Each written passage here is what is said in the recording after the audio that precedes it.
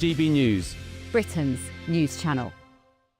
You want to know what's really going on in the corridors of power? Labour don't know what to do with you half the time, and that makes you quite lethal in the chamber. Get behind the headlines with Chopper's Political Podcast. Join me, Christopher Hope, as I sit down with the great and the good of British politics. We'll see where this ruling takes us. These are the stories shaping our nation. Chopper's Political Podcast, available now on all platforms. Listen in and stay ahead. do you trust what you're being told? Good, because neither do I. Those are just facts. I'm Alex Armstrong, and on my show, we'll expose the spin. Well, I want to answer that because you didn't let me last time, because you always speak over me. The broken promises. To deny that is denying the truth. And the hypocrisy. We can allow. We can allow. Politics, policy, parliament. Nothing is off limits. No sugarcoating, no fear of offence, just the truth laid bare. Tune in every Saturday and Sunday at 9 p.m. for Alex Armstrong Tonight, only on GB News, Britain's news channel. At GB News, we love to hear from you, our loyal community. So drop us a line at gbnews.com/yoursay. There you can talk to each other and also to the presenters live on air. gbnews.com/yoursay, because GB News is your channel, Britain's news channel. A really important thing about GB News, and it's brought something completely different to the landscape. The mainstream is all about keeping the status quo as it is, ticking along quite nicely. They don't want to ask difficult questions. GB News exists because there is a desperate need for fearless journalism that puts the people first. GB News came on the scene as a disruptor, and it has always been a disruptor ever since. Journalism in this country has been a cosy world full of groupthink until now. Well, the reality is that most British journalists are afraid. That's not GB News. Journalism is journalism at the end of the day, and we're not here to serve any masters. Our masters are our audience. We're here to talk about things in a way that have never been broadcast on British Airways before. Do not miss a moment on GB News. The #1 news channel in the country.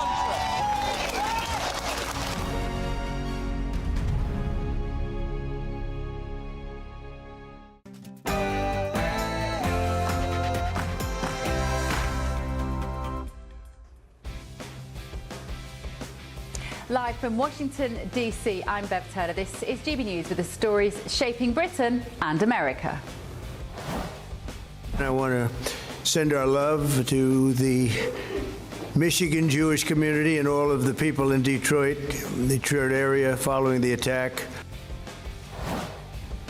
Breaking tonight, the suspect in an attack on a synagogue in Michigan is dead after reportedly opening fire and ramming a car filled with explosives into the building. The FBI is now investigating. Ben Leo. A day of destruction and death on the streets of Michigan. A miracle there were no victims. The FBI saying it was a targeted act of violence against the Jewish community. We have very good news on the war front, namely they are absolutely being destroyed. Iran is being absolutely decimated. Tough words, of course, from President Trump, but Iran has vowed revenge. The new supreme leader threatens to avenge the death of martyrs and tells America to close its military bases in the Middle East. Meanwhile, British troops have come under attack from an Iranian drone swarm at a military base in Iraq.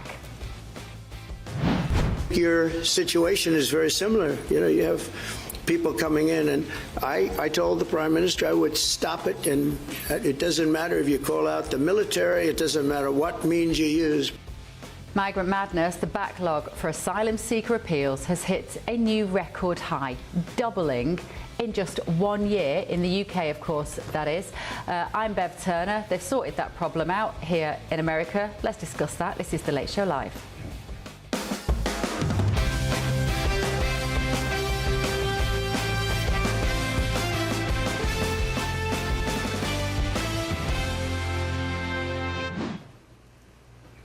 Very well, welcome to you. If you are watching in London or here in America, or wherever you watch us, actually. I'm in Washington this evening with my panel of political commentator Stephen Kent and journalist and broadcaster Angelina McAhey. Thank you both so much for joining us this evening. And in London, former Labour advisor Matthew Torbett. Matt, good to see you, my friend. Hope you're well. Right, thank you at home as well for joining us tonight. Let's move on to our main breaking news this evening. The suspected gunman who attacked and rammed a vehicle into a synagogue in Michigan where children were at preschool is dead. It's also tonight being reported that emergency responders found what appears to be a large amount of explosives in the back of the vehicle. One security officer was hit by the car, but nobody else was injured. Aerial imagery of the scene, we're looking at it here, shows smoke billowing from the roof of the synagogue, which is believed to have been caused by the vehicle after it crashed. The area of the attack, Temple Israel, is home to one of the largest Reformed Jewish congregations in America. President Trump also made this statement. I want to send our love to the Michigan Jewish community and all of the people in Detroit area following the attack on the Jewish synagogue early today, and I've been fully briefed, and it's a terrible thing, but it goes on. We're going to be right down to the bottom of it. It's absolutely incredible that things like this happen. Elsewhere tonight, a suspect who killed one person and injured two others at Old Dominion University in Virginia earlier today has been identified by authorities as Mohammed Bela Jalloh, who pleaded guilty in 2016 to attempting to provide material support to the Islamic State. Let's get the latest from GB News' US correspondent, Ben Leo, who is out in DC tonight. Ben, I believe you're outside of a synagogue there in Chile, Washington this evening. What do we know, Ben? Yes, good evening, Bev, viewers and listeners. We're outside the 6th and I Synagogue here in Washington, D.C. It's one of the oldest synagogues in the nation's capital, and it comes on a day of death and destruction across the United States. As you've mentioned, two separate incidents making headlines today, and it comes off the back of, I'll just give some context first of all, President Trump's comments yesterday admitting that the United States had eyes, quote unquote, on Iranian sleeper cells across the United States. Now, there's no suggestion these incidents today are connected to Iran. That's pure speculation at this point. But the first in Michigan involved somebody who is now deceased driving a truck into one of the largest synagogues in the United States filled with explosives. Reports suggest he had rifles on him as well. He was killed by a security guard, we understand, before he could rain any more havoc on the synagogue. And chillingly, there was a preschool, a nursery located on the site as well. So that was incident one. The second incident came, as you said, just before that. It was in Virginia, in Norfolk, Virginia, where a person who we now know as Mohammed Jalloh entered the Old Dominion University and opened fire, killing a professor who was taking a class, a retired class, on for old military personnel. Bravely, students in that class, according to the FBI, jumped on the person, apprehended him, and as we understand, stabbed him to death before he could claim any more victims. Now, that person, Mohammed Jalloh, it was revealed that he was arrested and convicted in 2017 of providing material to ISIS in order for them to carry out terrorist attacks. He was jailed and given a sentence for 11 years, bearing in mind this was 2017, but he was then released for some reason early under Joe Biden's Department of Justice in December 2024.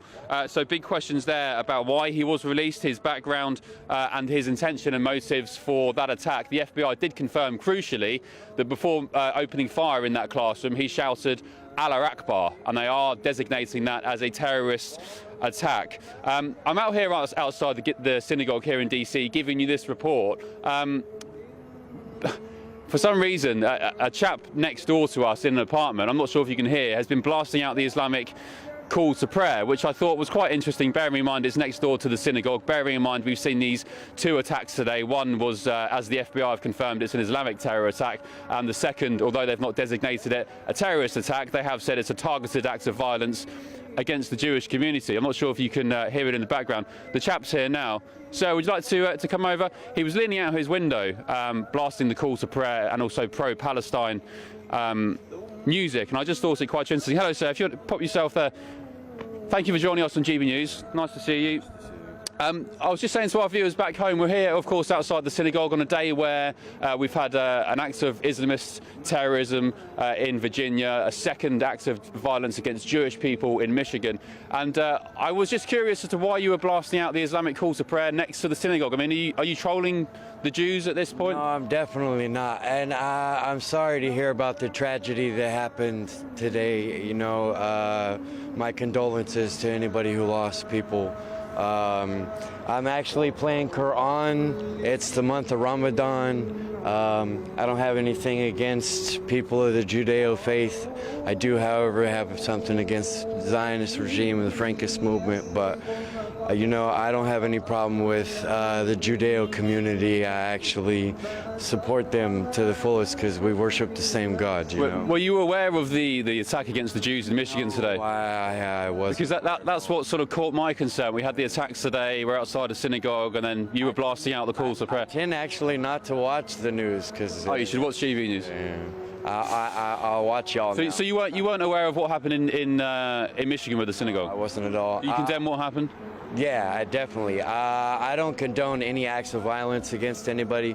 The Prophet Muhammad, peace be upon him, actually condemned acts of violence against innocent people. So this is directly against the tenements of our religion. Well, so some people watching that would say, well, how does that square? Because in the UK, for example, I could list off dozens of Islamist terror attacks over recent years. I was in one in 2017. We had two in London Bridge. We had Westminster Bridge. We had the Bataclan in France, the Bastille Day in France, Madrid bombings. We could go on and on.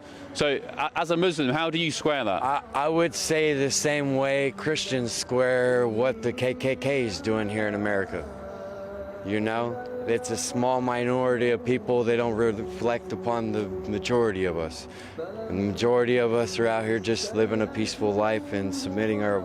Do you admit that? I mean, so the Muslim population in the UK is about, I think it's 4 or 5% off the top of my head, but they are responsible for something like 90% of the terrorist attacks in the UK. Our intelligence services is 90% Islamist. There's 40-odd thousand would-be jihadis on that list. So, I mean, to say it's a small sect doesn't really... when you consider how the truth is it's disproportionate. It is, but when you consider how many Muslims there are in the world, it's a small number, truly. You know, it's atrocious. It's not a good thing either way you cut it. You know, it's horrible what they're doing. I don't condone it. I condemn it to the fullest, you know. Okay. We're supposed to stand up for what's right and forbid what's wrong. And it's clearly wrong, you know. Okay. Just finally, as a bystander here, as a Brit, well, if I was in this neighbourhood and I heard the Islamic call to prayer being blasted out as you're doing, I'd find it a bit of a nuisance, if I'm being honest. So, do you get any complaints? Do people say it's menacing? Gotten people asking me questions about it. You know, what I'm actually playing is the Quran, not the Adhan, which is the call. Is it not a bit obnoxious blasting music out for the public? No, DC's used to it. You know, if you go up on 7th Street, there's a Metro PCS store. They just had a lawsuit over here not too long ago because they have a big speaker outside. This is normal. When it's not Ramadan, there's music playing on my speakers. So, okay, you know. you'll do it anyway. Listen, thank you for your time. Appreciate it. Thanks very much. Blessed day. Cheers. Take care. Bev, back to you. President Trump, as I said yesterday, he was saying that they have eyes on all of the Iranian sleeper cells. No suggestion yet that those two attacks in Michigan and Virginia were related to Iran, but we'll bring you updates as soon as we get them, Bev. Thank you, Ben. Thank you so much. Yeah, interesting to see how the politics is playing out on the streets of Washington, D.C. Now, you guys here think that he's not your standard Muslim, the person we've just seen being interviewed there. You're familiar with his work a little bit? Yeah, I have met him before. Yeah, he's not a standard Muslim. The last time I met him, he was homeless on the streets, going around spray painting F Trump all over it. This was during Trump's first administration back in 2017, 2018, sometime over there. So yeah, he's a local guy, gets around. I'm not sure that he's actually Muslim. The beard would suggest he was, and the music would suggest that he was. Yeah, some of the Huffington Post reporting on this guy suggests that he calls himself Muslim, but I don't know many Muslims who smoke weed on Instagram out of a bong, which is what this individual does. I'm not trying to like excuse this guy by any means, but he is a strange local. Yeah, right. I find what he's doing to be well, trollery. Bev, if I could just say. Well, go on, Ben. I think he identifies. I mean, we can identify as anything, can't we, these days, can't we? But he identifies as a Muslim. He was talking. I said, "Do you know Arabic?" earlier when I was chatting to him off camera. He was reeling off some Arabic. He was singing the call to prayer. So, I mean, he's got the beard and the hat. So, yeah. I mean, I'd suggest he is part Muslim if there's a spectrum of Islam.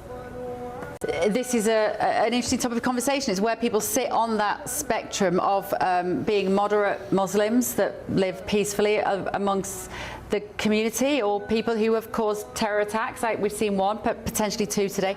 And we had something very similar in Manchester, as I said not long ago. We had a fatal terror attack in Prestwich in North Manchester. And this tension is real on the streets. You can find a crazy guy that's tapping into it. Yeah, but well, actually, isn't this violating some noise ordinances? I mean, would this be allowed in any other context? I mean, I know you can do the call to prayer and it happens a couple of times a day, but this is just blaring out across the streets in perpetuity, as well as what he was saying, different like slogans and announcements. You can't just do this in any city in America, especially not Washington, D.C. I don't know. We have some weird. We changed the rules during COVID about the noise you could make on the streets, and it couldn't be irritating. And of course, it was just to quash dissent. I don't know whether you have something. I mean, we have so many Christians out on the streets every day with their microphones, preaching, different gospel or literature. Even, I was out with the monks in DC. That's completely different than noise ordinances of blasting music out your window. They are blasting music. If I just wanted to open up my window and start playing Nirvana at top volume all day, you'd have cops knocking on your door. Okay, but they are on the streets and they are blasting music. Yeah, I'm aware of the First Amendment carve-out for people doing evangelism on the street. Okay, good. Let's talk to national security expert Bridget Bean. I think it's going to be a good show, this. You haven't even got to the third hour. Wait till you see what happens in the third hour, both of you. Then it all goes a bit nuts. Let's talk to national security expert Bridget Bean about these events that have happened in America today. Obviously, tensions are heightened, Bridget, particularly around synagogues at the moment. When you heard the news breaking today that there had been what would looked like very clearly potentially a terror attack on the Jewish community in that area, what were your thoughts? Yeah, I was really concerned, not knowing what the situation was. There has been heightened concern for Jewish communities as well as soft targets. I think it is important to know that right now, the two incidences that you've talked about, the Michigan one and the Old Dominion University, are different threat streams, not one coordinated event. However, ODU absolutely is a confirmed terror investigation, but the Michigan motive is still under investigation, and we'll tell you what we know and what we don't know. But it is all too familiar to learn of a car ramming into a Jewish synagogue, and as you mentioned, it really is an important one with a very large congregation, and tragically, a child care center. So we were really, when I saw it, I really had a panic because it is all too familiar. So between what happened in Virginia, which is really, been determined and will be investigated as a terrorist attack, and what happened in Michigan, coming from the Homeland Security perspective, one wonders, could it be a coordinated, complex terrorist attack? I don't believe we have any indication right now that it is, but it does make you go to, what is that worst case scenario that could be happening? We're looking at the scenes here, and obviously there's a nursery in here. We can see the play equipment there, and there's children running around. This could have been so much worse, Bridget, today. Thank goodness that people acted swiftly and neutralised the potential attack here, because it feels like it could have been a much worse headlines by tonight.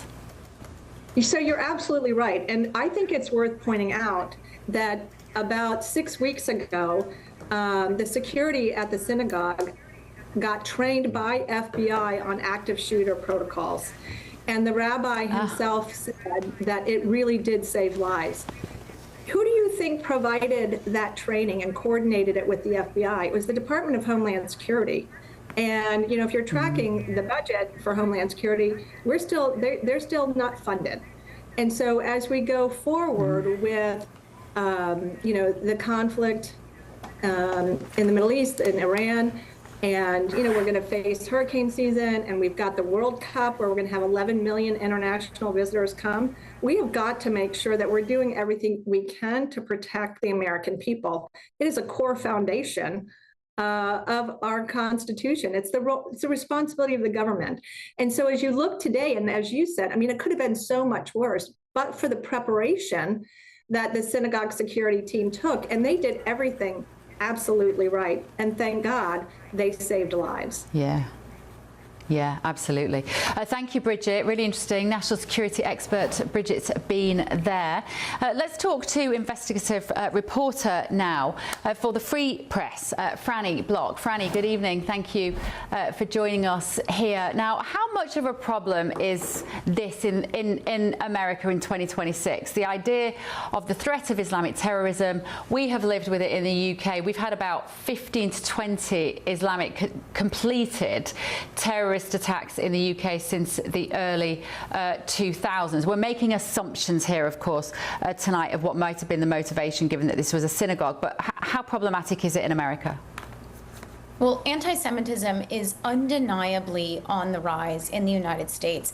Just over the past 5 years, the Anti-Defamation League has pointed out that anti-Semitic hate crimes have gone up 344%. That's a terrifying statistic. And I think for many Jews across the country, they are rightly very scared.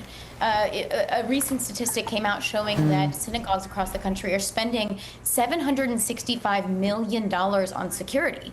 And thank goodness they are spending that money. As we saw today, it saved countless lives as a result of the swift action of the security guards who were there. But at the same time, this is a massive burden on these Jewish communities, not just to have to pay for security, but have to wonder every day when they walk into their place of worship, a place that is supposed to be built around community and safety.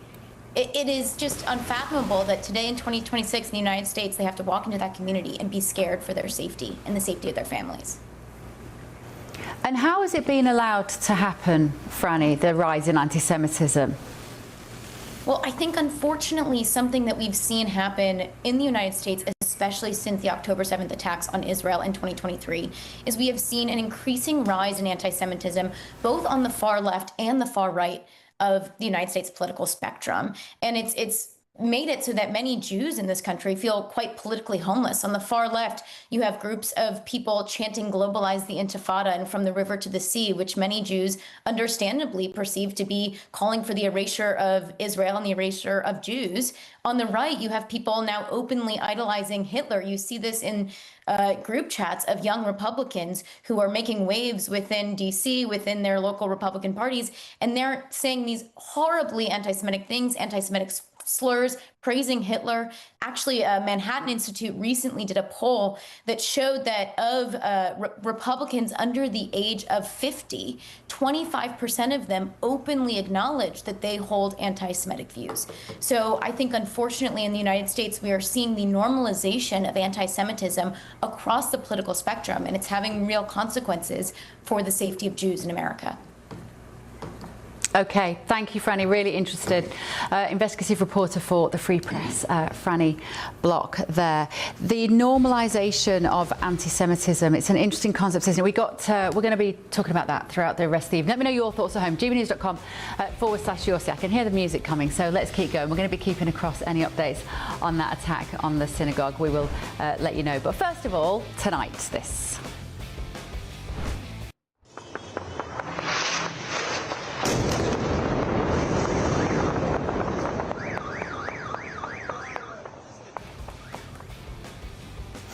We've heard from the new supreme leader of Iran, and he's threatened to avenge the death of martyrs.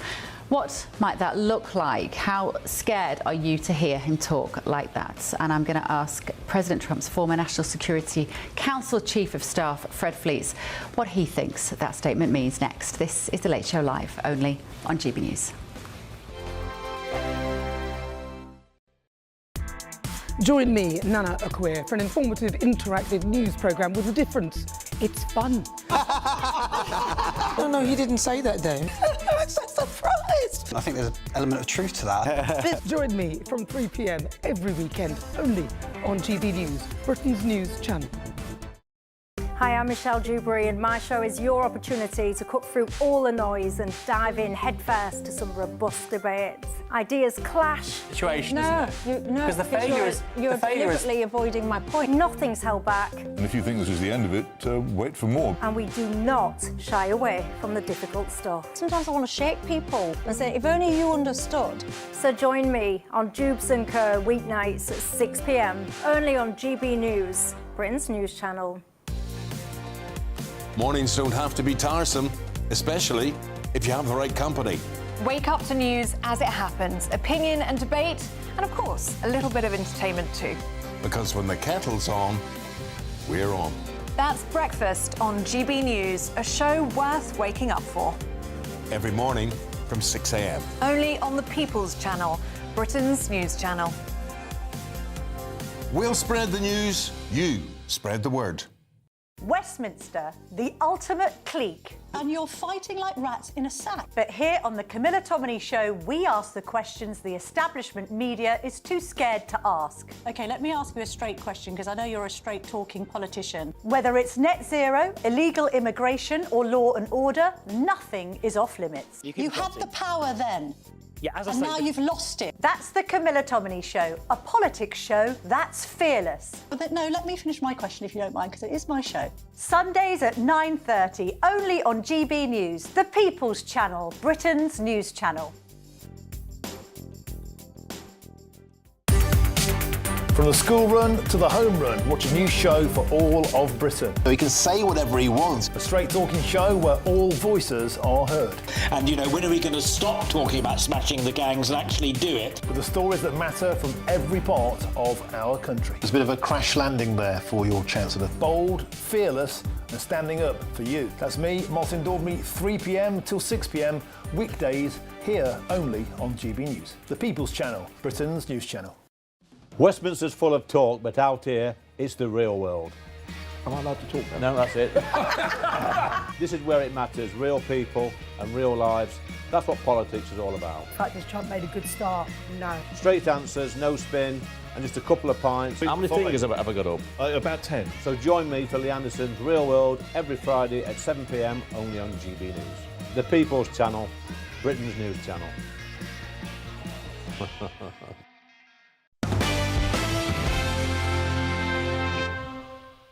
We have very good news on the war front, namely they are absolutely being destroyed. Iran is being absolutely decimated. That was President Trump speaking about America's efforts in the Iran war, of course, and earlier today Iran's new supreme leader issued a stark threat to the West, vowing to take revenge for American and Israeli strikes on Iran, which assassinated his father and the former Ayatollah, of course. Now, that statement followed President Trump's war briefing, where he told reporters that the conflict would be ending very soon. And breaking tonight, the US Central Command says an American refueling plane has been lost during military operations against Iran. So in a statement, the force stated that the incident occurred in friendly airspace during Operation Epic Fury, and rescue efforts are ongoing.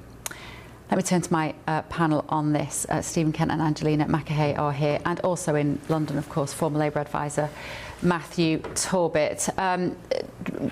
Stephen, we've said on this show before, the longer this goes on for President Trump, the more problematic it becomes to fit it into the #AmericaFirst agenda, because it starts to look like it's more damaging on America. However, is he managing to turn the dial on communicating to the American public why he is there? I'm not sure that he is. There are too many mixed messages coming from this administration about what the overall objective is, and you can already see just in the past 24 to 48 hours, the Trump administration is starting to look like they are setting an end date and trying to give people a sense that the off-ramp is going to be soon. We moved very quickly from, hey, patience 5 to 6 weeks, from, you know, we might be trying to wrap this up as soon as possible and find an exit ramp for this entire operation. So I'm not sure that that's the case. I'm not even sure that he wanted to go in when he did, actually. We knew that all the hardware was there, ready to go in the Gulf. We knew that everybody was waiting for when. It wasn't if, it was when America was going to get involved. And Israel effectively pushed them into it on that Saturday morning. Angelina? Yeah, definitely Israel did push them into it. You know, Trump has even come out and said we're not going to end the war until Netanyahu says that he wants to end it. So the fact that our leadership, our president, is consulting a foreign leader to decide whether or not we're going to stop our military spending in the Middle East or our military warfare in the Middle East, that's just not right. And that is exactly why, Stephen, people are... In fact, let me go to Matthew in London. Sorry, Matt. That's why there is some resistance here, because the opinion from some areas of the American population is our international policy should not be dictated by Israel. Matt, how problematic is that for the president? Of course, it's massively problematic for someone that, as you rightfully say, stood on an America First platform. And I think when American citizens are struggling to find insurance premiums for their health care, but there's $1 billion a day to go on a war of choice, which we can't call a war if you're in the administration, because then you've got to admit it's a war. I think $1 billion a day would pay for about 20 million American citizens to have health care. And probably by Kristi Noem, one of those planes that she bought a day at the minute. That's the amount of money that's being spent. There's no objectives that have been made public by President Trump. And is it, you know, are we really surprised that the new Ayatollah is seeking revenge? You know, what has America achieved other than killing a pensioner? And ultimately this fella's wife, father and son is dead, so of course he's going to seek revenge. It's like anything else. But surely, Matt, the purpose of making sure that Iran does not develop a nuclear weapon was an honourable intention for the president. That was if you were to believe that's what they were doing. As you've just said, I think Marco Rubio got closest to the truth by saying that America attacked first because Israel was going to, and Iran would therefore go after America. And, you know, again, still on the White House's website today, I'm sick of saying it, last June, we were told by the White House that the nuclear capabilities of Iran were obliterated and anything else was fake news, quote, and actually President Trump sacked analysts who said anything else to the contrary. So how can you trust anything from an administration who is so loose with the truth? OK, let me go to, thanks, Matt, President Trump's former National Security Council Chief of Staff. Fred Fleets now. Fred, we hear from you on this topic regularly. Let's start with the point that Matt made. How can we trust the president if the messaging around the capability of Iran is so different than it was in the summer? Hey, Beth, good to be here. I don't think there's any inconsistency. The fact is that Iran's nuclear program was obliterated last June, but Iran is trying to build it back. What we moved now to make sure Iran never gets a nuclear weapon and doesn't build what would essentially be a missile shield that would prevent us from taking preemptive action like this as soon as this December. I think the U.S. has had considerable success in doing this. It's also opening up a pathway for the Iranian people to take back their country. And I think we've made significant success in this. And we saw a new stage over the last 48 hours with Israeli drones hovering over Tehran, taking out besieged militias. And these militias are deployed in checkpoints to kill anyone who comes out on the street who might be demonstrating or opposing the regime. It's going to be hard. It's something we're creating an opportunity for the Iranian people to take advantage of, and I hope they succeed. We've heard this statement now, Fred, from Mokhtaba Hamaneh saying that we promise never to hesitate in taking revenge for the blood of martyrs. How chilling is that to the American administration, or was it entirely predictable? I think the world's getting tired of these threats by Iranian leaders. And I might add that this Iranian leader did not say that. He had a spokesman say it. We don't know whether this person is alive. Is he in a coma? I mean, it's sort of bizarre that there's a new leader of Iran, but he won't go on television to give proof of life that he's actually running the country. So, frankly, there's been so many threats by Iranian leaders, nobody takes them seriously anymore. That's interesting. So what does that tell us, Fred, that if Mojtaba Khamenei is injured, that means they do not have anybody else waiting in the wings at the moment to step in, or do they deliberately want to obfuscate over that particular issue in order to just keep America guessing? I don't think America, frankly, cares. I suspect that he might be a figurehead for the IRGC. I don't know exactly, but I do know that Iran's offensive capabilities have been beaten down severely. They're going to run out of missiles and drones eventually. They've alienated the entire Middle East by firing on every country in the region. And it's worth noting that all these missiles and drones that they fired at neighboring countries, including almost 1,500 at the UAE, were pre-positioned to attack their neighbors before this conflict. Their neighbors are not going to forget that. I heard one interesting theory which I thought had some credibility, that they can keep electing a new leader, a new supreme leader over and over, but until that supreme leader says that they're going to negotiate with President Trump, they will all just be dispatched. Do you think that's a likely and frankly a best case scenario for the West? I think that's a possibility. I don't know whether Iran's leaders will ever agree to negotiate. They've never negotiated in good faith in the past. I think it's up to the Iranian people to take back their country. This may be a long struggle. And my hope is that the U.S. and Israel have weakened the regime enough and attacked the elements of the government used to repress the people that they have a shot at doing this. And if that happens, it's going to make the world a lot more stable. Okay, Fred, always good to hear from you. Fred Fleets there, friend of the show. Right, let's take a quick look at some of the other main news here in America tonight. Sir Keir Starmer has admitted he, quote, got it wrong when he appointed Lord Peter Mandelson as Britain's ambassador to Washington. The Prime Minister has apologised to victims of Jeffrey Epstein after newly released documents showed that he was warned that Mandelson's links posed a reputational risk. In other news, a Costco customer has taken the retailer to court, demanding that the company use potential tariff refunds to return money to shoppers who paid more due to the levies. In a proposed class action lawsuit, it's argued that Costco is in the position to potentially recoup its tariff costs twice, from customers through elevated pricing and from the government. The retailer's chief executive says it remains unclear what refunds, if any, will be received.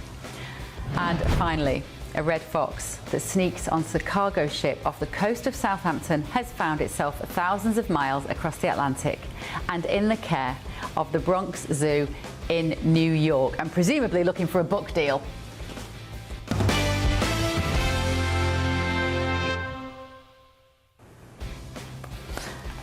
That's a very sweet little story, isn't it? Right, still to come on The Late Show Live this evening. British troops have come under attack by Iranian drone strikes, and Defence Secretary John Healey says that Russia may have played a role. I'll get the latest from a former advisor to the Pentagon next. This is Bev Turner on The Late Show Live, only on GB News.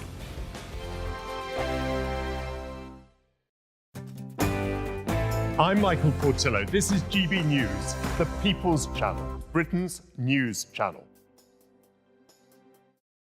Westminster, the ultimate clique. And you're fighting like rats in a sack. But here on the Camilla Tominey Show, we ask the questions the establishment media is too scared to ask. OK, let me ask you a straight question, because I know you're a straight-talking politician. Whether it's net zero, illegal immigration or law and order, nothing is off limits. You had the power then.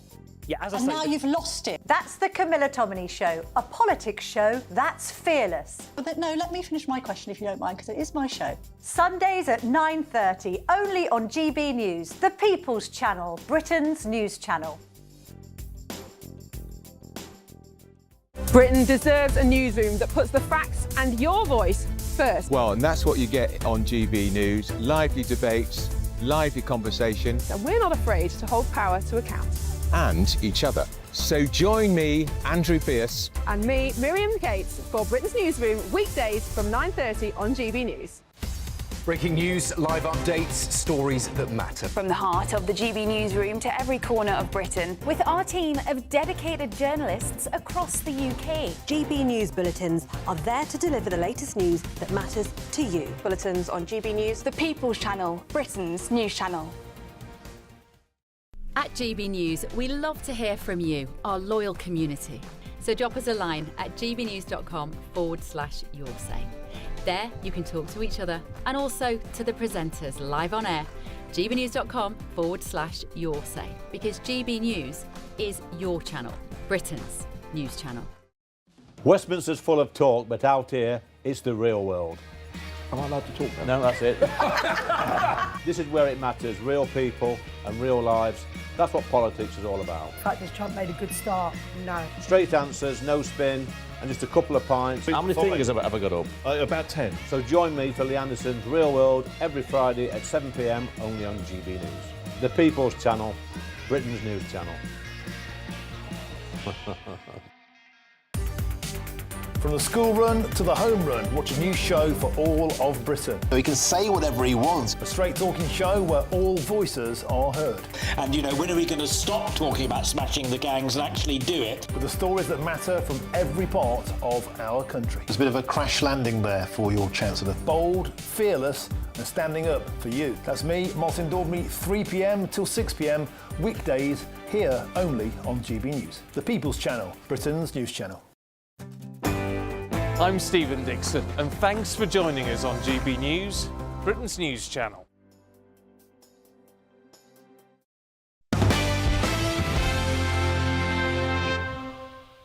We've seen this established growing axis of aggression, haven't we, between Russia and Iran. We've seen the way that Russia has fired nearly 60,000 Iran-style drones into Ukraine.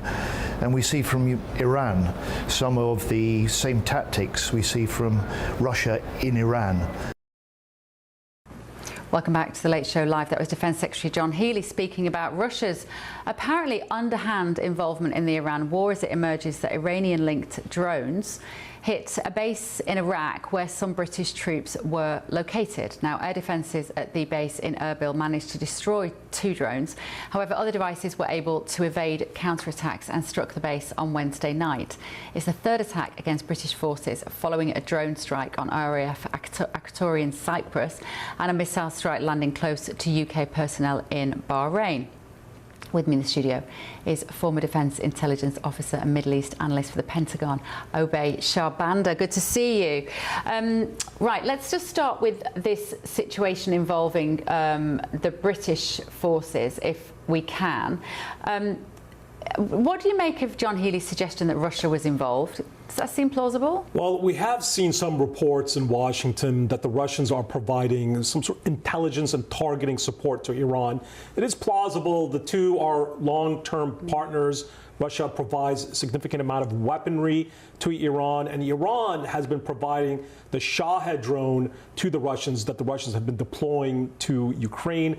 The Russians have actually upgraded the Shahed drone, they call it the Jaran, to give it extended warheads and extended range. And they've been using those wing-swept drones to launch them en masse in their ongoing campaign in Ukraine. So it does not surprise me that perhaps the Russians are providing satellite intelligence, some reconnaissance intelligence to enhance Iran's ability to pinpoint targets, not only against the British military in Iraq, but perhaps that strike in Kuwait that killed the 7 American soldiers, that could have been aided by Russian intelligence that would have enhanced Iran's ability for mass casualty attacks. How problematic is it if Russia starts to help Iran? Because it seems that Israel and America is banking on, hopefully, a quick ending to this conflict, banking on the fact that Iran will run out of defense capability of its own at some point. They will be so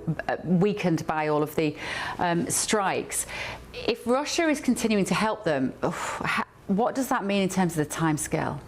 The question is, who runs out of missiles first? Now, the Iranians have mass-produced these Shahed kamikaze drones. It's not their sophisticated long-range or intermediate-range solid-fuel ballistic missiles. We've seen the U.S. destroy the manufacturing plants that produce these missiles, but the Iranians have mass-produced much cheaper and much scalable kamikaze drones that they only need one or two to slip through American and Israeli and allied defenses. Look what's happening in Dubai. Look what's happening in the Kingdom of Saudi Arabia. The Iranians are essentially just launching dozens of these drones at once, hoping that one or two slip through. They're trying to target soft targets, hotels, refineries, oil storage facilities. And in Iraq, we're seeing, just like in Kuwait, the Iranians are trying to target areas where they know that soldiers are concentrating, hoping for another mass casualty strike. Where do the Russians come in? If you're able to give pinpoint intelligence to the enemy, to the adversary, in this case the Iranians, that enables them to know when to launch the drone and exactly where. So that when you have precision and timing, that can significantly enhance Iran's lethality using much lower technology but still deadly weapon systems. The U.S. has destroyed a significant amount of these underground launchers, including these mobile launchers that the Iranians have been using when they move them out of their underground tunnels. That doesn't mean that Iran still has a number of these Shahed kamikaze drones that can still cause havoc in the region, but it is clear that there has been a significant amount of degradation of the command and control infrastructure in the IRGC, that's Iran's Islamic Revolutionary Guards, but they are still launching these drones. More of these attacks are aimed at America's allies, given the overwhelming power that the U.S. has with air superiority being achieved over Iranian airspace. These Shahed drones are still going to be a major menace. Let me bring you this breaking news line. We're just hearing that the Islamic Resistance in Iraq militant group has claimed responsibility for downing the US military refueling aircraft. Is that true? Are they claiming something that they haven't actually done there? Well, the U.S. Central Command has confirmed that a refueling aircraft, these are the KC refuelers that refuel aircraft mid-flight because of these long flights by Israeli aircraft and American aircraft in Jordan and in the Mediterranean on their way into Iran. I highly doubt that an Iranian proxy militant group, Iran, by the way, has a number of these Shia extremist militant proxies that they've established in Iraq that are not beholden to the Iraqi government in Baghdad, but beholden to the IRGC. I highly doubt that they were able to shoot down one of these refueling aircraft that fly at a very high altitude.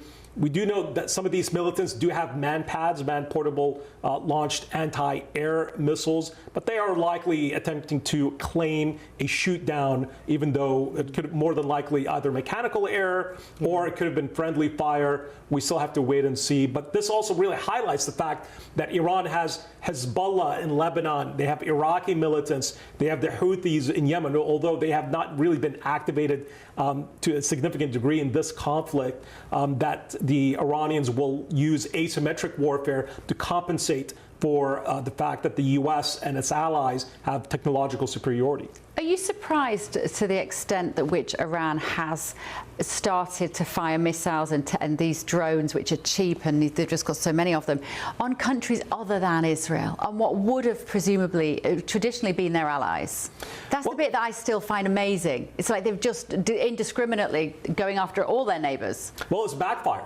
Look what just happened at the UN Security Council. A Bahrain, which is an Arab Gulf ally of the United States that normalized relations with Israel, Bahrain introduced a resolution that was backed by all of America's Arab Gulf allies that directly condemned Iran's aggression against its Arab neighbors.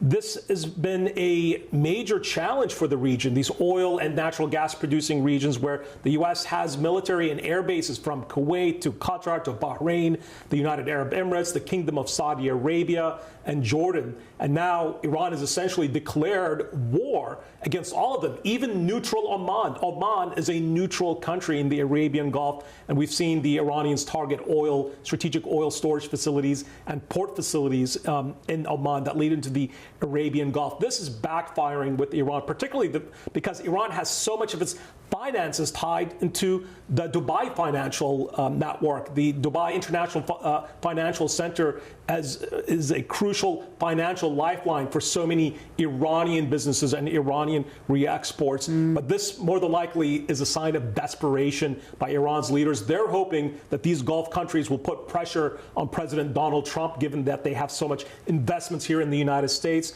And they're hoping that pressure by these Arab countries will force Donald Trump to end the war, but they don't know Donald Trump. No, quite. Fantastic. Thank you so much. I don't know how to pronounce your name. I'm so sorry. Obey. Obey, thank you. Obey Shabanda. Is that right? Yes. I wanted to get it right, Obey. Thank you. Please come again. I was genuinely gripped. Former Defence Intelligence Officer and Middle East Analyst for the Pentagon. Right, still to come this evening on The Loach Show Live.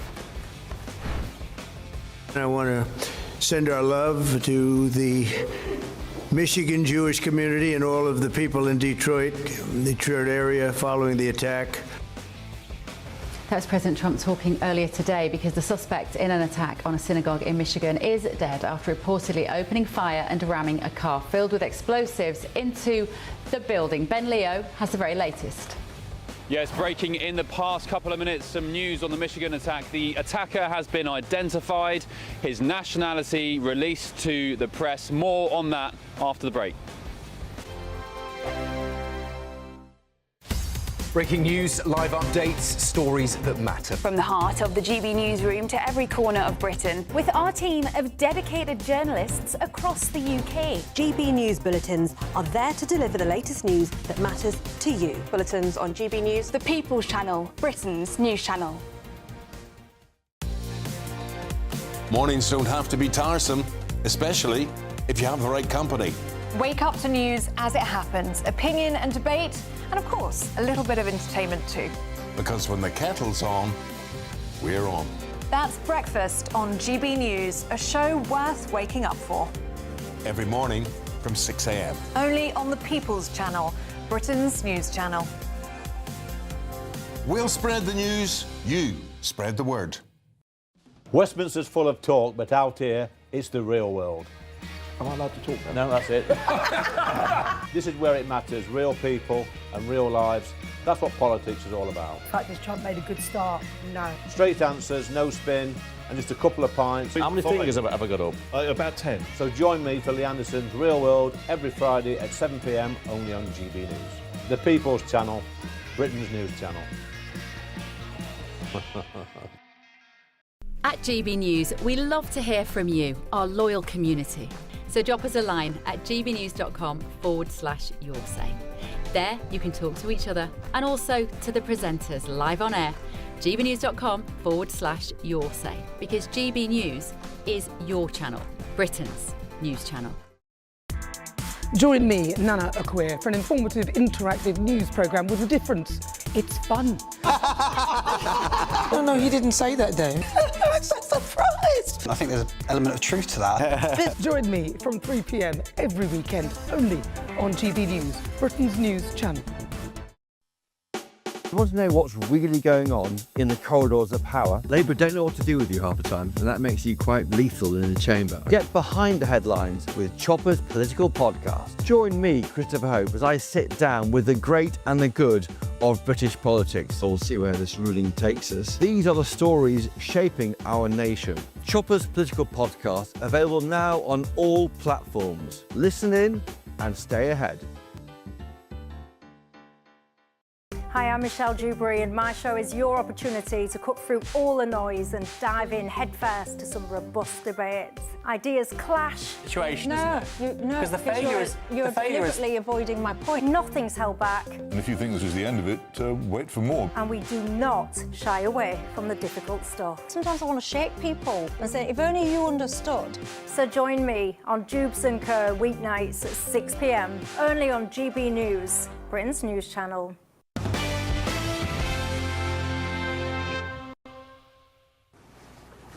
Let's return to that breaking news this evening. A suspected gunman who attacked and rammed a vehicle into a synagogue in Michigan where children were at preschool is dead. It's also tonight being reported that emergency responders found what appears to be a large amount of explosives in the back of the vehicle. Let's go to GB News' chief US correspondent Ben Leo, who has a breaking update for us. Ben, what have we just found out?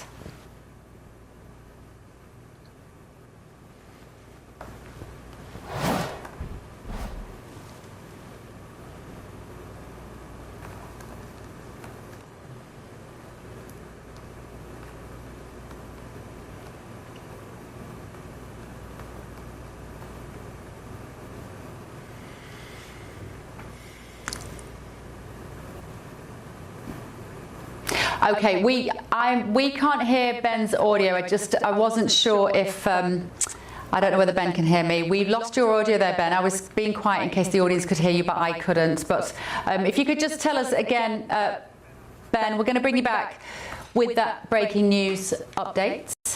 We're just trying to hear Ben's audio there from the streets of DC. Ben.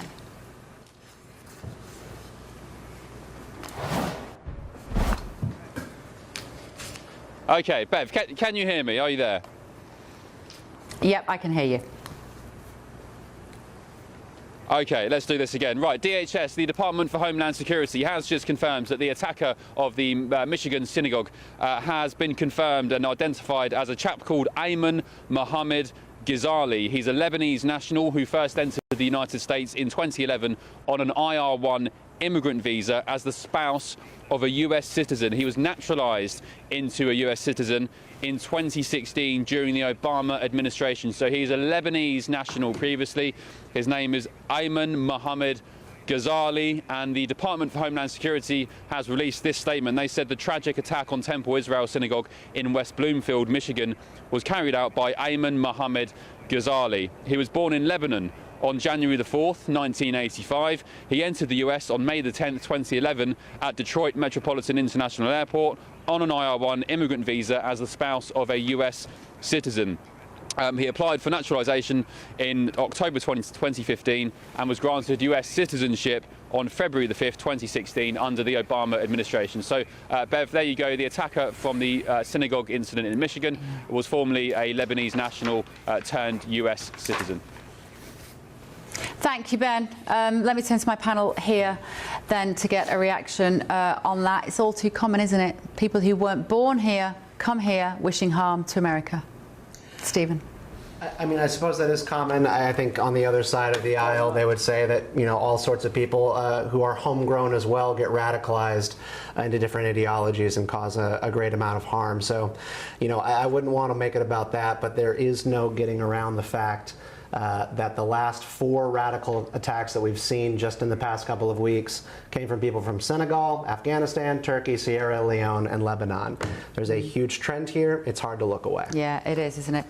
Right, more on this in just a moment. We've got 1 hour out of the way. Let's have a quick look at the weather and we'll be right back.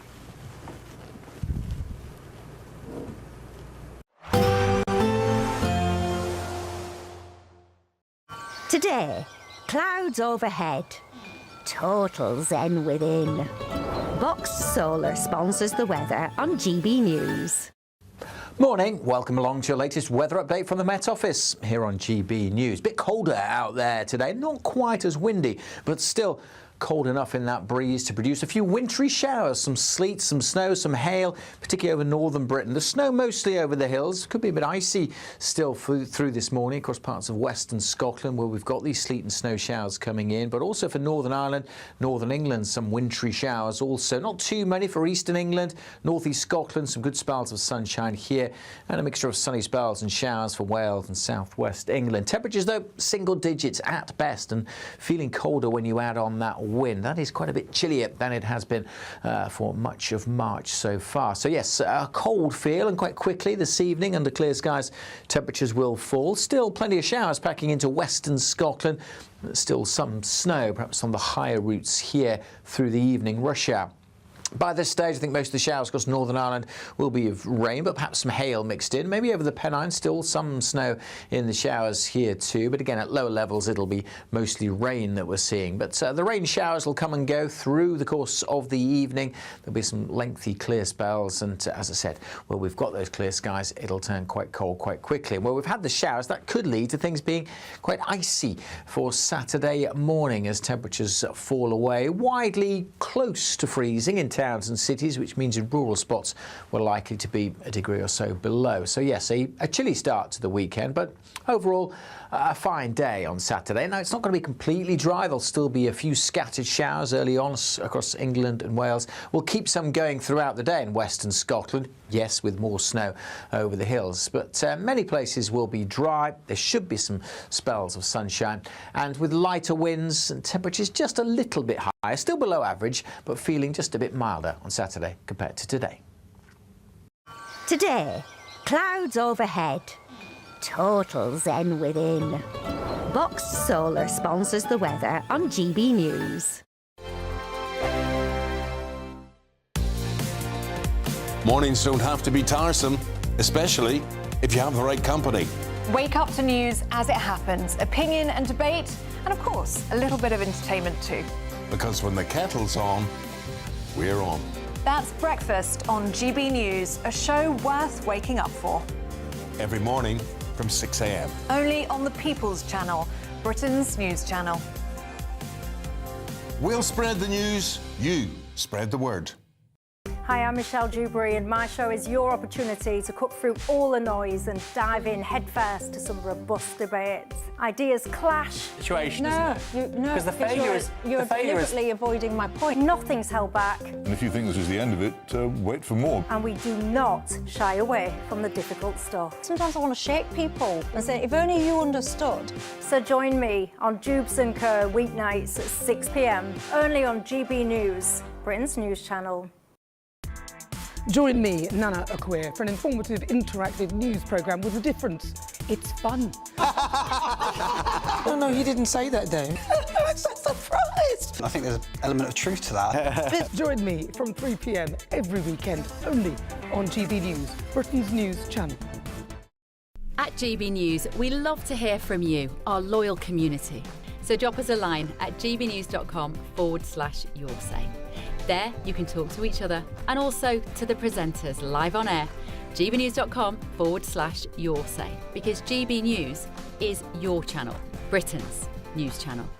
Westminster, the ultimate clique. And you're fighting like rats in a sack. But here on the Camilla Tominey Show, we ask the questions the establishment media is too scared to ask. OK, let me ask you a straight question, because I know you're a straight-talking politician. Whether it's net zero, illegal immigration or law and order, nothing is off limits. You had the power then.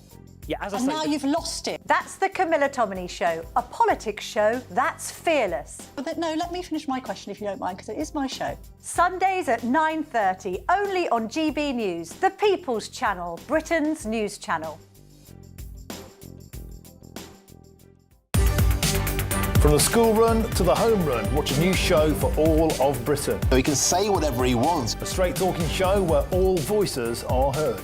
And, you know, when are we going to stop talking about smashing the gangs and actually do it? With the stories that matter from every part of our country. There's a bit of a crash landing there for your Chancellor. Bold, fearless and standing up for you. That's me, Martin Daubney, 3 p.m. till 6 p.m, weekdays, here only on GB News. The People's Channel, Britain's news channel. I'm Tom Harwood.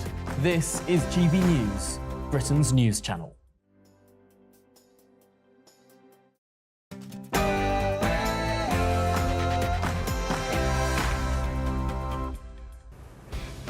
Live from Washington, D.C., this is Bev Turner on GB News with the stories shaping Britain and America tonight. I want to send our love to the Michigan Jewish community and all of the people in Detroit area following the attack. Tonight, the suspect in the attack on a synagogue in Michigan is dead after reportedly opening fire and ramming a car filled with explosives into the building. The FBI is now investigating and the suspect has just been named. We have very good news on the war front, namely the absolutely being destroyed. Iran is being absolutely decimated. Well, there's also a war of words happening now. The new supreme leader has threatened to avenge the death of martyrs and tells America to close its military bases in the Middle East. Meanwhile, British troops have come under attack from an Iranian drone swarm at a military base in Iraq. Your situation is very similar. You know, you have people coming in, and I told the Prime Minister I would stop it, and it doesn't matter if you call out the military, it doesn't matter what means you use. That was at King Charles' state visit that he put on for the president last summer, but the backlog for asylum seeker appeals has hit a new record high, doubling in just 1 year. It's one of the few things that we seem to be good at, is increasing those queues. Also tonight. But the proving who you are thing is important, because what that means is that in the future, because we absolutely know you are who you say you are, we can put your information in one place on your phone. I'm looking forward to watching this. It's a GBNews exclusive. The Chancellor of the Duchy of Lancaster, a man who is obsessed with forcing digital ID on everybody, Darren Jones, has revealed all about the government's digital ID rollout and apparently addresses the rumours about backlash from within the Prime Minister's own cabinet. Well, that gives me some hope. I'm Bev Turner. This is The Late Show Live.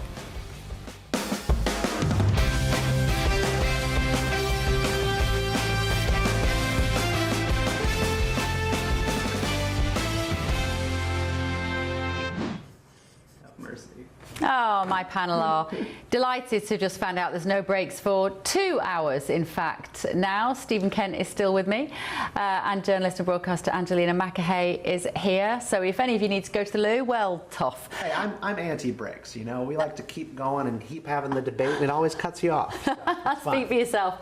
And in London, a former Labour advisor, Matthew Torbett. Thanks, Matt, for joining us tonight from London.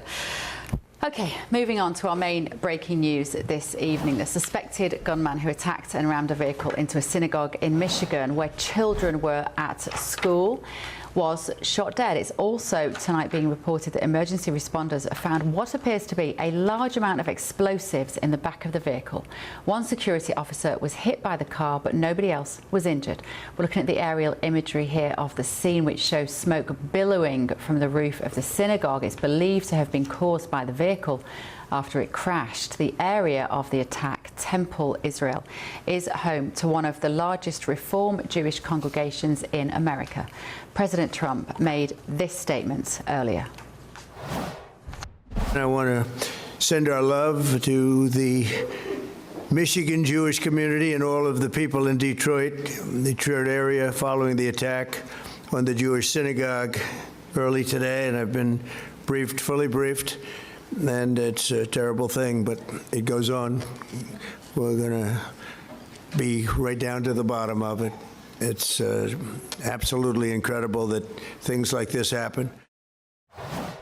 And there was another incident today. A suspect who killed one person and injured 2 others at the Old Dominion University in Virginia has been identified by authorities as Mohammed Baylor Jallah, who pleaded guilty in 2016 to attempting to provide material support to the Islamic State. Let's get the latest from GBNews' chief US correspondent, Ben Leo. Ben, what do we know?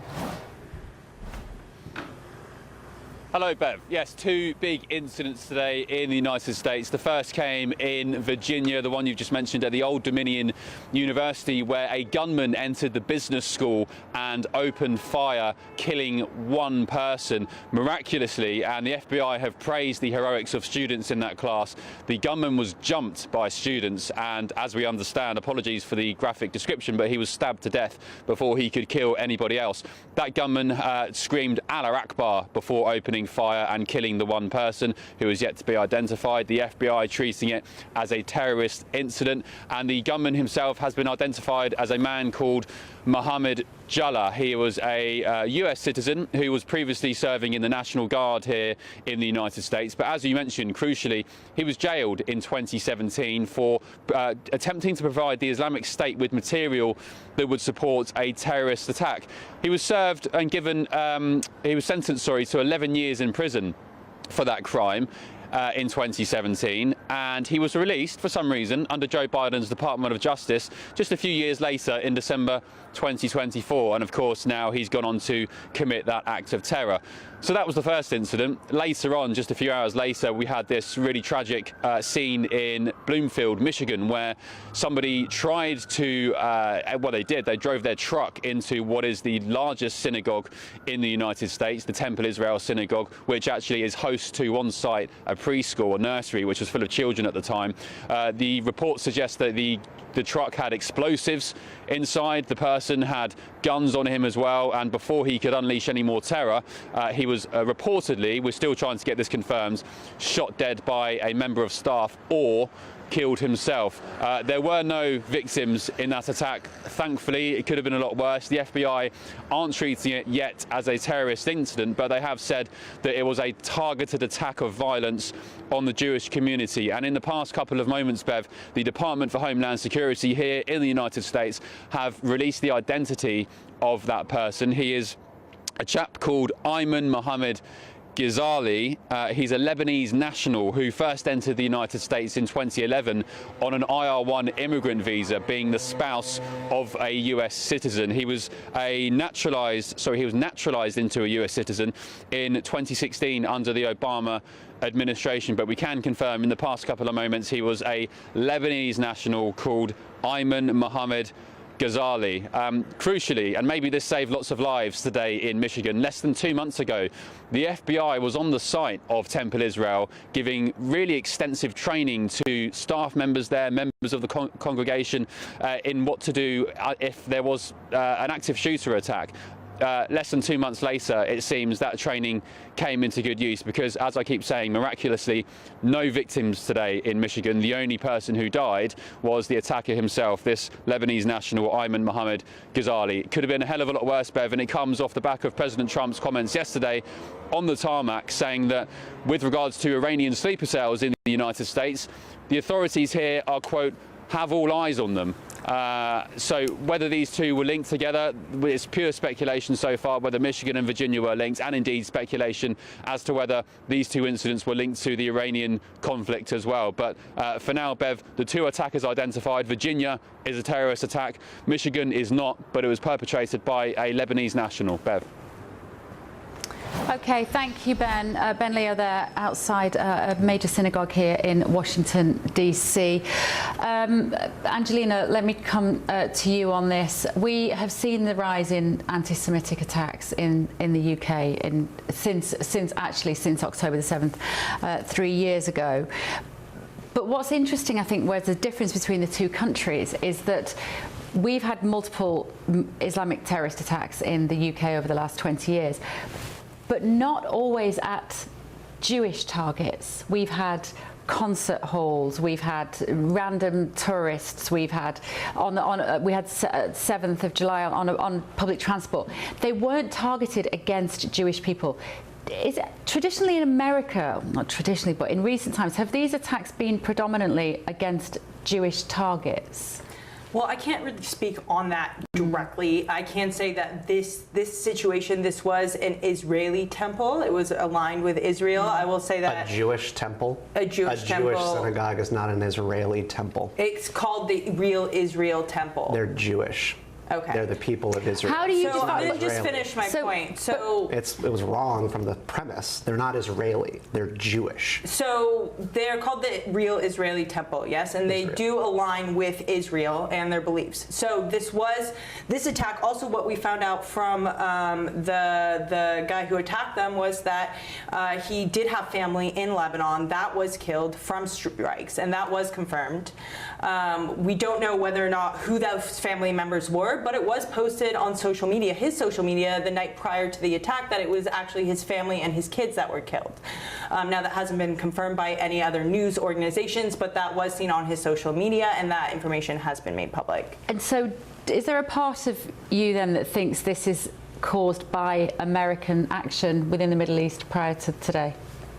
For this situation, I can't say whether or not it was or not, but whether or not it was caused by, U.S. interaction in the Middle East, of course you can't say that, but I will say that, we are creating a violent tone in our messaging, and we are attacking families, and we are recklessly killing civilians, whether it's us or Israel, and we're looked at as the target for that. Now, another place to look at this situation where, where were the loose holes? Where do we need to fill in the gaps? Well, the FBI, right? This was a situation, we've talked about this before, Bev, if he was posting on social media and he was announcing, this heartbreak of this situation. We don't know exactly, if there were any messages indicating that he was going to do an attack. But again, this is another place where on social media we have some signs that something is going to happen, or someone is in a deep depression, something is going on. And is the FBI, like this was an immigrant from 2011 who came over for Lebanon, was the FBI monitoring him, or were they not? What happened there?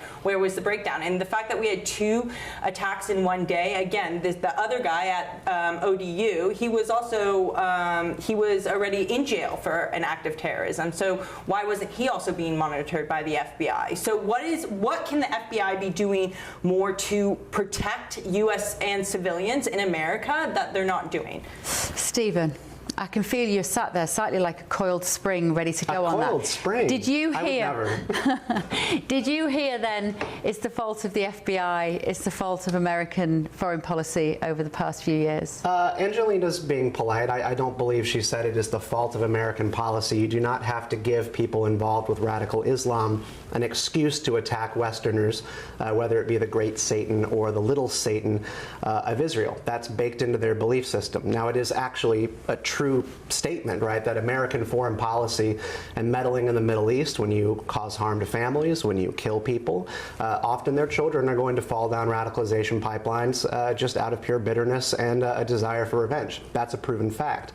But I find it to be disgusting, jarring, telling that the first thing that we're going to talk about is the guy's motivation. His tragic story was why he needed to be pushed in order to do this attack on a synagogue. A lot of people endure tragedy in their lives, and they don't immediately drive to a synagogue where there is a daycare with explosives in their car to kill Jews, which is what this was. It is what it was about. And the internet works fast.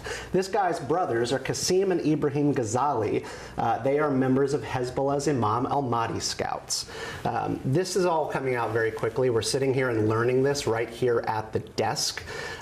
This guy had no ties to terror in the Middle East, and this is not a surprise. Now, why were his family killed in an airstrike by the Israelis?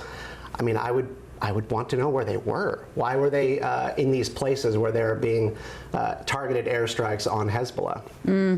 That's a valid question. Let's go to Matthew in London and ask his take on this, because it is the question which is asked in the aftermath of anything like this, and this could have been so much worse today. Matt, it could have been horrific. Looking at those pictures of those children running out of that synagogue, is where does the responsibility lie? Whose fault is it, Matthew? I think ultimately it's the fault of the individual involved that has aimed to, permit terror today.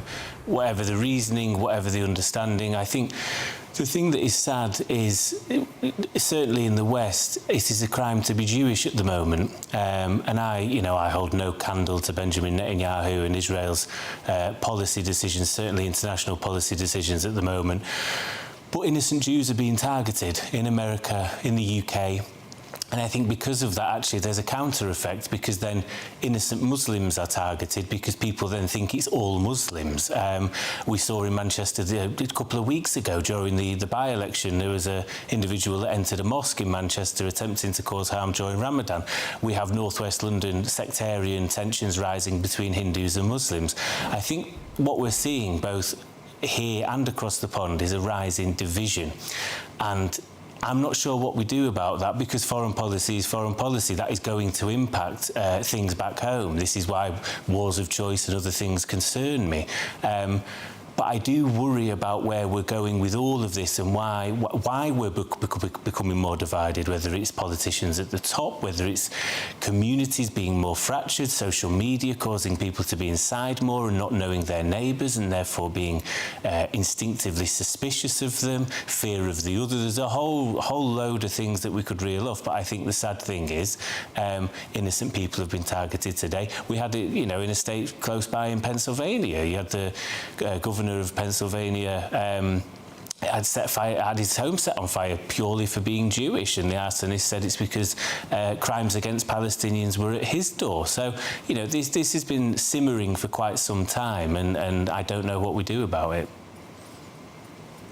OK, thank you, Matt. Let's talk to a man who might know what we do about it. Michael Waller is the former CIA operative and senior analyst for strategy at the Centre for Security Policy. Michael, good evening to you. Thank you for joining me. What do we do about it? How do you stop an ideology wanting to cause harm to Americans, and particularly American Jewish people? Well, we did denazification really well after 1945, and you had no serious resurgence of that presented a major threat anywhere. It's that we in the West have been completely reluctant to discuss the ideology that motivates these types of terrorists and extremists who are destroying our countries through legal means and illegal and violent means. So as long as we fail to address the threat, we're not going to be able to confront the ideology. And as long as we're therefore covering up for that motivating ideology, which is the extreme interpretations of political Islam, we're not going to solve the problem. I think you've got problems. We've just come up with a definition of Islamophobia in the UK, which will make it very, very difficult to have the conversation that you want to have, Michael, in terms of being literally, potentially breaking the law if you criticise Islam in any way. How have we got into the place where we can't have the honest conversation about it? Who do you blame for that? Well, we blame a lot of the corrupt politicians who are in the pay of various regimes, like the Qatar regime, for example, which has been sponsoring politicians in the U.S. and the U.K. They own a lot of property, they employ a lot of people, and they fund a lot of this terrorism and extremism. But after 9/11, immediately, and I was there, I was part of the policy process at the time, when you even tried to discuss the Wahhabist or Salafist or Muslim Brotherhood strains of Islam, you were immediately branded as Islamophobic. The Soviets did the same thing. They had the term Russophobia. You can't criticize us. So it's a phony thing to attribute a mental illness or a paranoia to something that's really real. Even though we have Muslim governments in Egypt, friendly country to us, in United Arab Emirates, and elsewhere, who have labeled these groups properly, but we don't dare to borrow from them and to take their advice. So President Trump has made some improvements in that area, hasn't he? I feel like this government are doing a better job of clamping down and prescribing the Muslim Brotherhood as a terrorist organisation, at least in some states, Michael. Right. Some chapters abroad, but there's a whole network here in the United States that we've barely touched yet, because they're being very careful to operate inside the law until such time that they're ready not to. Sorry, thank you for correcting me on that. So just to clarify, there are chapters of the Muslim Brotherhood overseas which America has designated as terrorists, but you would like to see that go further here in the US, would you? Yes, as domestic terrorist organizations. The problem is we don't have a law that allows that. And why is that? Just explain that to our British audience. What would that mean? A lot of it's constitutional arguments about freedom of speech or freedom of assembly or freedom of religion, and those are all legitimate, but we also have laws making it a crime to conspire to violently overthrow the Constitution of the United States. So by definition, any Islamist movement, any political Islam movement that seeks to have Sharia law, by definition, is plotting to overthrow our constitutional system. That is a crime. It's just that it hasn't been prosecuted well by anybody at the federal level, even though certain states, like the state of Texas, recently passed a law banning Sharia law in the state of Texas. It is being held to account now at the state level. I believe Florida is passing something similar. So we have the same argument in the UK. We will hear that, well, we have freedom of religion, so we can't have freedom of religion without allowing Muslims to behave in ways that Christians might find problematic, etc. Are you saying that you think there should be different rules should apply to Islam than to other religions? Well, religion is one thing. You can be free to believe what you want, but you're not free to impose that as a political ideology on the whole country. So in either of our countries, when you have foreign elements coming in and basically colonizing, not assimilating, and then start demanding that the local population adhere to their politicized religious ideologies and make that the law of the land, whether it concerns women, whether it concerns how to treat children, or even whether to have dogs. When they're doing these things to undermine us, and we're just meekly caving in over and over, you've got a defender of the faith in the UK that doesn't seem to be defending the faith very well, but does seem to be defending the political Islam, and it's a shame. And the same here. We have freedom of religion here, but because of the name of the religion is in the movements, people say, oh, that's a religious movement. That's nonsense. That's like if Catholic movements were saying we're going to impose whatever the Pope says in the United States. That was a fear for a long time in the United States, but it was an ungrounded fear.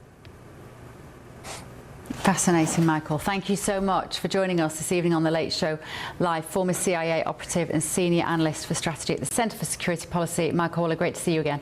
Right, we've just got a bit of breaking news to bring you here on GB News. We're getting reports that indicate air raid sirens are sounding in the area around the Incirlik Air Base in Turkey.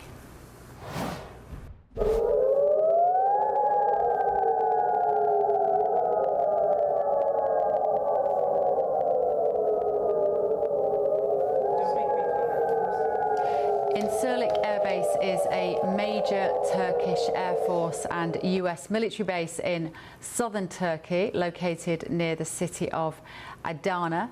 GB News understands that the following are stationed there: American Air Force aircraft, including fighters and support aircraft, NATO operations hub for Middle East missions, aerial refueling and logistics units, and intelligence and surveillance operations. We will bring you more on that as we get it. So just to reiterate, reports that air raid sirens are sounding in and around the Incirlik Air Base in Turkey. It's a major Turkish Air Force and US military base in southern Turkey, located near the city of Adana.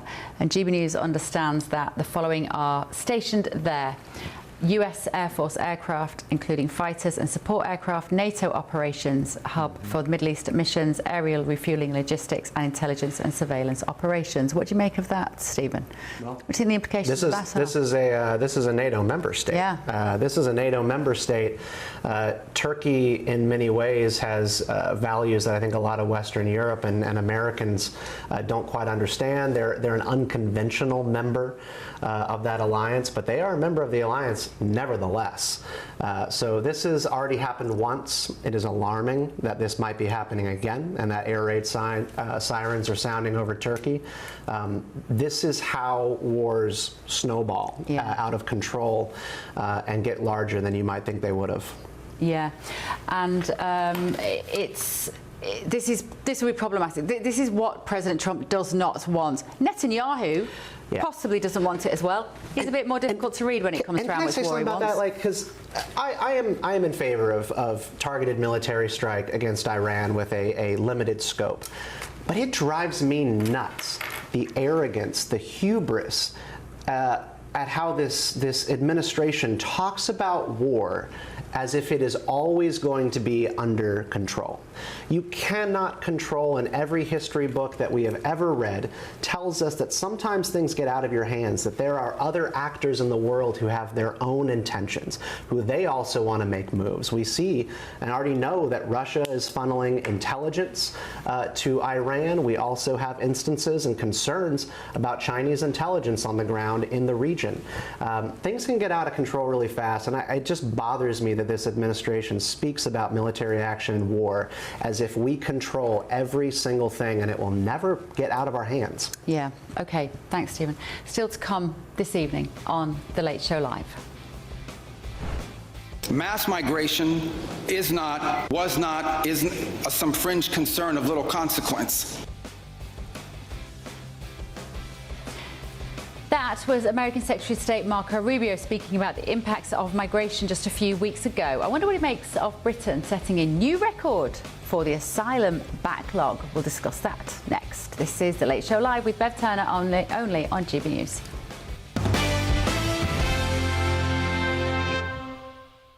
It is an affront to every family currently waiting for social housing, to those who have already spent too long on an NHS waiting list, and to British taxpayers who will inevitably foot the bill.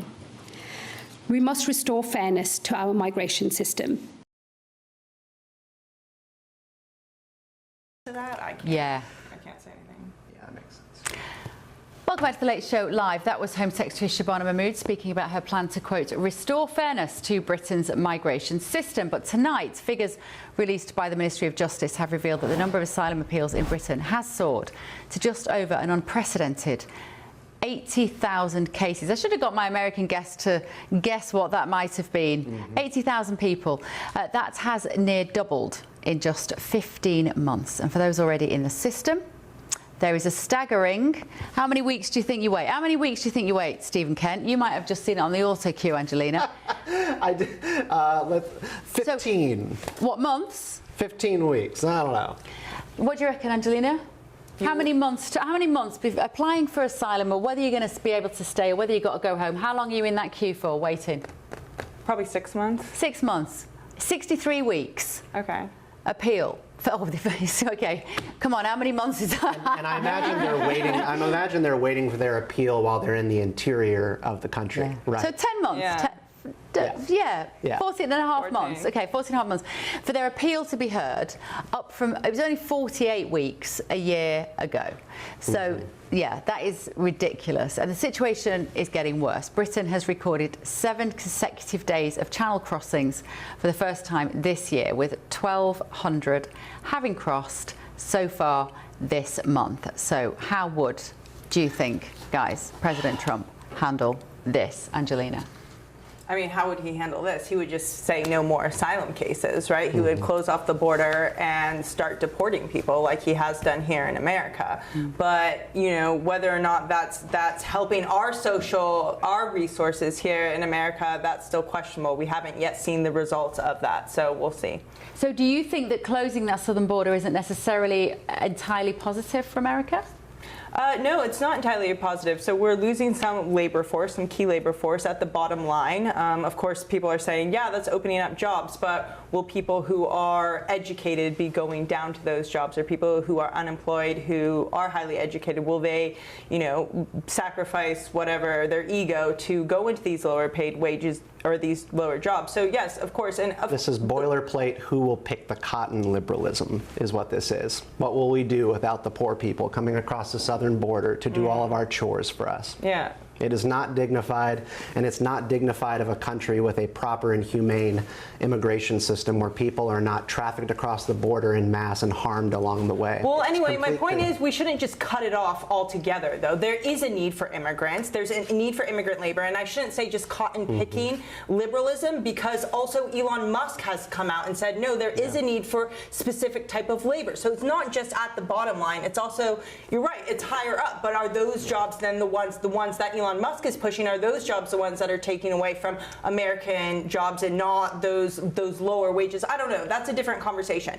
But should we cut off the border completely? No, I don't think that we should. We live in a multicultural society. I think that is good for America to be multicultural. We're a country of immigrants. We are founded on the principle of people leaving their country to find security, to find safety, and to build hopefully the American dream, right? Wealth and prosperity for their future. I think one other way to look at this, and I think in the context of the conflict with Iran here and our concern now about sleeper cells throughout the United States. From 2000 to 2019, the Department of Homeland, well, not the Department of Homeland Security, they came a little bit after that, but the State Department was able to confirm that 380 Iranian nationals from 2000 to 2019 were detained at the border. From 2019 just to 2024, that number was 1,300, with almost 800 of them being released into the interior of the country while they were pending their cases. You can see this explosion in Middle Eastern migration coming into the United States just in the past 7 to 8 years, coming through the southern border. Terrorist groups take advantage of that for the United States, and it actually puts us at great risk. We do not have to have a porous border where we don't know who's coming across it. Donald Trump is also in hawk to the hotel industry. He cares very much about what you were talking about with cheap labor, which is something that he's really tied up about. His base wants mass deportations of every single person who's come into this country. His instincts seem to be more along the lines of just people who have committed crimes in the United States. It's put him in a real political conundrum. But again, that's not what we're asking. We're talking about UK immigration, right? Sure. And their asylum seekers, and whether or not we should cut it off completely, or there should be a path to asylum. There should be I definitely think that there needs to be reform in what's going on in UK. Like we've talked about it before, they're kicking out students from housing to house these asylum seekers. That's not right. You're putting asylum seekers ahead of your own US citizens. Again, that's not right. But I do think that there should be a path, and we shouldn't completely close our borders. No. Yeah. Let's bring Matthew in. Matthew, of course, is in London. Matthew Torbett. It raises all of these issues, Matt, doesn't it? Illegal migration, or just mass migration of people from poor countries even. What do they do to the labour market? What do they do to wages? Are they a net positive? Are they a net negative? What is the right way to get it right? Because we sit here as Brits in America, and I sit here going, wow, it's remarkable that illegal migration is down to zero in America with that huge border. How have they done that? So how did President Trump do that so quickly with Tom Homan? How did they do that? But we won't ever get anywhere near it, Matt. And the question is it just liberalism? What did you describe it as, Stephen? Cotton picking? Cotton picking liberalism. Cotton picking liberalism. Who will pick the cotton, Matt Torbett? How does it apply to the UK? I think in this instance, that isn't what it applies to. These people are asylum seekers who were led to believe are fleeing persecution, not necessarily here to work, maybe will go on to work. I think when you look at legal migration, that's a different subject altogether. I think as long as the Treasury is sort of addicted to sucking on the teat of cheap labour, we're going to continue to, have quite high levels of immigration. We have a big skill shortage in this country. Until we see a proper industrial strategy, we're going to continue to need numbers probably from outside this country. I imagine the delays in the asylum system at the moment is probably human rights lawyers saying, jam up the system. Obviously, if you appeal, there's about an 80% success rate from those that put in appeals. Maybe that's because their cases are legitimate. Maybe that's because people slip through the net. I don't know. My position's always been clear that you need to stop people coming here in the first place, both politically and from a safety and security point of view. So you want to have offshore processing centres at Calais, which the French have offered in the past. You want to give people the ability to seek asylum at British embassies in their country. One, they're not making the perilous journey in which people may or may not die in the Channel, but also you know who they are and they're not throwing passports into the Channel pretending they're somebody they're not. Yeah, it genuinely staggers me that for all of us living our day-to-day life, technology is at the centre of it and we keep having it forced upon us. And yet, when it comes to the migration, particularly people seeking asylum, it appears that nothing can be done technologically. I cannot understand why it isn't easier to organise human beings and let those in that you want, and those that you don't let them in. Let me ask, thanks Matt, let me go to Rob Bates, who is the Research Director at the Centre for Migration Control. And Rob, maybe you can answer that question for me. Why cannot somebody, I understand that some of these countries they're coming from are incredibly poor, they may not have access to technology, but as Matt said, there can be embassies available. Why can't they apply online, wait, get the nod or not, and so that we're not looking at these 63-week waiting lists, Rob Bates? Well, that would be the responsibility of the UN High Commissioner for Refugees, and actually the big scare that we have at the moment is the Home Secretary's plan to introduce safe and legal routes would really actually introduce a system where we're not in control of our asylum system, and actually those people that it's being decided should come to Britain are determined by a global quango, and this is actually a real risk of not just allowing the illegal migration crisis on the Channel to continue, but actually to increase the numbers arriving in the UK. So actually what would happen under any system where safe and legal routes were happen and people applied from out of the country was we would lose complete control, and it would be completely up to global organisations to decide who comes to our country. I think we're at this point now where it's cost us nearly £15 billion in the last few years. We're seeing a record number of asylum claims. It's over, it's done, it's ridiculous. Let's just freeze the asylum system. We've done more than enough in this country to accommodate anyone who would be a legitimate asylum seeker. We've done a lot for Ukraine, for instance. We've done a lot for the Hong Kongers. We have seen enough of the chaos. We've seen enough of the murders, of the rapes, of the sexual assaults. We've seen enough of our communities being absolutely upturned by crisis at our borders that politicians have been more than happy to preside over. And I think it's time we just said, no more asylum claims. This is not working for Britain anymore. This is something that we've thrown a lot of money into and we've seen absolutely nothing in return. So I think it's time we reached a point where we just said, no, we're not happening. And the boats would stop at that point. The channel crossings would stop when people realised that they had no legitimate right to stay in the UK. So what stops us doing that, Rob Bates? Cowardice, I think, from the political class. A devotion to human rights law, to the Refugee Convention, to these anachronistic legal instruments that were introduced after the Second World War. And actually, really, I think probably a reluctance to do it for ideological reasons as well. I think a lot of people like the warm feeling they get by presiding over an asylum system that is degrading a country. I think they quite like the sense of doing something that's just and right, when actually what it's really doing is eroding national cohesion and undermining the fiscal position of the country. I think there's very simple, straightforward answers to the illegal migration crisis, at the very least. And I think actually, unfortunately, our political class, both Labour and Conservative, for far too long have been unprepared to even countenance what is needed to actually set the record straight. And again, this is the British public not being considered, because they have voted time and time again for control of the borders. And time again, we've seen politicians aloof from those concerns and actually telling them, no, we know best, and this is what we're going to do to you. And people now are at breaking point. And I think by 2029, we're going to see a centre-right government elected on a position of freezing the asylum system, net negative immigration. And I think hopefully people then will feel a sense of control being restored to what has been a disastrous 30 years of immigration policy. OK, Rob. Well put. Rob Bates there, the Research Director at the Centre for Migration Control. Thank you so much. So on the issue, let's give a right to reply to the government. On the issue of illegal migration, Shabana Mahmood, Home Secretary, has previously said these small boat crossings are utterly unacceptable and the vile people smugglers behind them are wreaking havoc on our borders.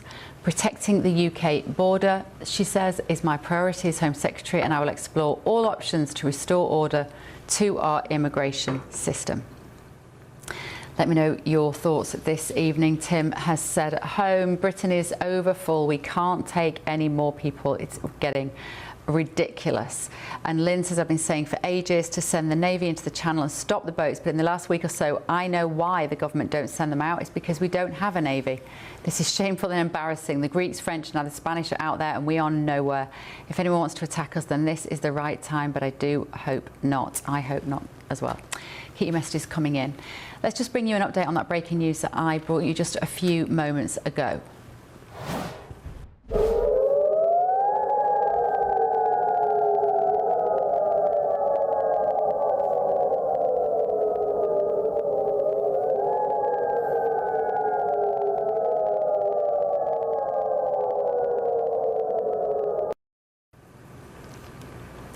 So those are images that we've received from Turkey. We're getting reports that indicate air raid sirens are sounding in the area around Incirlik Air Base in Turkey. Incirlik Air Base is a major Turkish Air Force and US military base in southern Turkey located near the city of Adana. GB News understands that the following are stationed there: American Air Force aircraft, including fighters and support craft, NATO operations hub for Middle East missions, aerial refueling and logistics units, and intelligence and surveillance operations.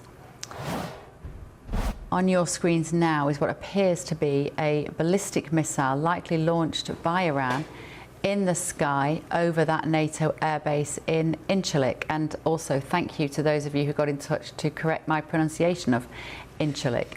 More on that as we get it. Okay. Let's take a quick look at some of the other main news here in America tonight. So Keir Starmer has admitted he, quote, got it wrong when he appointed Lord Peter Mandelson as Britain's ambassador to Washington. The Prime Minister has apologised to victims of Jeffrey Epstein after newly released documents showed that he was warned Mandelson's links posed a reputational risk.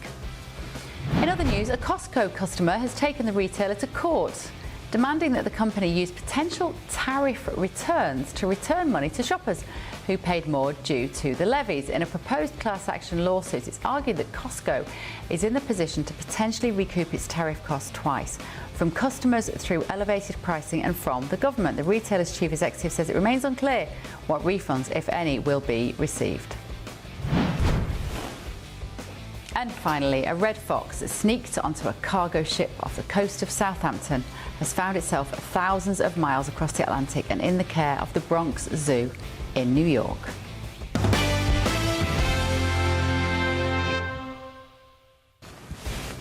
I'm most fascinated by that Costco story. Don't know about you, Stephen Kent. Angelina, are you a Costco member?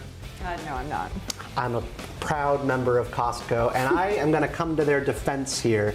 It is outrageous to sue Costco over them potentially getting money back from their costs incurred by tariffs. Why? Because they kept hot dogs, pizza, and ice cream and churros dirt cheap throughout the entire trade war of the last year and a half of the Donald Trump administration. They did not raise prices in their cafeteria, which is the #1 draw to Costco members.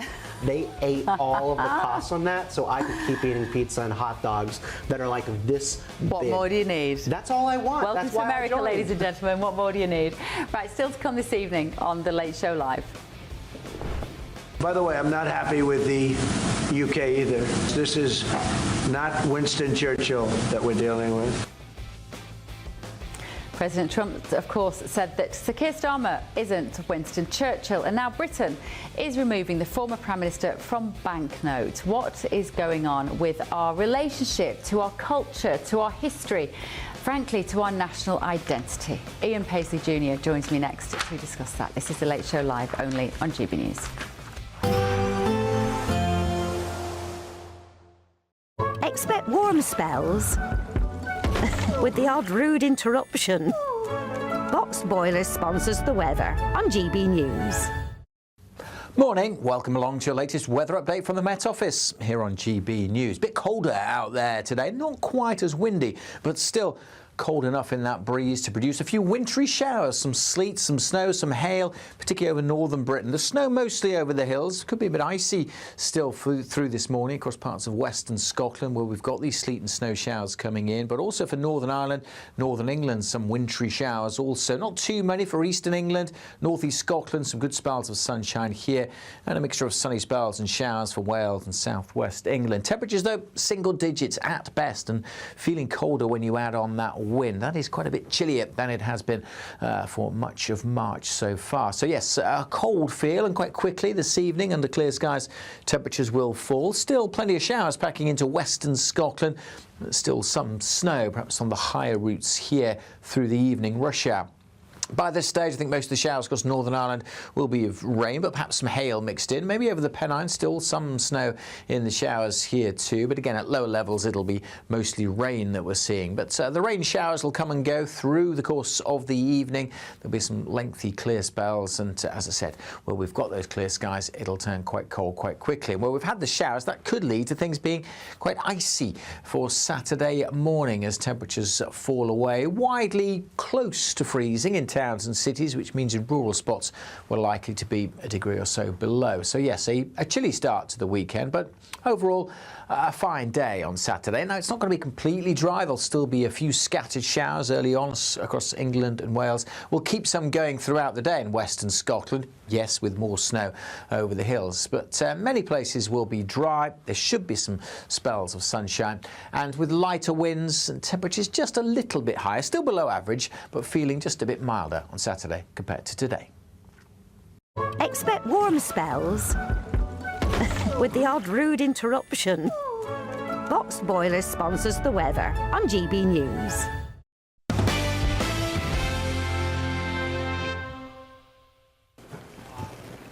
Welcome back to The Late Show live on GB News with me, Bev Turner. Now, here's a question. Are relations between the US and the UK salvageable? And why is Britain removing Churchill from banknotes? Does it reflect a wider erosion of Western values? I'm delighted to say that joining me in the studio to discuss that and much, much more is former DUP MP Ian Paisley Jr. Ian, so nice to see you in town yet again. You spend a lot of time here and back in the UK. Where is our relationship at the moment, would you say, between the two countries? And these issues of national identity really underpin, for me, the difference between the two countries. It feels like you've got America that has never been more proud of who it is, and you've got Britain under Starmer that doesn't know who it is, the United Kingdom that doesn't know what it is. Well, I think our civilization has moved. It's moved from an age of faith to the age of reason, and now it's in this whirly-burly age of feelings. And everything has to be, the way I feel about it. No, things have to be based on either faith or reason, or a combination of the both. And that has eroded the whole civilization piece. And so we don't know who we are. We're scared to say things. We're prosecuted if we pray things. We're scared to think things. And when we walk around some of our towns in England, we're scared to be there. It's a big topic, this, Ian, and it's hard to know where that started. I wonder, where did that begin? Was it under Tony Blair? Was it under becoming more European? Was it this idea that we should live in a one world, one planet world, and we've all got to be generously utopian, love each other, and moving away from the idea that national identity matters? Brits have always been European, but in a broader European sense. They helped shape parts of Europe. They took from Europe. I mean, look, I'm from the Reformed faith. That came from Geneva. That came from you. So we've always had that sharing of that identity. But you're absolutely right. It's amazing that a guy sitting thousands of miles away from London can turn around and in a sentence, he's no Churchill, sum up exactly where the British identity is. Confused, rudderless, leaderless. And there has to be a grassroots awakening of people being proud and passionate about who and what they are. And if we hear Starmer talk about national identity, because he is being increasingly asked about it by journalists, he'll often say, our identity is our diversity. Diversity is our strength. We hear that time and time again. What do you think he thinks he means by that? Well, he's trying his best to make sure that people vote for him from all these different diverse groups. Now, that's fine, but at least be honest about it. Yeah. I mean, the fact of the matter is, if you're not comfortable in who and what you are, you'll never actually survive. People have got to believe in something. They've got to believe who and what they are as a people and as an identity. And if you're just trying to please everybody, Sir Keir will find out that he doesn't please enough. You need to have more people who are not afraid, though, to swim against the tide of current opinion, to step outside of that Overton window, to not be afraid to be the person that will put their hand up when everyone else is putting their hand down. There's not enough of that Ian, like with your past, with your experiences in Northern Ireland and how identity matters, that it can be really hard to be the one person that wants to stand up and be different. It can, and people are now trained to be scared of offending each other, or of having a different or a difficult point of view. Look, God created us to be different people, to have different points of view, but hopefully to come to a sense where our values shone through, and our values of being understanding equality, understanding love thy neighbour, but to also have a different view than your neighbour, and to understand that piece. And I think that has been eroded, and it's because, let me go back to my first point, we're no longer in this age of faith, or this age of reason, an age of feelings. We can't defend people's feelings. Well, I'm sorry, diversity should be about us having different points of view, being unashamed about us saying those points of view and thinking those different things, and don't be afraid to say it, don't be afraid to speak it out. We had a fact out at the end of last week about record numbers of Bible sales in the UK. Did you see that headline, that we're selling more Bibles now in the UK? How do you take that news? Well, first of all, statistically, the sales of Bible is taken out of every single weekly record, because the sale of the Bible has always been the top-selling book in the world every single week. Okay? The fact that it is now rocketing up, people are pursuing something. They want to get back to a core belief, because all of this stuff has been quite shallow. Yeah. And it has challenged our identity, and we're made to believe in something.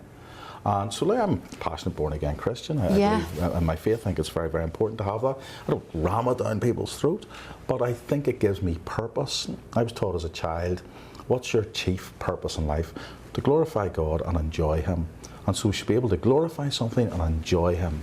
Do you think part of that movement back towards Christianity, particularly in the UK though, is as a result of feeling frightened of a cultural shift towards Islam, which absolutely unsettles people, because Muslims have not been afraid to absolutely embrace their faith. We see it in their clothing, we see it in the classrooms now, I see it walking down the street in the UK, how many women have their heads covered now. And so it's a reaction, I think, from people who aren't Muslim. Are those fears grounded? It is a fear, because it's a fear of loss, it's an intangible loss, but are those fears grounded, do you think? Well, it's grounded in the sense that they have a disproportionate impact for the size their community is, where people now think that their community is much larger than it actually is. Yeah. And I don't believe in insulting that community, but I believe in standing up for my Christian community and making sure that that is, we're a Christian nation. It should dominate. We should be unashamed of it. That we should be able to wear the cross and say the things the Bible teaches without fear or favour. But at the moment with police officers arresting and challenging gospel singers in the streets in a Christian country. So a wonderful young woman sings in London every weekend called Harmony, and the police told her that she could only sing her songs at church. Get away. That's got to be, though, hasn't it, about the individual police officers as well, who aren't empowered, they're nervous. Scared. They're scared. There was phenomenal footage online this week, and I don't know whether you saw it, of a couple of Muslims on horseback in Manchester that weren't apprehended by the police. They were pro-Iranian regime, actually, outside the Islamic State. It is the Wild West. And the guy that was filming it was saying to the police officers, why aren't you nicking them? Why aren't you nicking them? And the police officer said, what do you want me to do? Drag him off his horse? And I thought, well, it really is the end of days. Like, we've now got people on the streets in the UK, Muslims, taking the law into their own hands. Fundamental, like Muslim fundamentalists, not normal. Rank and file. No, yeah, absolutely not rank and file. These are people who are very extremists. Yeah. And these extremists have got to be called out, and the authorities have got to be called up to action against them. Otherwise, it will grow, and the Christian community will be put down. Yeah. And let me ask you about, we started on Churchill, let's end on that, this idea that Winston Churchill's being removed from banknotes to be replaced by badgers and wildlife. Awful. I don't know, beavers, rabbits, foxes, I'm not sure. The most popular Prime Minister of all time. Yeah. And being removed. You know, these symbols of people who make us... What do people follow? People follow powerful things that are said by powerful people, men and women. And why can't those men and women be celebrated? And of course people have flaws. All of our heroes have feet of clay. But let's celebrate them, let's put them up there, and let's be unashamed of them. It's the DEI agenda, the diversity, equity and inclusion, alongside the ESG, environmental, social governance, this morality, the morality tyranny that like you've got to think in a certain way, you've got to think in a certain way. I think this will speed up a revolution in our country. People are getting sick of it. People are speaking out about it, and they're just not grey people. Yeah. You know, people of all classes and ages. Yeah. I'm amazed at the amount of young people who are joining in political activities on the right. Yeah. Because they are concerned about these things. Yeah. Now that's got to be properly harnessed. Yeah. Ian Paisley Jr., always a pleasure to see you. Pleasure to see you. Thank you for coming in and seeing us on the Late Show Live. Right, still more to come. First of all, let's have a quick look at the weather with Alex.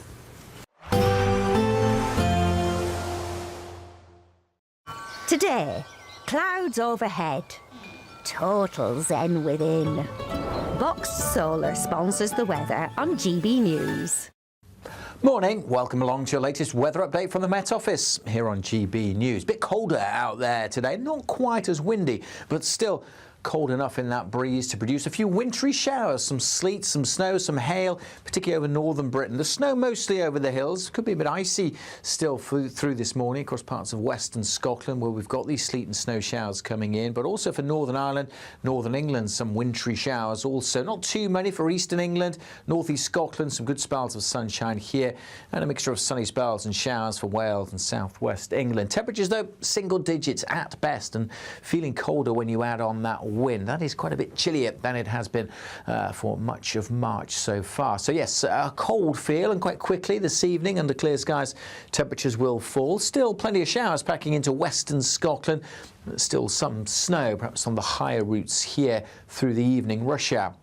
By this stage, I think most of the showers across Northern Ireland will be of rain, but perhaps some hail mixed in. Maybe over the Pennines, still some snow in the showers here too. But again, at lower levels, it'll be mostly rain that we're seeing. But the rain showers will come and go through the course of the evening. There'll be some lengthy clear spells. And as I said, where we've got those clear skies, it'll turn quite cold quite quickly. And where we've had the showers, that could lead to things being quite icy for Saturday morning as temperatures fall away. Widely close to freezing in towns and cities, which means in rural spots we're likely to be a degree or so below. So yes, a chilly start to the weekend, but overall a fine day on Saturday. Now it's not going to be completely dry. There'll still be a few scattered showers early on across England and Wales. We'll keep some going throughout the day in western Scotland, yes, with more snow over the hills, but many places will be dry. There should be some spells of sunshine, and with lighter winds and temperatures just a little bit higher, still below average, but feeling just a bit milder on Saturday compared to today. Today, clouds overhead. Total zen within. Boxed Solar sponsors the weather on GB News. Britain deserves a newsroom that puts the facts and your voice first. Well, and that's what you get on GB News. Lively debates, lively conversation. And we're not afraid to hold power to account. And each other. So join me, Andrew Pierce. And me, Miriam Gates, for Britain's Newsroom, weekdays from 9:30 on GB News. Bold. They are under no illusion. Ray, are you a human trafficker? Boundless. I've had enough of the nonsense, and I'm not afraid to say it. Don't get this on the BBC. Every weeknight, I tear through the headlines. The smell of gasoline. Should we be worried about it? From Westminster madness to cultural war chaos. What I'm going to do now is they are throwing things out the car as we speak. Get ready, Britain. Here we go. Patrick Christie tonight, weeknights from 9 p.m. only on GB News, Britain's news channel. From the school run to the home run, watch a new show for all of Britain. He can say whatever he wants. A straight talking show where all voices are heard. And, you know, when are we going to stop talking about smashing the gangs and actually do it? With the stories that matter from every part of our country. There's a bit of a crash landing there for your Chancellor. Bold, fearless and standing up for you. That's me, Martin Daubney, 3 p.m. till 6 p.m. weekdays here only on GB News. The People's Channel, Britain's news channel. Mornings don't have to be tiresome, especially if you have the right company. Wake up to news as it happens, opinion and debate, and of course, a little bit of entertainment too. Because when the kettle's on, we're on. That's Breakfast on GB News, a show worth waking up for. Every morning from 6 a.m. Only on the People's Channel, Britain's news channel. We'll spread the news, you spread the word. Westminster's full of talk, but out here, it's the real world. Am I allowed to talk then? No, that's it. This is where it matters, real people and real lives. That's what politics is all about. In fact, has Trump made a good start? No. Straight answers, no spin, and just a couple of pints. How many fingers have I got up? About 10. So join me for Lee Anderson's Real World every Friday at 7 p.m. only on GB News. The People's Channel, Britain's news channel. Westminster, the ultimate clique. And you're fighting like rats in a sack. But here on the Camilla Tominey Show, we ask the questions the establishment media is too scared to ask. OK, let me ask you a straight question, because I know you're a straight-talking politician. Whether it's net zero, illegal immigration or law and order, nothing is off limits. You had the power then. Yeah, as I and say, now you've lost it. That's the Camilla Tominey Show, a politics show that's fearless. But no, let me finish my question if you don't mind, because it is my show. Sundays at 9:30, only on GB News, the People's Channel, Britain's news channel.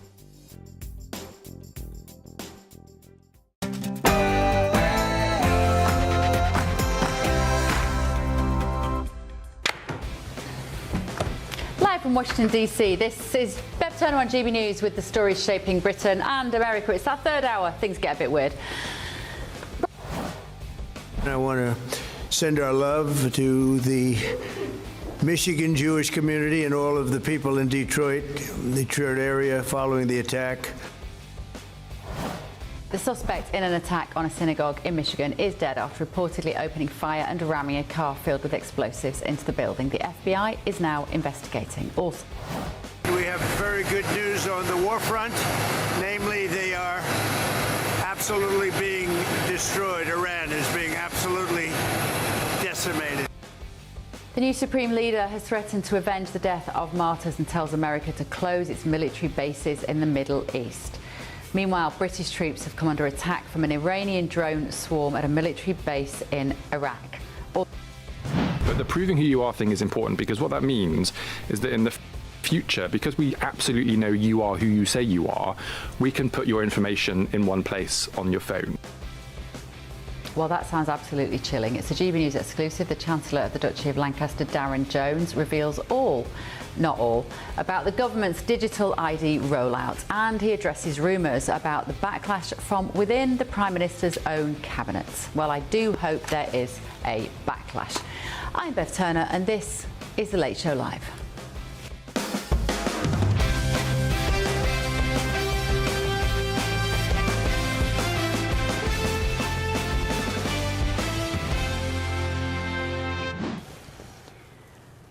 Delighted to say in the studio with me this evening, commentator Stephen Kent is here, and Angelina McAhey as well, broadcaster and journalist, and in London, former Labour advisor Matthew Torbett. Thank you all, guys, for keeping us company, particularly in this long third hour. Now, moving on to our main breaking news this evening.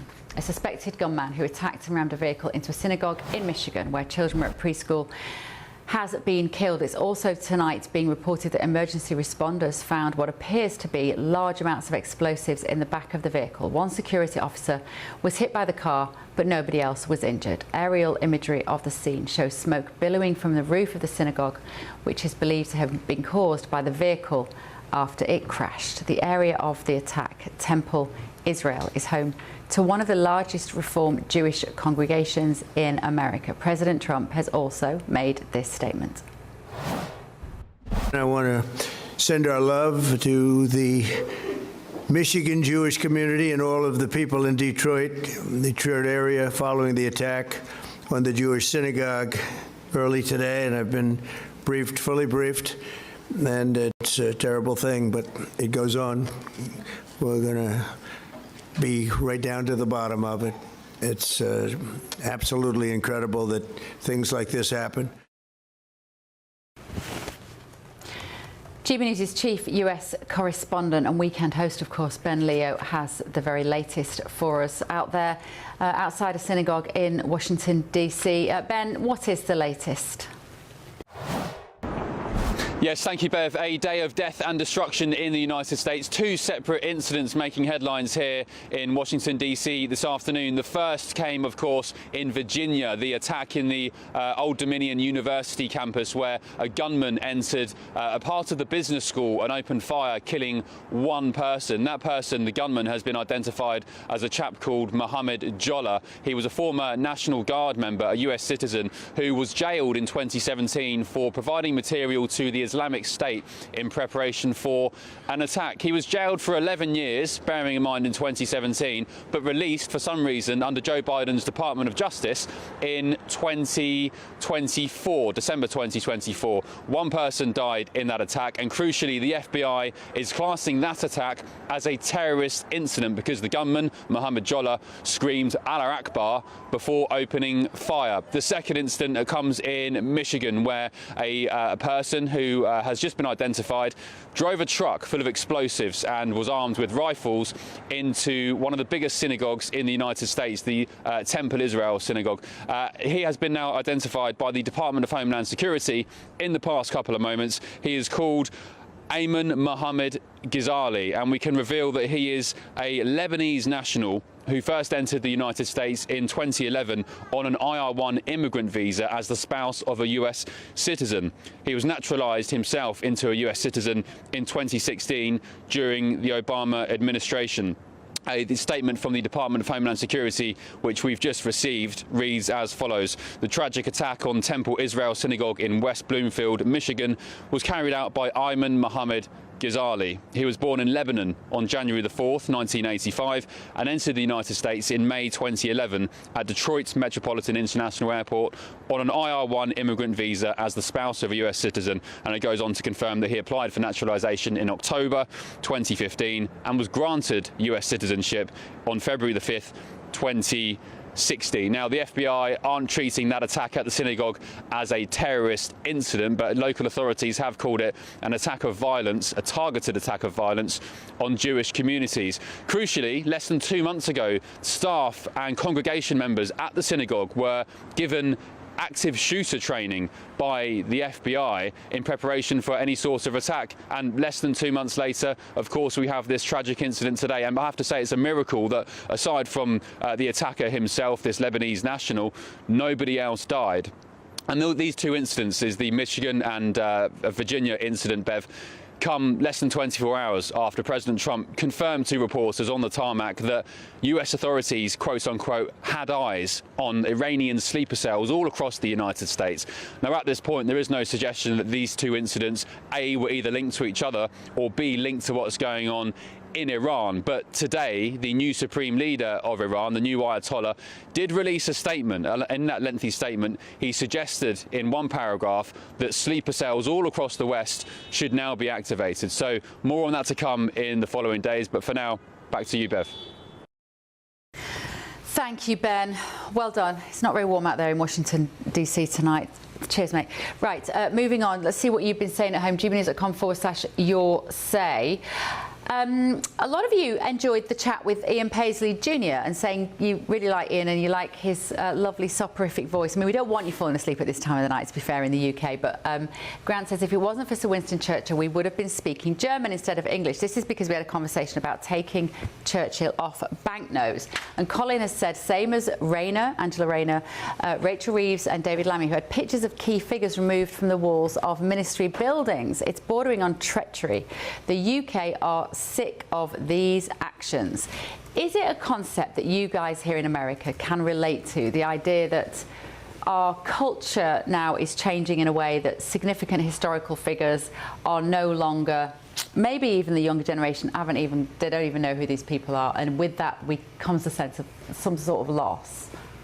Yeah, I mean, I think it's hard, right? Because there are a lot of great figures who've done wonderful, incredible things. I mean, look at our founding fathers. We still, have temples of them, monuments to them, but a lot of them were slave owners, right? So how do you reconcile the good with the bad that they do? I mean, it's a hard question, and we can definitely relate to it here in America. Yeah, and do you think, Stephen, that there is, I'm always interested how America is slightly ahead of us, or we're kind of trailing in your wake in some ways politically, particularly because we've got a socialist government and you clearly don't, is whether this sense of national identity through icons, you guys are buying into that again, aren't you, in the wake of Biden? Yes, I think that there's definitely a backlash to the 2010s, which beginning around the year 2010, stretching at least to the year 2021, there was a peak moment in this culture of questioning all of our heroes, not just the heroes of our history, but even in pop culture. You saw Hollywood in this time period produce a lot of cynical works of art, ranging from House of Thrones, or House of Cards, to Game of Thrones, to producing shows like Breaking Bad about anti-heroes, that people can't truly be good. This is all downstream of what happens in our political culture, in which we sort of villainize and question every single person who's done virtuous things in history because they were not perfect people. I mean, Winston Churchill catches this, of course, as well because of roles that he played in humanitarian crises throughout his career. Matthew, let me ask you this question from a British perspective there in London. How do we define culture? Don't we define it through the people who built our nation? And Winston Churchill clearly plays a key part in that particular story of the UK. Yeah, he does. And look, I'm not one of these left-wingers that sort of hates Churchill. I think two things can be right at once. I think he was incredibly brave and obviously played a huge role in not listening to people around him and taking on the Germans in the Second World War. I do find it a bit odd when people say we'd all be speaking German, as if that would be the worst thing about what would have happened if we hadn't have won, but, you know, that's by the by. But I also don't think Churchill was a nice man, judging by his comments at the time, which weren't of the time either, which people tend to say. I do think, though, Bev, no one's going to forget Winston Churchill because he's no longer on a £5 note that most people don't use anyway. He was only put on it 10 years ago. And you know, my biggest bugbear is they're putting animals on it. They look rubbish. I've seen the Scottish notes. They look rubbish. And personally, if you want a nice middle ground, I would have had great British monuments. You could have had the Angel of the North. You could have had the Houses of Parliament and Big Ben. And more importantly, Bev, you could have had Stockport Pyramid on there. Well, I was going to beat you with Blackpool Tower, Matt, as two Northerners. I was thinking Blackpool Tower would be good, wouldn't it? I mean, this is a city here in Washington. Washington, D.C. has the most incredible architecture. It's one of the things I love the most about this. You've got the Lincoln Memorial, the Washington Monument, you've got the White House, you've got the Jefferson Memorial. What have I missed, Stephen? Capitol. The Capitol building. There, it's behind me, isn't it? The president is going to build a great and mighty arch in D.C., and they're now talking about a Washington statue. The Arch of Trump. Which, for the record, George Washington did not want a statue of himself. He would have found the George Washington Monument to be a heresy against his values. But this backlash towards we want to own our heroes is something that is just a response to 10 or 15 years of cultural cynicism. And why in the UK do you think we're choosing to put little furry animals on our banknotes? Cowards. Cowards. Is it cowardice, or is it just that we like animals in the UK? I mean, you guys do like animals. But maybe you'll just put tea bags on it next. I'd be happy with that. As you know. Wasn't it in the news report, though, that the guidelines for what was going to go on the banknote had to be non-offensive and not alienate any particular constituency? I believe that is like in the actual code of how they approached this decision. And so you have to pick the right animals, or just pick animals because nobody can object. And that is a demographic decision. I think what is happening in the UK here cannot be taken apart from demographic questions. Is that right, Matt Torbit? Have you heard that the reason we're putting on little woodland creatures is because nobody's upset by a badger? Well, I don't think... Well, you would be surprised. I'm sure somebody will somewhere. No, my understanding was it was a public consultation. It's been open 12 months, and because I assume because we're a nation of animal lovers, animals top the list. Public figures came about fourth, and I'm a bit gutted. I'd have had my way. Buildings and infrastructure was second. I think it was only 2% behind. If I'd have voted in it myself, I might have had my own way. Yeah, well, we are, it is cowardice. If we have literally decided that because it doesn't upset anybody, I don't know. I think buildings would have been a good one, Matt, although I'm not sure there's that many really in the UK. Here we go. Let me see what your say is saying. Stonehenge. Stonehenge, good one. They were good builders. Stonehenge, that would be good. British First says Churchill served our country in both war and as Prime Minister, so he knew how to lead eventually. Alan says, I despise anyone with hatred towards Winston Churchill. He's one of our greatest heroes. It won't be anything to do with Britain, says Martin. If Churchill is taken off, it would just be ridiculous. Churchill has always been on the banknotes. It will be ridiculous, Bev. Although Matt was saying that Churchill hasn't always been on them, so I'm not quite sure if that is the case. I mean, like you say, nobody sits looking at banknotes anymore anyway, do they? Everyone just sits looking at their phone. So no, maybe it doesn't matter, but there's something feels totemic of banknotes and what we choose as a nation to put on them. And little woodland creatures feels a bit pathetic to me. It doesn't feel very British unless C.S. Lewis was the person making the currency. He was obsessed with talking animals. Or even Beatrix Potter. I'm sure Beatrix Potter, little Jemima Puddleduck on the notes. Yes. Any idea what I'm talking about now? No, they've lost the room now. This What, Wind in the Willows? Wind in the Willow. Do you know Wind in the Willows? Of course we do. Okay. I was like, we could go Harry Potter. It just sticks. Yeah, but it's too controversial. But J.K. Rowling, that's right. You'd never have it now. We can't even have Lord of the Rings either. We couldn't put Gandalf on the banknotes. We couldn't put, Dumbledore on the banknotes. Nothing will work. That's a good point, Bev. I wonder how relevant it's going to be in 10 years even, because look at how quickly people are. When's the last time you held a banknote? Did you recently? Yes, because I still, don't kill cash. I'm a big fan of hanging on to cash. I don't use it as much as I wish I did, but you're right. We rarely have cash money on our hand anymore. The ultimate goal is to get rid of the cash altogether. That's right. And to get you on the digital ID and make you traceable by the government digitally. So that's the end game. It is the end game. And in fact, we've got a very interesting package to show you in this hour, actually, because we're going to be watching an interview that Christopher Hope did with Darren Jones. And Darren Jones is the ultimate digital ID obsessive. I mean, there have been subsequent politicians who've tried to take this on, but he is completely wedded to it. We're going to show you the interview that Chris Hope has done in just a moment, and you will also have our reaction to that. Let me see what else you have been saying at home here. Sorry, they are just loading. They've slightly disappeared. Do you know what's on your banknotes here in America? Oh, God. I know. Yeah, but if you'd asked me. Alexander Hamilton. Washington, Benjamin Franklin. It's all about the Benjamins. All about the Benjamins, yeah. But do they get changed? Do you know who's on your notes? They don't change. We keep them the same. Yeah, they added the Sacagawea to the $1 coin. That was a big moment. But we can't have any. Sacagawea, she was the Native American who led Lewis and Clark on the Great Exploration of the United States. So that was a big one. They put her on the. Oh, and they were removing Andrew Jackson to replace with Harriet Tubman. Who's that? Harriet Tubman. She is a American history figure of the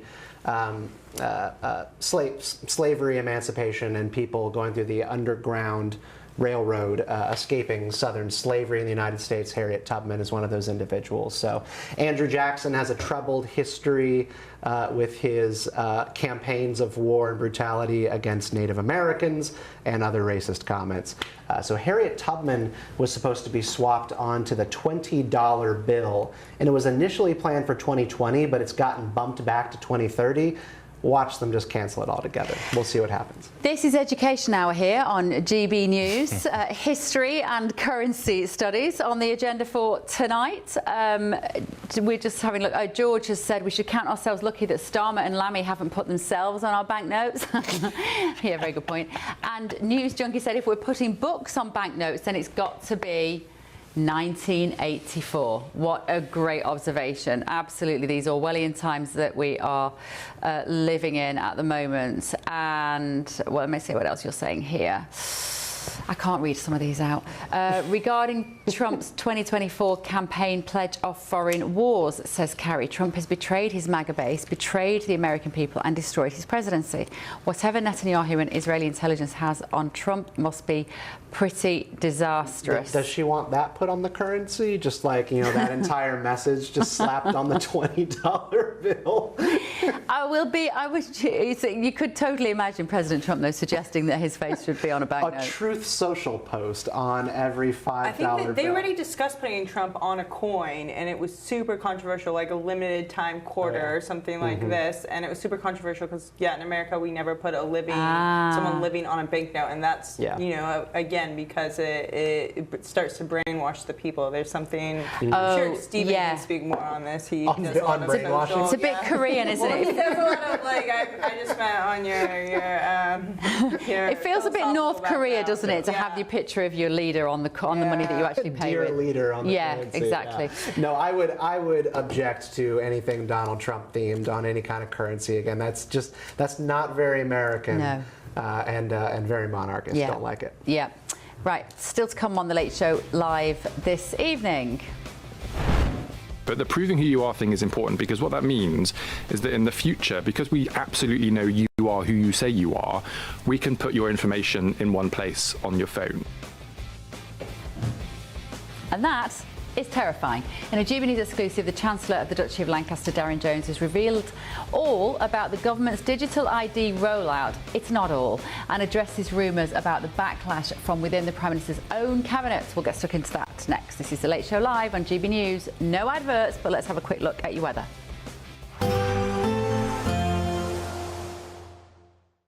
Expect warm spells with the odd rude interruption. Box Boilers sponsors the weather on GB News. Morning, welcome along to your latest weather update from the Met Office here on GB News. Bit colder out there today, not quite as windy, but still cold enough in that breeze to produce a few wintry showers, some sleet, some snow, some hail, particularly over northern Britain. The snow mostly over the hills, could be a bit icy still through this morning across parts of western Scotland where we've got these sleet and snow showers coming in, but also for Northern Ireland, Northern England, some wintry showers also. Not too many for eastern England, northeast Scotland, some good spells of sunshine here, and a mixture of sunny spells and showers for Wales and southwest England. Temperatures though, single digits at best, and feeling colder when you add on that wind. That is quite a bit chillier than it has been for much of March so far. So yes, a cold feel, and quite quickly this evening under clear skies temperatures will fall. Still plenty of showers packing into western Scotland. Still some snow perhaps on the higher routes here through the evening rush hour. By this stage, I think most of the showers across Northern Ireland will be of rain, but perhaps some hail mixed in. Maybe over the Pennines, still some snow in the showers here too. But again, at lower levels, it'll be mostly rain that we're seeing. But the rain showers will come and go through the course of the evening. There'll be some lengthy clear spells. And as I said, where we've got those clear skies, it'll turn quite cold quite quickly. And where we've had the showers, that could lead to things being quite icy for Saturday morning as temperatures fall away. Widely close to freezing in towns and cities, which means in rural spots we're likely to be a degree or so below. So yes, a chilly start to the weekend, but overall a fine day on Saturday. Now it's not going to be completely dry. There'll still be a few scattered showers early on across England and Wales. We'll keep some going throughout the day in western Scotland, yes, with more snow over the hills, but many places will be dry. There should be some spells of sunshine, and with lighter winds and temperatures just a little bit higher, still below average, but feeling just a bit milder on Saturday compared to today. Expect warm spells with the odd rude interruption. Box Boilers sponsors the weather on GB News.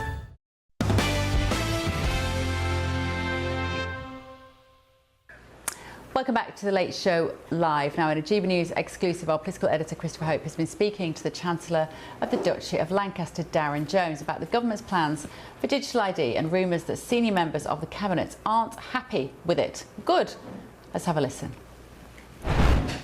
Not everyone's on board. I read the Times newspaper says West Streeting isn't happy, nor is Bridget Phillipson. They're not cooperating with you, Darren. Sort them out. They're wrong on both of them because they're both happy. So, okay, Bridget's totally happy. There's no problems with us working with the Department for Education on these things. She's already talking to us about how we can make some of those processes easier for people. And on Department for Health, I was very clear from the start that the NHS app should be separate to the gov.uk app, primarily because we've already spent loads of money building it. People have gotten used to using it after COVID. It works really well. It's probably the best app we have in government, and people rightly want their health data held separately to their other data. So I didn't want to slow down the development of the NHS app by attaching it to a new project like this one. And so I was very clear from the beginning, and Wes agrees with this, that they should be very separate. So you can hear the whole interview wherever you get your podcast on Chris Hope's podcast. I thought we were going to watch more than that. A bit disappointing for me. I was on the edge of my seat. I'm joined in the studio by Reem Ibrahim, of course, reporter for Reason magazine. Reem, you've listened to the interview, I think, in full. What did we learn from it? What does Darren Jones tell us about their plans for this awful, pernicious spyware in our pocket? It's absolutely fascinating. I mean, I'd describe it in exactly the similar way, Bev. What's fascinating is the government originally said they wanted to use compulsory digital ID, mandatory digital ID. That would force every single adult. They were also talking about forcing children upwards of the age of 12, 13 years old to have digital ID. Now, to be clear, just so we can explain, this is not just the case of having your passport on your mobile phone. That's not the same thing. This creates a central government database that will ping to that system every time you use the ID. So that means the government creates an entire database of who you are, where you've been, what you've been doing, and where you've been using that ID. If you apply for housing, if you go to a bar and you use that ID, there are so many endless uses for this, and that is an enormous amount of data. Data that is a honeypot for hackers. I personally don't trust the government with my data from a competence perspective. We saw what happened last year with the Afghan data leak, right? 19,000 people that helped inform the British government just had their data leaked because the government was so incompetent they kept their data in an Excel spreadsheet that they accidentally emailed out. Awful. But actually there is something a bit more pernicious about this, because the government last year was saying the reason why they're pushing it was to crack down on illegal immigration. And we know that this just isn't true, because they were talking about right to work checks. Now the funny thing about illegal migrants is they don't really care about the law and they will have already found ways to work without going through those genuine right to work checks. So digital ID would have no impact on them. And now the government is selling it on convenience.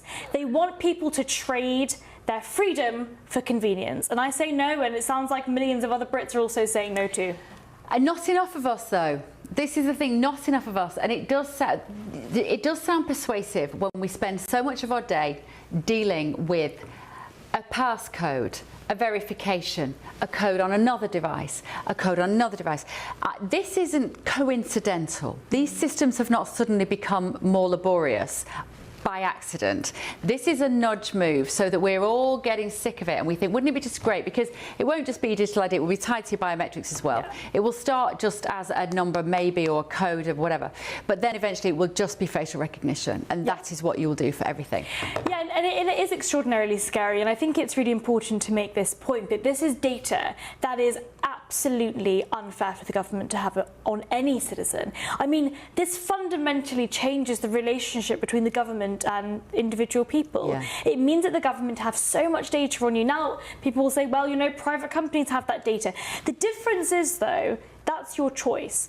Now, part of the problem with the government now saying, well, this isn't mandatory, but everybody is going to do it, they're going to make it so difficult to say, actually, no, you know what, I don't want to do that. I don't want to have a digital ID. I don't want to have something tracking me in my pocket everywhere I go. So I'm going to go the more difficult route. I'm going to do everything pen and paper traditionally. They'll make it impossible for you to do so. And so de facto, it's a mandatory use of digital ID. And I wonder what it is about the people that are making these decisions which mean they want to just go along with it, because it will also affect their children and their children's children, and it will change society forever. There will be no privacy. Is it just that they are a bit thick and don't understand this, or is it that they are absolutely on board with the concepts of the government controlling our lives? I think it's the latter. I think they absolutely do. I mean, look, this is the exact same mindset that the lockdowns had, right? These are politicians that believe that the academics, the people in government, the experts, the policy experts, those people know better, and they do not value freedom. To be clear, these kind of policy decisions are being made from the perspective that the government knows best. The government is going to make your lives more convenient. The government is going to help you. That's the scariest words, right? The government really is there to help you.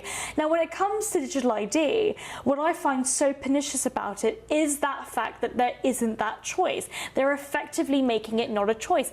The question is, why was it last year the government said this was all about illegal migration, and now it's about convenience? Why is this story completely broken? Now, what's interesting about the interview with Chopper, which was fantastic, and I would definitely recommend people listen to it, is that he was saying, Darren Jones was saying that what they actually want is to have everything, every single service you use with the government, whether it be your national insurance, whether it be your healthcare, whatever it is, on one place. I'm sorry, not healthcare. Your healthcare be on a completely different app.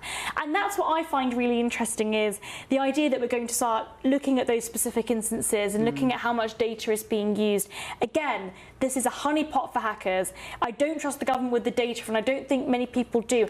3 million people signed the petition saying they don't want mandatory ID, and the government is pressing ahead with it anyway. It wasn't in the manifesto. I think part of the problem here is a lot of it feels extraordinarily undemocratic. It's authoritarian, it's draconian, and I do think, to answer your question, Bev, I do think this is a politics of people that like big government. They want the government's tentacles in every aspect of your lives.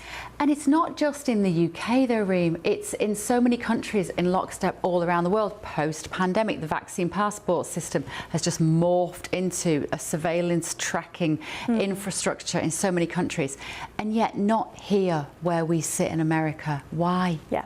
In America, there is value for freedom. And I will say, I think that what I found fascinating and almost a bit of a culture shock is the fact that Americans, left or right, Democrat or Republican, do care about their personal autonomy, their personal liberty. That's why the right to bear arms even exists. It's why the individual people, the American citizens, are able to protect themselves. The right to bear arms exists because it is a resistance against the authoritarian or potential authoritarianism from government. America and American people care about freedom. But what I will say is something like digital ID could never be introduced in the US because the people, the Americans, would fight against it. And I really hope that so far the Brits have been pretty good at fighting against it, but you have to ensure that people understand what they're getting themselves into. Digital ID is tracking you. It is an extension of the surveillance state, and it is something that lots of people should be very, very worried about. I describe it when people say, what do you love about being in America? And I heard a quote this week, and I can hard relate to this. You feel like you don't have the boot of the state on your chest. Yeah, but it's also personal responsibility, right? You know, with freedom comes responsibility. You are responsible for yourself, and I do find. I mean, I've lived here for 4 weeks now, Bev, and I do feel that kind of beautiful depiction of liberty I've never experienced before. Yeah. Thank you, Reem. So good to see you. Good to see you Reem too. Ibrahim there from Reason Magazine. Right, you can watch and listen to Chopper's political podcast and that interview with Darren Jones in full today from 6 a.m, wherever you get your podcasts. Let's take a quick look at some of the other main news here in America. Keir Starmer has admitted he, quote, got it wrong when he appointed Lord Peter Mandelson as Britain's ambassador to Washington. Do you think? The Prime Minister has apologised to victims of Jeffrey Epstein after newly released documents showed he was warned about Mandelson's links and that they could pose a reputational risk.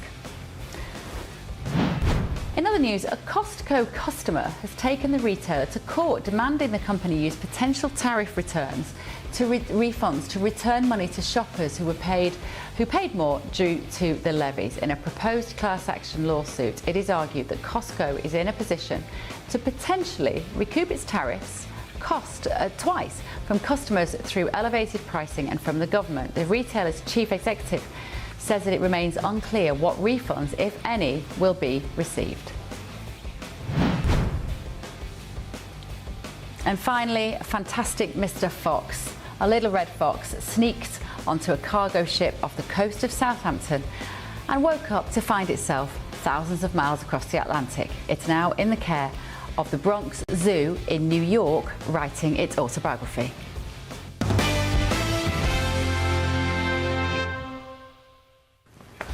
Still to come this evening on The Late Show Live, British troops have come under attack by Iranian drone strikes, and Defence Secretary John Healey says that Russia may have played a role. More on that next. This is Bev Turner on The Late Show Live, only on GB News. Here on GB News Politics, we do things differently. We're not like the other networks. We're the direct link between our viewers and the people who are in charge. We hold the powerful to account and ask them the questions that you're thinking at home. We're not afraid to ruffle a few feathers. Even those of the Prime Minister of the United Kingdom. We're not talking about the Westminster intricacies. We're not talking about the issues which only matter here in the Westminster bubble. We want to burst that bubble. We're your voice in Westminster. That's what makes GB News different. We are proud to be your politics team here at GB News, the People's Channel, Britain's news channel.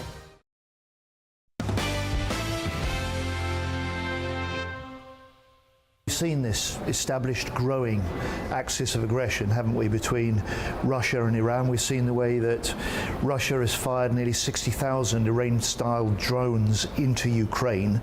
And we see from Iran some of the same tactics we see from Russia in Iran. That was, of course, Defence Secretary John Healey speaking about Russia's underhand involvement in the Iran war. It's emerging that Iranian-linked drones hit a base in Iraq where some British troops are located. Air defences at the base in Erbil managed to destroy 2 drones. However, other devices were able to evade counterattacks and struck the base on Wednesday night. It's the 3rd attack against British forces following a drone strike on Ariyaf Akrotiri in Cyprus and a missile strike landing close to UK personnel in Bahrain. And breaking tonight.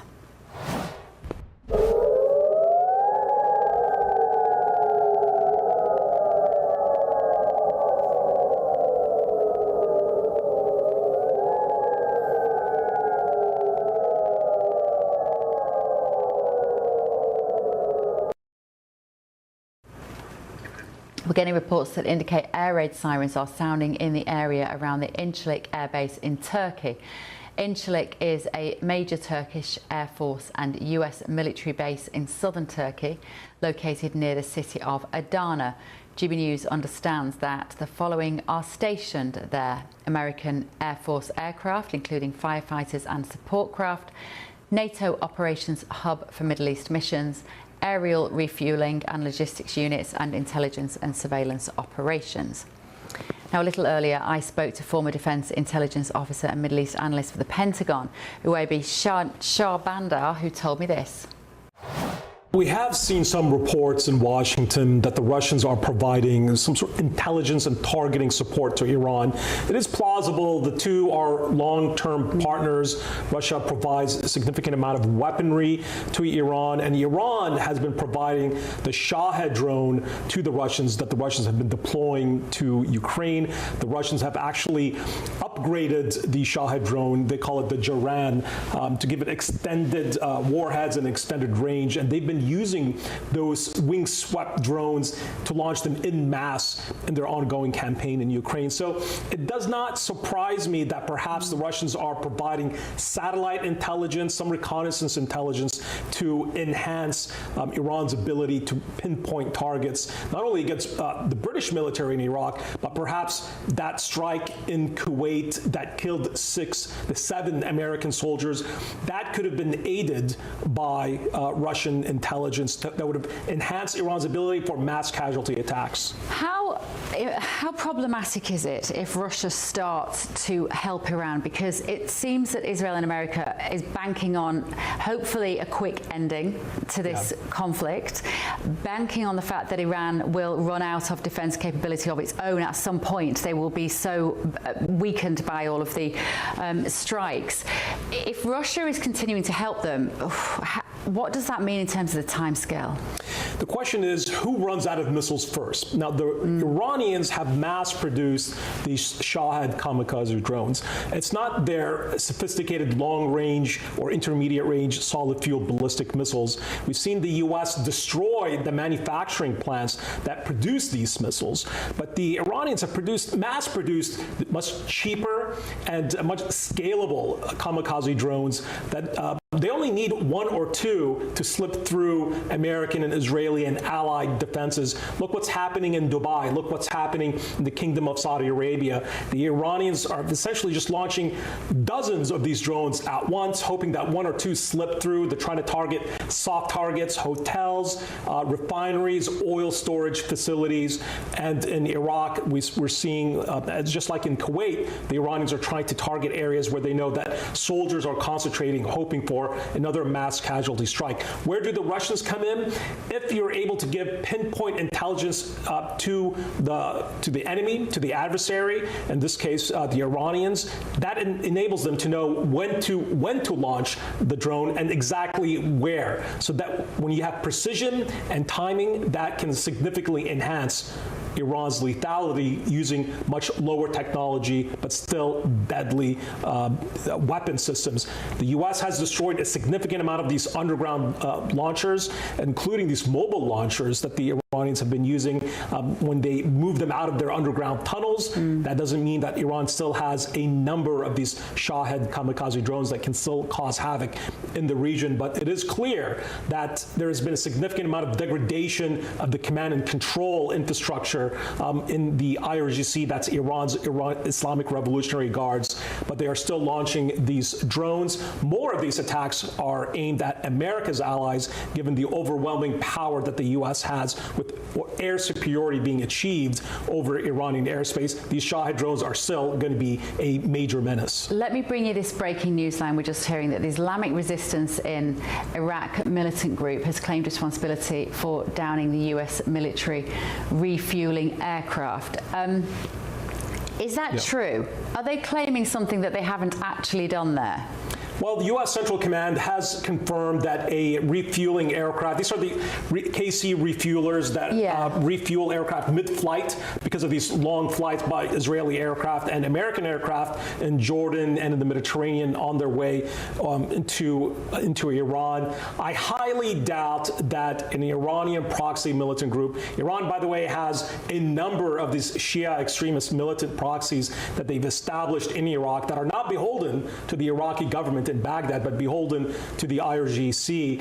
I highly doubt that they were able to shoot down one of these refueling aircraft that fly at a very high altitude.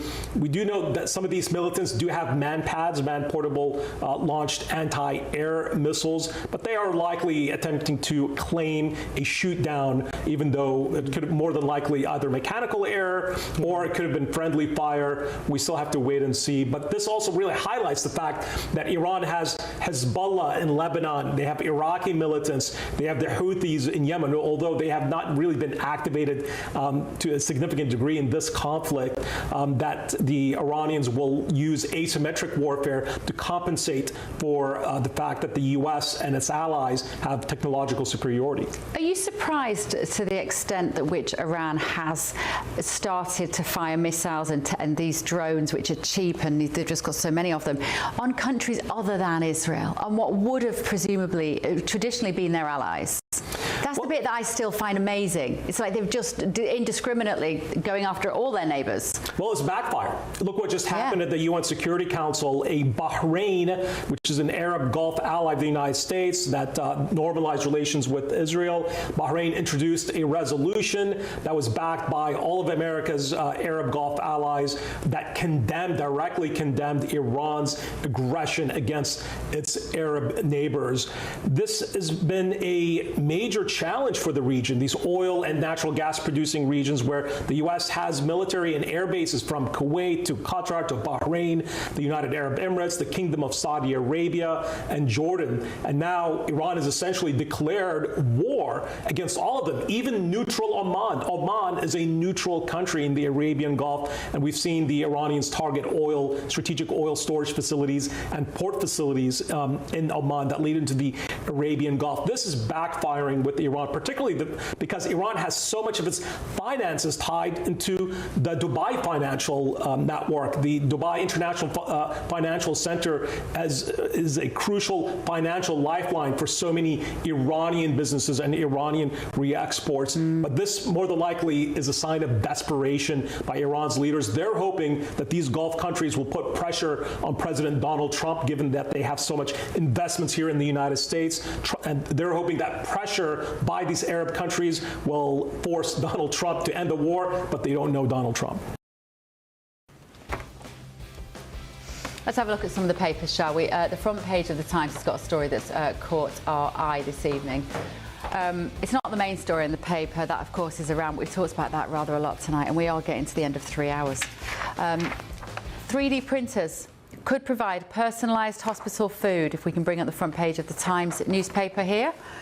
Now, let me read this to my panel. Some tiny, tiny little writing here, but printed chocolate and mashed potato may be part of our future diet, according to Britain's food safety watchdog. There it is, down the side.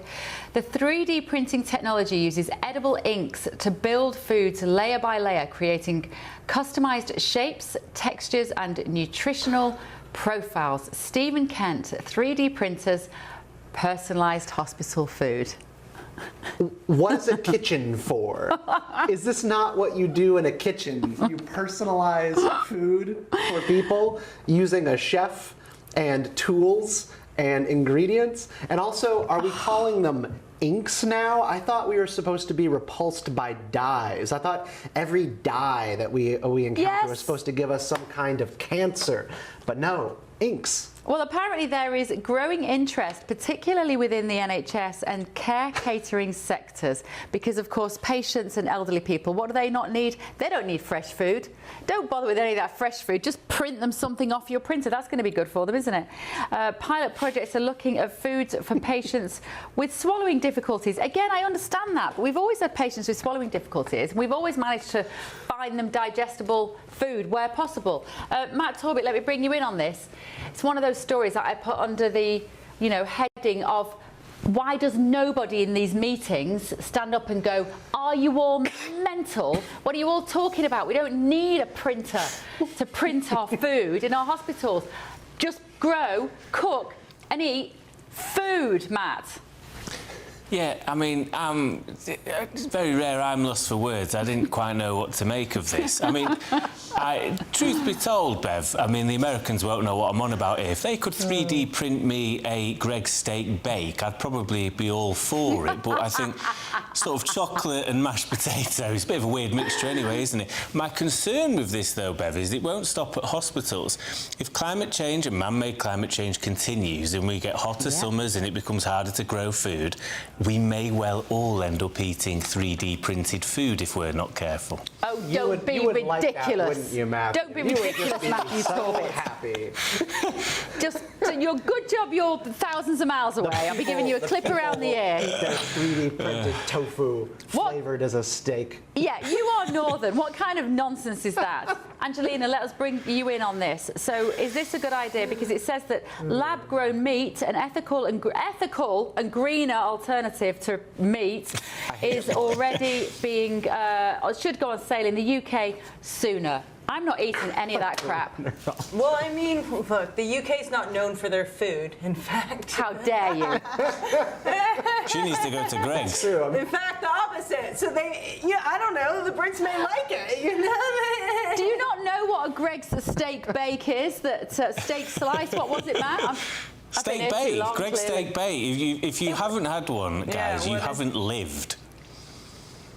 It's like a pasty, isn't it? It's like a pastry. I don't know do you know what a sausage roll is? No. I love it. Sausage roll. Yeah. Okay, so basically pastry with like steak, like meat inside it. I'm sorry, but you lost me on meat and pastry. Pastry in the US defines a dessert. You're talking about a sausage dessert? No, you guys must have meat pies, surely. Pie. Mincemeat pie, yeah. Yeah, you must have something like that. Yeah.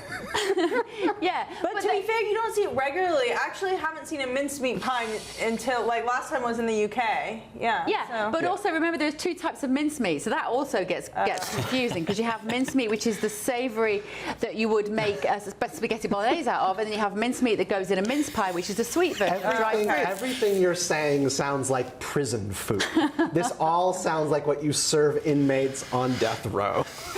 Well, honestly, I think it's a depressing sign of the times. You've got to remember that as we sit here tonight talking nonsense about the difference between food in America compared to the difference to food in the UK, there are people whose living is on the line based on the idea that we're printing food. They've invested money in this. Their businesses depend on this.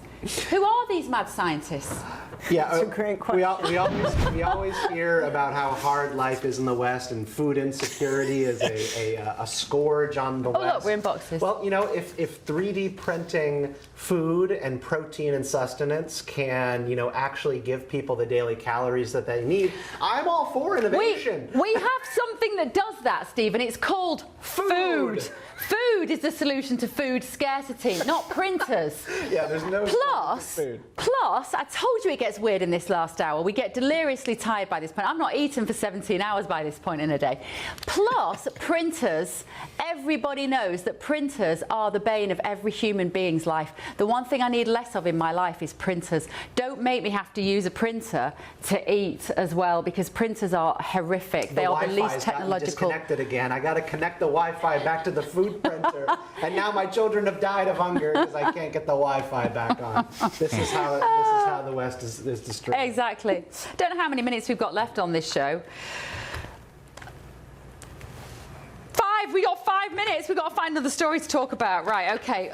All these front pages. All these front pages. What else have we got? Let's not talk about. That's boring. This is boring. That's boring. I don't know. Kate Middleton and Prince William. You Americans love a royal story, don't you? Princess of Wales. Okay, this is good. This is on the front page of the Telegraph. Prince and Princess of Wales have been out and about pouring pints to save our pubs. Matt Torbit, we do need our pubs saving. If it does anything, then great.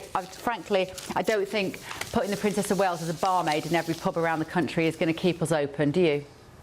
I don't know, people might flock to go and see her. She's obviously very popular. She might have a work cut out to keep all the pubs open, though. I think Peggy Mitchell will have poured less pints than her if she goes on that way. It's important. I mean, people that watch know I've not drank for 3.5 years for personal reasons, but I love pubs, and they are a huge community resource and community hub where people can go, feel safe, be with like-minded company. And I think we saw a lot of that when we saw people coming out of lockdowns in the UK. A lot of the places, particularly older fellas that might not have a lot of family, that is their family. Oh, yeah. That's where the community goes, particularly estate pubs and other things. So, no, vitally important. We do all we can to keep them open, and I hope the government does bring a proper package forward. And actually, this very much ties into the conversation we were having earlier about our national identity, Angeline. I mean, you may not know what a steak bake is, but you know what a pub is. Yeah, and that is a big part of the British culture, is the pub. They're closing at a record rate. Our pubs are in massive trouble in the UK. Yeah, I mean, I love a British pub, don't get me wrong. Yeah, I totally love it, won't order their food, but I love a British pub. What is she got? What is it? She doesn't want your fish and chips. She doesn't want the fish and chips.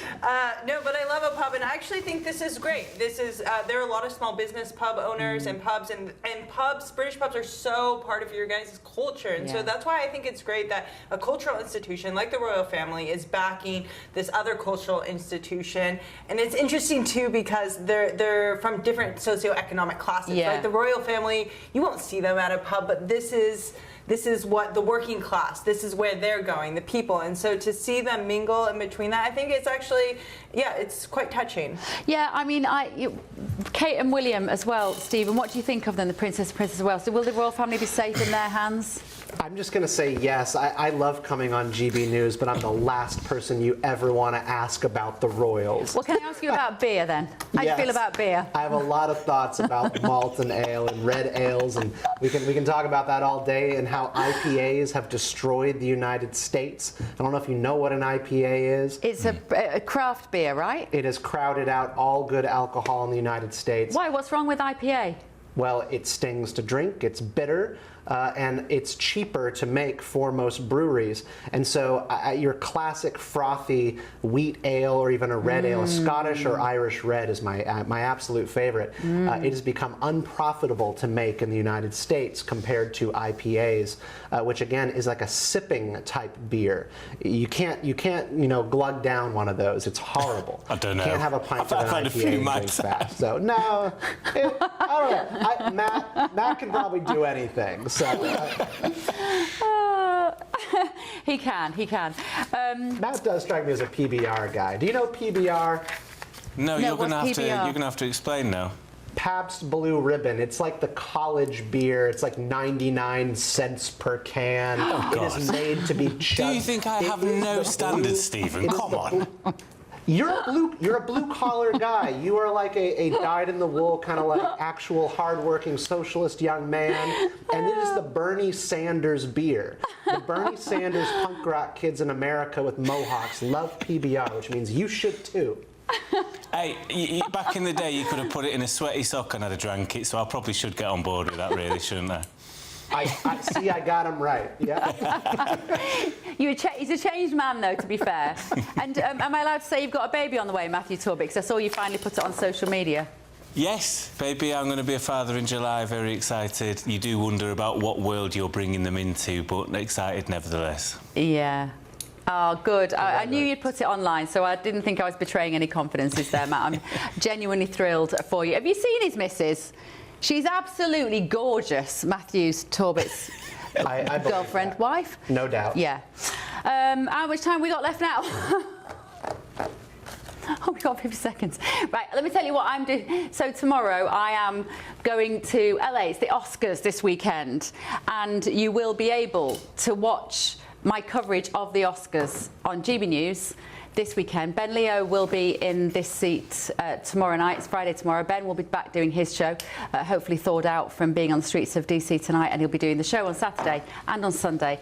I will be dropping into that show, I believe, for the Oscars, which is, of course, Sunday night, and then I will be all through the night, and I will be on breakfast on Monday morning to tell you the extravaganza that was the Oscars. I couldn't care less about films, and I couldn't care less about dresses, so that's probably going to be worth tuning in for, just to see what kind of questions I can ask of the wokerati over in LA. Right, everybody, thank you so much. We got there in the end. Angelina McAhay, Stephen Kent, Matthew Torbit, thank you so much. Thank you to all of you at home for watching. Night, night. Bye.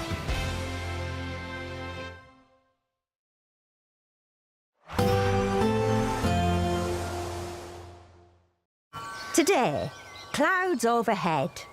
Total zen within. Boxed Solar sponsors the weather on GB News. Morning, welcome along to your latest weather update from the Met Office here on GB News. Bit colder out there today, not quite as windy, but still cold enough in that breeze to produce a few wintry showers, some sleet, some snow, some hail, particularly over northern Britain. The snow mostly over the hills, could be a bit icy still through this morning across parts of western Scotland where we've got these sleet and snow showers coming in, but also for Northern Ireland, Northern England, some wintry showers also. Not too many for eastern England, northeast Scotland, some good spells of sunshine here, and a mixture of sunny spells and showers for Wales and southwest England. Temperatures though, single digits at best, and feeling colder when you add on that wind. That is quite a bit chillier than it has been for much of March so far. So yes, a cold feel, and quite quickly this evening under clear skies temperatures will fall. Still plenty of showers packing into western Scotland. Still some snow perhaps on the higher routes here through the evening rush hour. By this stage, I think most of the showers across Northern Ireland will be of rain, but perhaps some hail mixed in. Maybe over the Pennines, still some snow in the showers here too. But again, at lower levels, it'll be mostly rain that we're seeing. But the rain showers will come and go through the course of the evening. There'll be some lengthy clear spells. And as I said, where we've got those clear skies, it'll turn quite cold quite quickly. Where we've had the showers, that could lead to things being quite icy for Saturday morning as temperatures fall away. Widely close to freezing in towns and cities, which means in rural spots we're likely to be a degree or so below. So yes, a chilly start to the weekend, but overall a fine day on Saturday. Now, it's not going to be completely dry. There'll still be a few scattered showers early on across England and Wales. We'll keep some going throughout the day in western Scotland, yes, with more snow over the hills. But many places will be dry. There should be some spells of sunshine, and with lighter winds and temperatures just a little bit higher, still below average, but feeling just a bit milder on Saturday compared to today. Today, clouds overhead. Total zen within.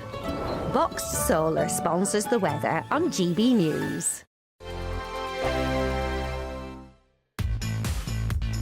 5 hosts, 5 opinions, 5 fearless debates, 5 unfiltered takes on the day's news. 5 reasons not to be anywhere else on Saturday night. This is the Saturday 5. You got me good there. Britain's biggest Saturday night TV show. It's not a bad brand. Yeah. Uncensored. Very, very racy tonight. On the unpredictable. What did she say? Can you translate it for us? And always entertaining. How can a country go from being led by William Wallace Saturday nights from 6 p.m. only on GB News, the People's Channel. Britain's news channel. You're going to want to stay tuned, trust me. Do you trust what you're being told? Good, because neither do I. Those are just facts. I'm Alex Armstrong, and on my show, we'll expose the spin. Well, I want to answer that, because you didn't let me last time, because you always speak over me. The broken promises. To deny that is denying the truth. And the hypocrisy. Allow. Stop. You think we can allow? Politics, policy, parliament.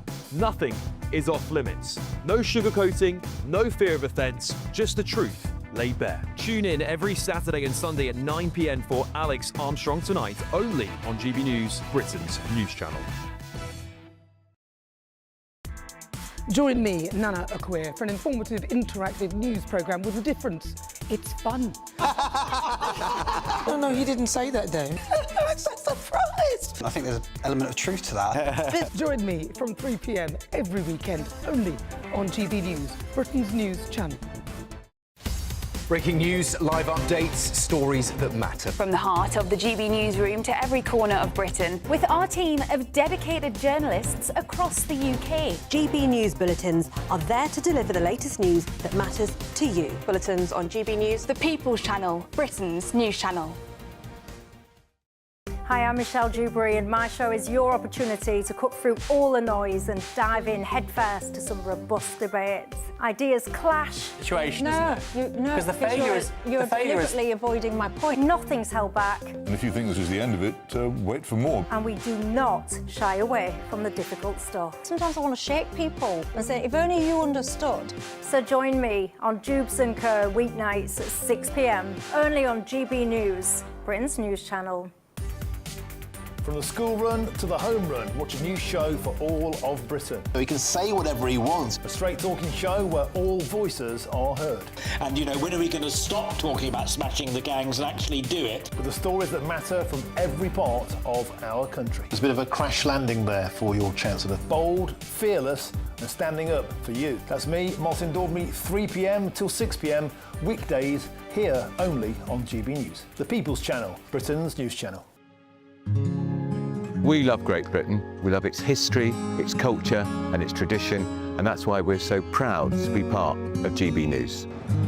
You look genuinely emotional. Oh, come here. GB News does pay attention to those who are ignored by the mainstream media.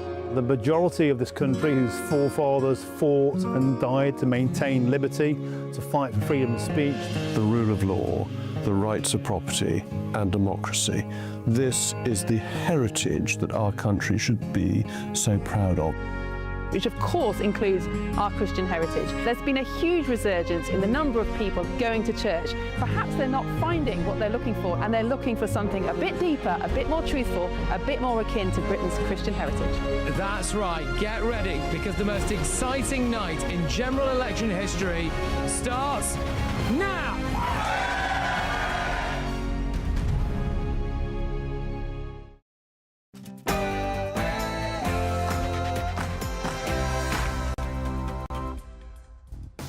Good evening. It is 9 o'clock. I'm Nana Akweer. For Patrick Christie's as he continues his well-earned break. But coming up, breaking news tonight. A horrifying attack at a synagogue in Michigan. Police shoot dead a gunman after he rammed his car into the temple and then opened fire. Elsewhere tonight. Need to do it again with an apology to the victims of Epstein for appointing Peter Mandelson. It was my mistake and I take responsibility in relation to it. Prime Minister apologises again for appointing Mandelson despite knowing about his links to Epstein. Is it too little, too late? Also, do you consider yourself a misogynist? I love women and I actually understand them. You think you know better than they do? They want a guy that can lead them and dominate them. Does Louis Theroux's News documentary about the so-called manosphere demonise men? And she says that she grew 4 inches. It didn't change her cup size. She stayed the same cup size, but she said it was a tighter fit. Zach Polanski doubled down on claims that he could enlarge a woman's breasts through hypnosis. Also, a shock investigation finds that Islamic State wives are receiving public donations to help them pay for rent, food and clothing. On my panel tonight, journalist and broadcaster Linda Dewberry, Conservative peer Lord Bailey and former Labour advisor Matthew Laza. Oh, and her son might have just won at Cheltenham, but this mum's only got one thing on her mind. You were saying, though, the result of this win might mean that he gets what going forward? Girlfriend. Your Thursday night starts here, but first, your latest news headlines with Sam Francis.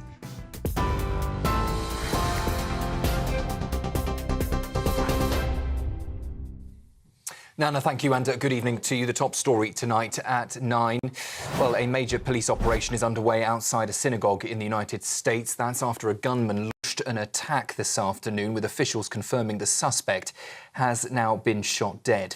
Police say the man rammed a vehicle into Temple Israel in West Bloomfield in Michigan, driving through the doors and down a hallway inside the building before the car caught fire. The suspect, who was armed with a rifle, injured and knocked unconscious one security guard before another returned fire. Authorities say no one else was hurt, and the synagogue has now confirmed that all 140 children at its early childhood centre are safe. Police are now clearing the area and they are checking for explosives, but say at this stage there is no ongoing threat to the community. Well, in the last 15 minutes or so, President Donald Trump has been speaking and says he has been fully briefed on the situation and sent his support to the Jewish community in Michigan. I want to send our love to the Michigan Jewish community and all of the people in Detroit area following the attack on the Jewish synagogue early today. And I've been briefed, fully briefed, and it's a terrible thing, but it goes on. We're going to be right down to the bottom of it. It's absolutely incredible that things like this happen.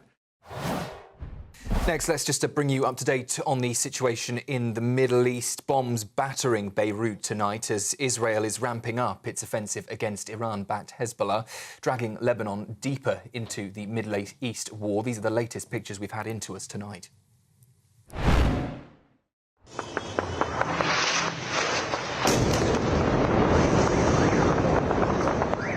Well, as you can see there, Israel has pounded Lebanon's south-east and the Hezbollah-controlled southern suburbs of Beirut daily since the 2nd of March, killing an estimated 700 people, according to Lebanese officials. And these are the scenes live over Beirut's skyline tonight, where Israel has also just ordered mass evacuations, prompting more than 800,000 people to begin fleeing their homes. Well, the strikes come as tensions are escalating across the wider region.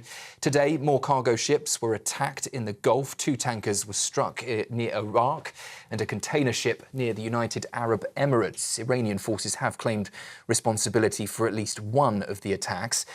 Oil prices climbed and continued to climb this afternoon, reaching $101 a barrel at peak. That's up around 10%.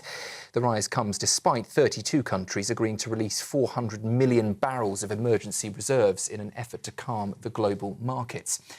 And earlier, Iran's new supreme leader, Mojtaba Khamenei, vowed to keep blocking the Strait of Hormuz, and in a statement on Iranian state television, He promised to avenge the blood of Iranians killed in the conflict. Well, President Donald Trump, though, has said that the United States has already won the war in Iran, though he insists the job still needs to be finished. We have very good news on the war front, namely they are absolutely being destroyed. Iran is being absolutely decimated. News here at home, and Sir Keir Starmer has admitted he got it wrong when he appointed Lord Peter Mandelson as Britain's ambassador to Washington. The Prime Minister has now apologised to victims of Jeffrey Epstein after newly released documents showed he was warned that Mandelson's links posed a reputational risk. Government Minister Darren Jones says the due diligence process fell short and weaknesses in the system are now being addressed. But the Conservative leader Kemi Badenoch says that Labour MPs should consider whether Sir Keir Starmer is even fit to run the country. A woman who kept a vulnerable victim captive in her home for 25 years has been jailed today for 13 years. 56-year-old Amanda Wixon forced the woman to shave her hair, beat her if chores weren't done, and made her live off scraps of food. Sentencing at court, the judge said Wixon cruelly and persistently held her captive and crushed her spirit. The victim now requires round-the-clock care, and prosecutors say she'll live with the trauma for the rest of her life.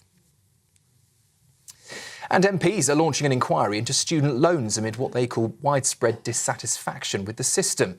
The Treasury Committee will examine whether freezing repayment thresholds for graduates in England is fair. It will also look at whether repayment terms are reasonable alongside the wider tax burden faced by graduates. The Department for Education says, though, the policy is designed to protect both taxpayers and students. Those are the latest headlines. I'll be back with you at 10 o'clock. Tune in to GB News Radio wherever you are. Online, on DAB digital radio, on TuneIn, on Radio Player, on Nation Player and on your smart speaker. Just say, play GB News.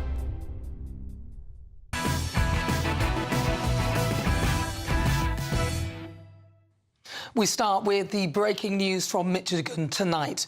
Just a few hours ago, a gunman rammed his car into a Jewish synagogue, injuring and knocking unconscious a security guard. The FBI and the police quickly scrambled to the temple, responding to reports of an active shooter. Aerial images show smoke billowing from out of the temple, and it was actually later confirmed that the shooter was shot dead, and luckily nobody else was hurt. Now, according to some reports in America, police later found a large amount of explosives in the back of the gunman's car. And in Michigan tonight, it was a near miss, but a near miss that will send chills down the spine of every Jew tonight. Their worst nightmare imagined. The war in Iran has fueled fears about revenge attacks on Jewish communities. Here in the UK, Jews have been warned to stay vigilant and follow strict security measures. But it's a fear British Jews have been living with for years. I mean, just last year, Jihad al-Shami drove a car into pedestrians outside a synagogue in Manchester before going on a stabbing spree.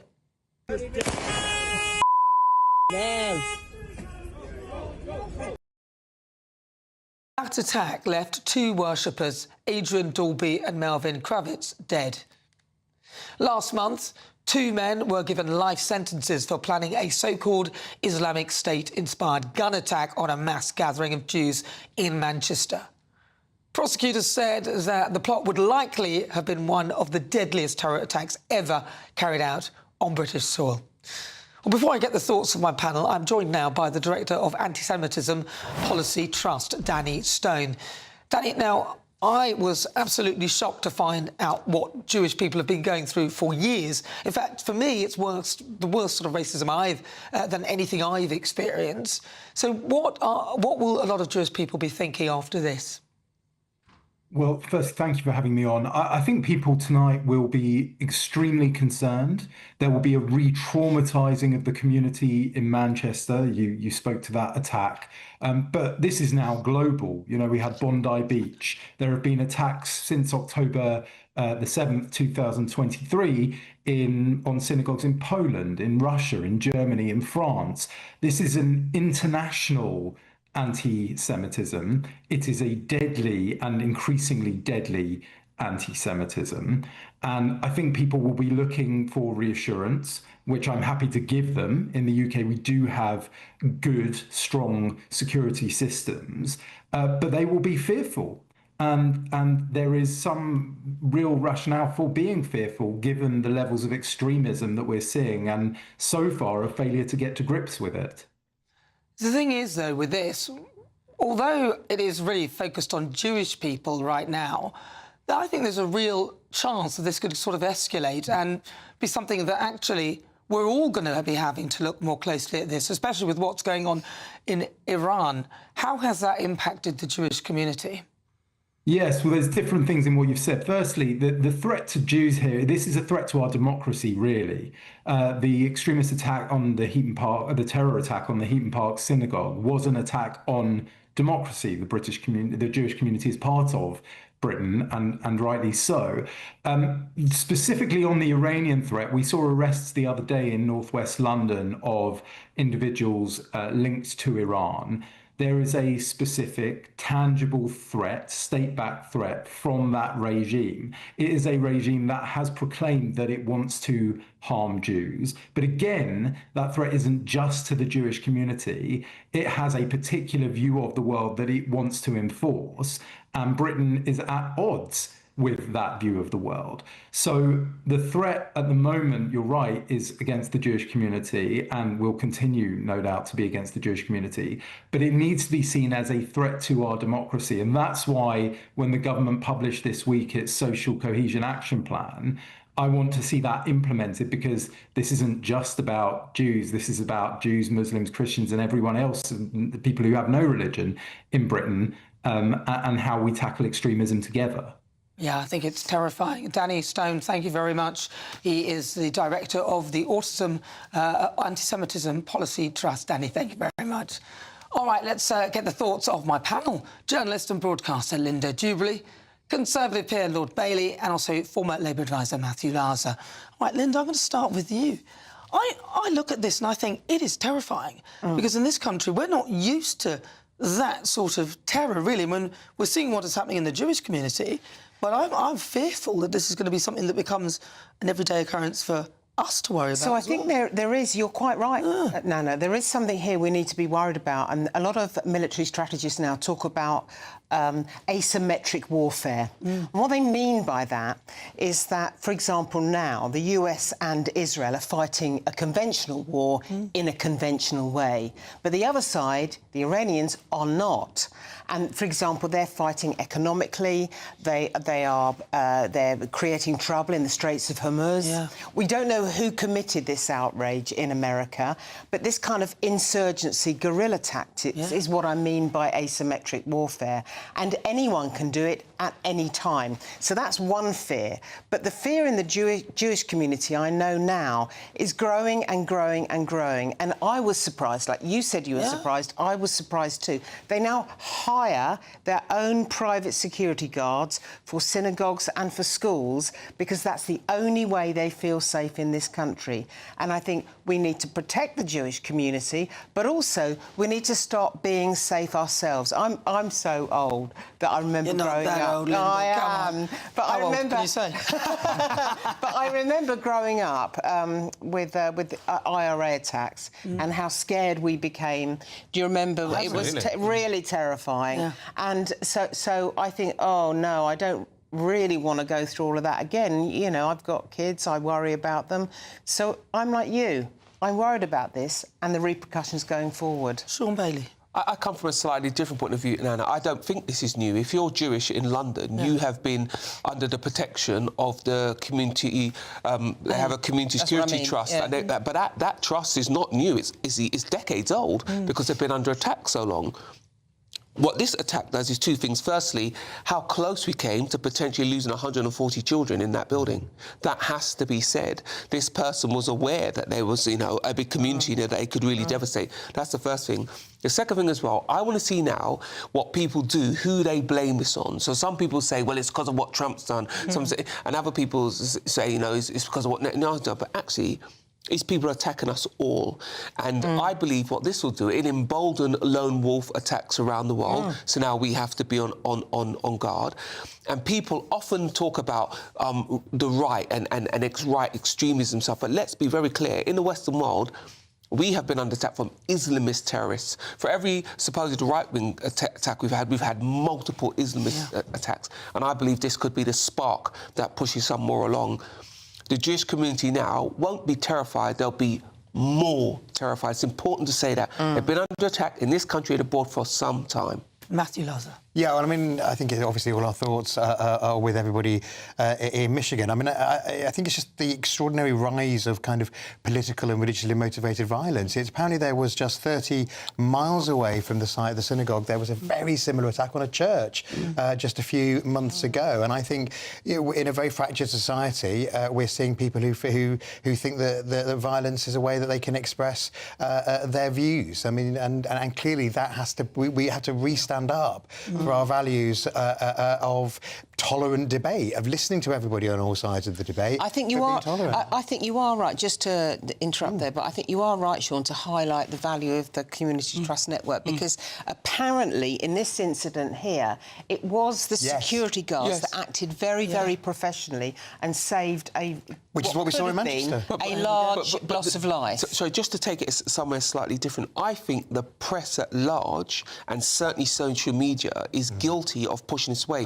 We are polarised on almost anything from vegan food to the war in the Middle East, and there is too much of, you know, if you're not with me, you're the enemy, and I can wipe out my enemy. And I think some of the way in which we've spoken now are leading people to take these attacks. Even when we had, you know, Just Stop Oil, there was people thought that sort of level of extreme behaviour was fine because it was their beliefs. Well, actually, no. You can believe what you want, but you do not get that does not give you the right to attack people or disrupt people's goings-on. And I think we, as a society, our values have to be actually enough is enough. We will not accept these things. But do you think, and I mean, sort of moving on and kind of talking about the march, but the static march that's going to be happening this weekend, here we go again with the pro-Palestine stuff. We sort of got a snapshot of what it would be like in a situation where you've got people who don't, a lot of them don't share the values of this country, marching through the streets in great numbers, and again, polarising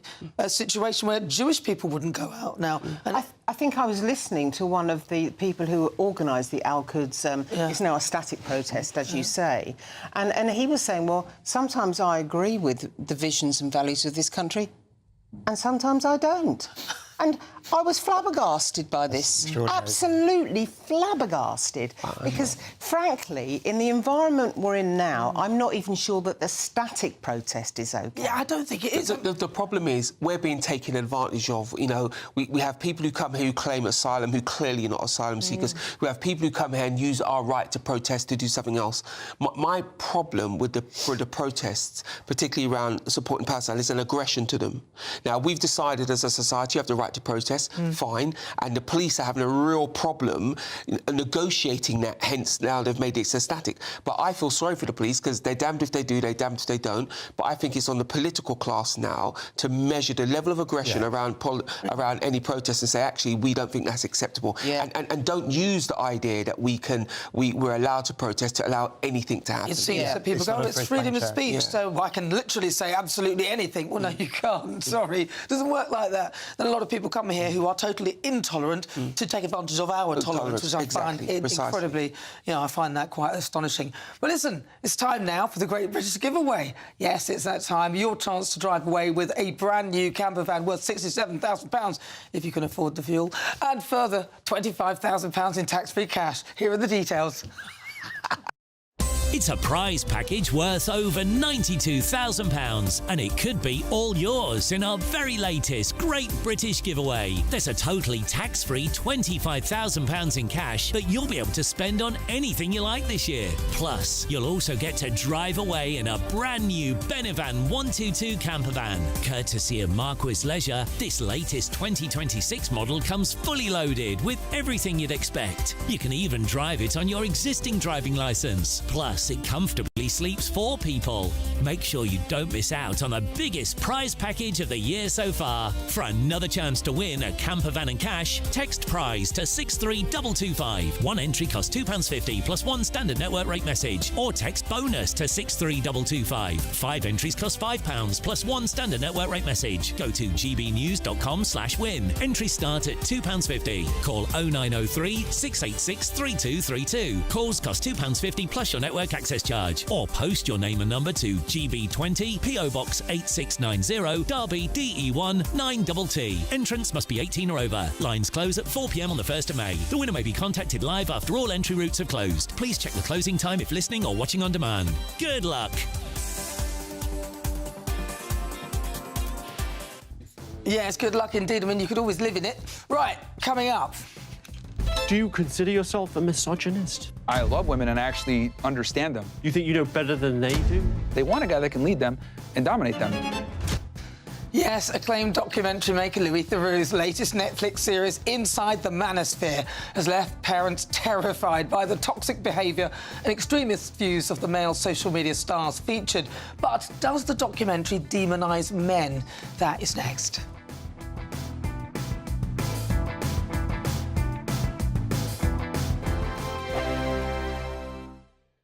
Hi, I'm Michelle Dewberry, and my show is your opportunity to cut through all the noise and dive in headfirst to some robust debates. Ideas clash. Situation, No, Because the failure is... You're deliberately avoiding my point. Nothing's held back. And if you think this is the end of it, wait for more. And we do not shy away from the difficult stuff. Sometimes I want to shake people and say, if only you understood. So join me on Jubes & Co. weeknights at 6 p.m, only on GB News, Britain's news channel. Join me, Nana Akweer, for an informative, interactive news programme with a difference. It's fun. No, he didn't say that, though. I'm so surprised. I think there's an element of truth to that. Join me from 3 p.m. every weekend, only on GB News, Britain's news channel. Mornings don't have to be tiresome, especially if you have the right company. Wake up to news as it happens, opinion and debate, and of course, a little bit of entertainment too. Because when the kettle's on, we're on. That's Breakfast on GB News, a show worth waking up for. Every morning from 6 a.m. Only on the People's Channel, Britain's news channel. We'll spread the news, you spread the word. At GB News, we love to hear from you, our loyal community. So drop us a line at gbnews.com/yoursay. There you can talk to each other and also to the presenters live on air. gbnews.com/yoursay, because GB News is your channel, Britain's news channel. From the school run to the home run, watch a new show for all of Britain. So he can say whatever he wants. A straight-talking show where all voices are heard. And, you know, when are we going to stop talking about smashing the gangs and actually do it? With the stories that matter from every part of our country. There's a bit of a crash landing there for your Chancellor. Bold, fearless and standing up for you. That's me, Martin Dordme, 3 p.m. till 6 p.m, weekdays, here only on GB News. The People's Channel, Britain's news channel. Breaking news, live updates, stories that matter. From the heart of the GB newsroom to every corner of Britain, with our team of dedicated journalists across the UK. GB News bulletins are there to deliver the latest news that matters to you. Bulletins on GB News, the People's Channel, Britain's news channel. Westminster's full of talk, but out here, it's the real world. Am I allowed to talk now? No, that's it. This is where it matters, real people and real lives.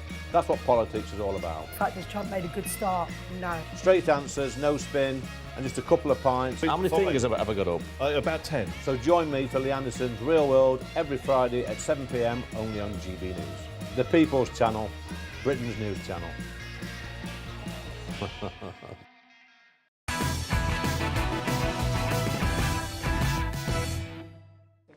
Good evening. This is Patrick Christie's Tonight with me, Nana Akweer. Excuse me. Now, does Louis Theroux's new documentary about the manosphere demonise all men? It's time now to go head-to-head. Yes, acclaimed documentary maker Louis Theroux's latest Netflix series, Inside the Manosphere, has left parents terrified by the toxic behaviour and extremist views of the male social media stars featured. The term manosphere was recently coined to describe an online world that promotes masculinity and strong opposition to feminism. The mother of my children, she doesn't talk about them. We don't cross into each other's lane. Stings, huh?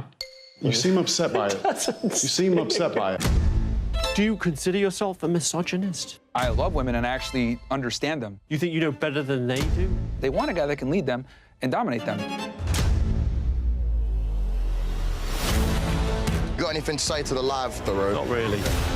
Do you think Satanists are running the world? Absolutely. They talk about misinformation on the internet. This is what they're talking about. So Louis Theroux's latest documentary is not the first TV programme to explore the content young boys are being exposed to online. Netflix Adolescence, I couldn't bear the thought of that. I mean, what an awful thing. Was the Keir Starmer wanted it on the curriculum or something? Well, that was last year's smash hit drama about a 13-year-old white boy, of course they made sure he was white on there, arrested for the murder of his female classmate, while lefty lovies rushed to shower the show in praise. Many critics warned that it unfairly smeared young white boys. I mean, really, I'm sorry. So tonight I'm asking, does Louis Theroux's new documentary about the manosphere demonise all men? Right, going head-to-head is now writer and university student Oliver Dean and the head of communications at the Adam Smith Institute, Joanna Marchong. Right, I'm going to start with you, Oliver. Yeah. What do you think? I think, first and foremost, I don't think there's any debate as to what these men are saying is disgusting, it's misogynistic and it's sexist. That is not up for discussion here. You don't think so? I mean, if you see... not all the things they're saying are those things. I mean, some of them are, and they do appeal to a certain type of person. No, but... I think the solutions that they come up with is where they go wrong. No, so I think everything that they're saying, and when you see the documentary and you see the ghastly things that they're coming out with, that needs to be called out. Yeah, I think it's right that we're calling that out. I think the question that needs to be asked about this situation is that how it paints the online media landscape surrounding men. And I think a lot of parents coming out of this and are quite worried about what perhaps their teenage boys might be seeing online, on social media or on television, anything like that. Now, I would contest that there are a number of positive male influencers. We're seeing a lot of them gain quite a lot of significant traction recently. There's one chap called Jim Skin, who managed to take Madonna's Into the Groove back from, back from the old days to in the top 20 in the charts. So there's clearly an appetite, I think, from a lot of young men to see positive male influences. But I think this documentary sheds an important light on a very important situation and an important issue. But it kind of almost simplifies the issue of the online landscape for men, and I think that those questions need to be asked. It's probably because it uses quite simple men. Right, Joanna, what do you think?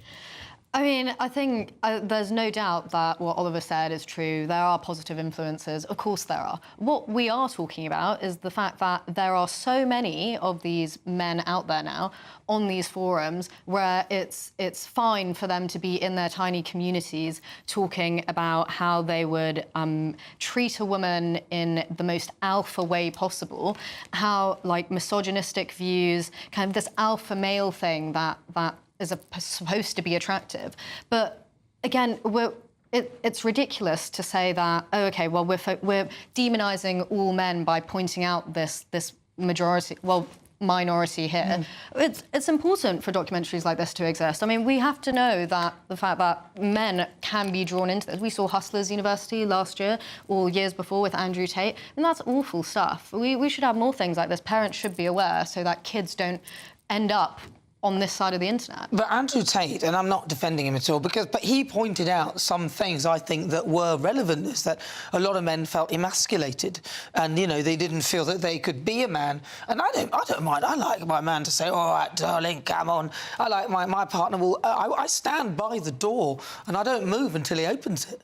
He picks up my coat and puts the coat over on me. But do you not see how that can lead to toxic mindsets? What, you think that me allowing my partner to open the door... No, but will lead to a toxic mindset. But what you might accept is okay. Well, that's okay. Other men may see that, but then that might go further, and then it leads to this toxic mindset. I think the bigger issue is that obviously your husband is doing that because it makes you. I've not married him yet. He's not completely past all tests. Yeah, well, he's doing that because obviously he has something to prove to you. And also, they're doing it out of love, respect. That's why they're doing it. They've had to learn this. OK, this is what my partner likes. That's why I'm going to do it. Exactly. Whereas these men on the internet are saying, oh, yes, I must check all these boxes. I must do all these things.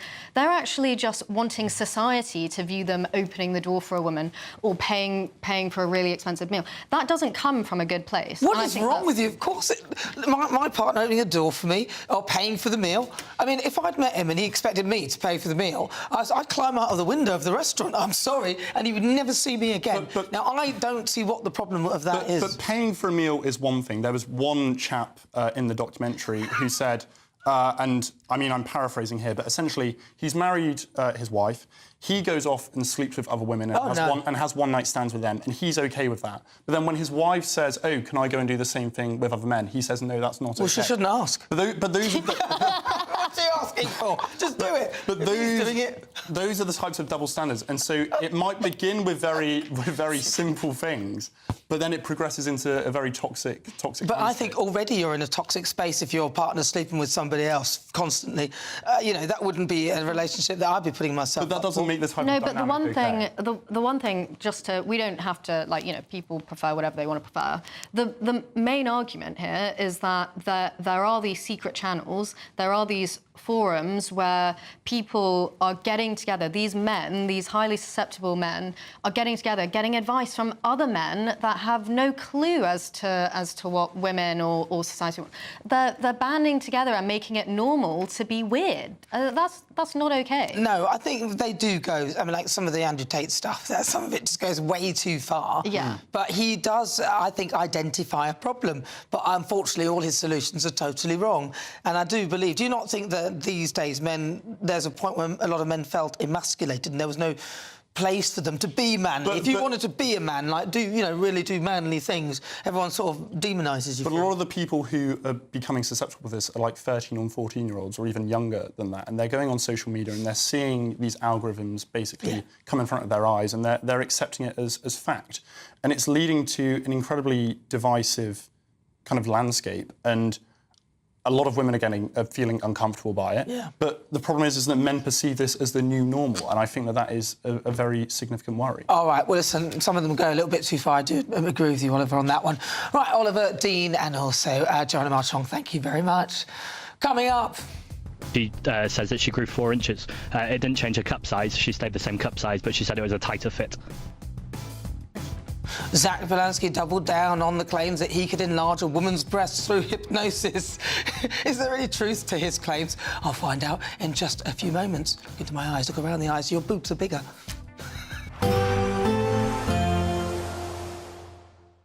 Be nice to escape the grey. Clear skies, here we come. As clear as our travel insurance. All Clear Travel Insurance sponsors GB News Travel Destinations Forecast. Looking at the weather across southern Europe through tomorrow, and for many it's actually going to be largely dry, but not everywhere. Across Italy there will be some showery bursts, and some of these will be heavy and perhaps even thundery. And then across parts of northwest Spain, Portugal, there is a frontal system that's making its way through. That's also spreading its way southeastwards across France, and so as we head into the weekend around southeast France, northwest Italy, there's going to be some heavy thundery rain and even some mountain snow. All Clear Travel Insurance sponsors GB News Travel Destinations Forecast. Britain deserves a newsroom that puts the facts and your voice first. Well, and that's what you get on GB News. Lively debates, lively conversation. And we're not afraid to hold power to account. And each other. So join me, Andrew Pierce. And me, Miriam Gates, for Britain's Newsroom, weekdays from 9:30 on GB News. Westminster, the ultimate clique. And you're fighting like rats in a sack. But here on the Camilla Tominey Show, we ask the questions the establishment media is too scared to ask. OK, let me ask you a straight question, because I know you're a straight-talking politician. Whether it's net zero, illegal immigration or law and order, nothing is off limits. You have the power then. Yeah, as I say, now you've lost it. That's the Camilla Tominey Show, a politics show that's fearless. But no, let me finish my question if you don't mind, because it is my show. Sundays at 9:30, only on GB News, the People's Channel, Britain's news channel. Join me, Nana Akweer, for an informative, interactive news programme with a difference. It's fun. No, he didn't say that, Dave. I'm so surprised. I think there's an element of truth to that. Join me from 3 p.m. every weekend, only on GB News, Britain's news channel. Breaking news, live updates, stories that matter. From the heart of the GB newsroom to every corner of Britain, with our team of dedicated journalists across the UK. GB News bulletins are there to deliver the latest news that matters to you. Bulletins on GB News, the People's Channel, Britain's news channel. At GB News, we love to hear from you, our loyal community. So drop us a line at gbnews.com/yoursay.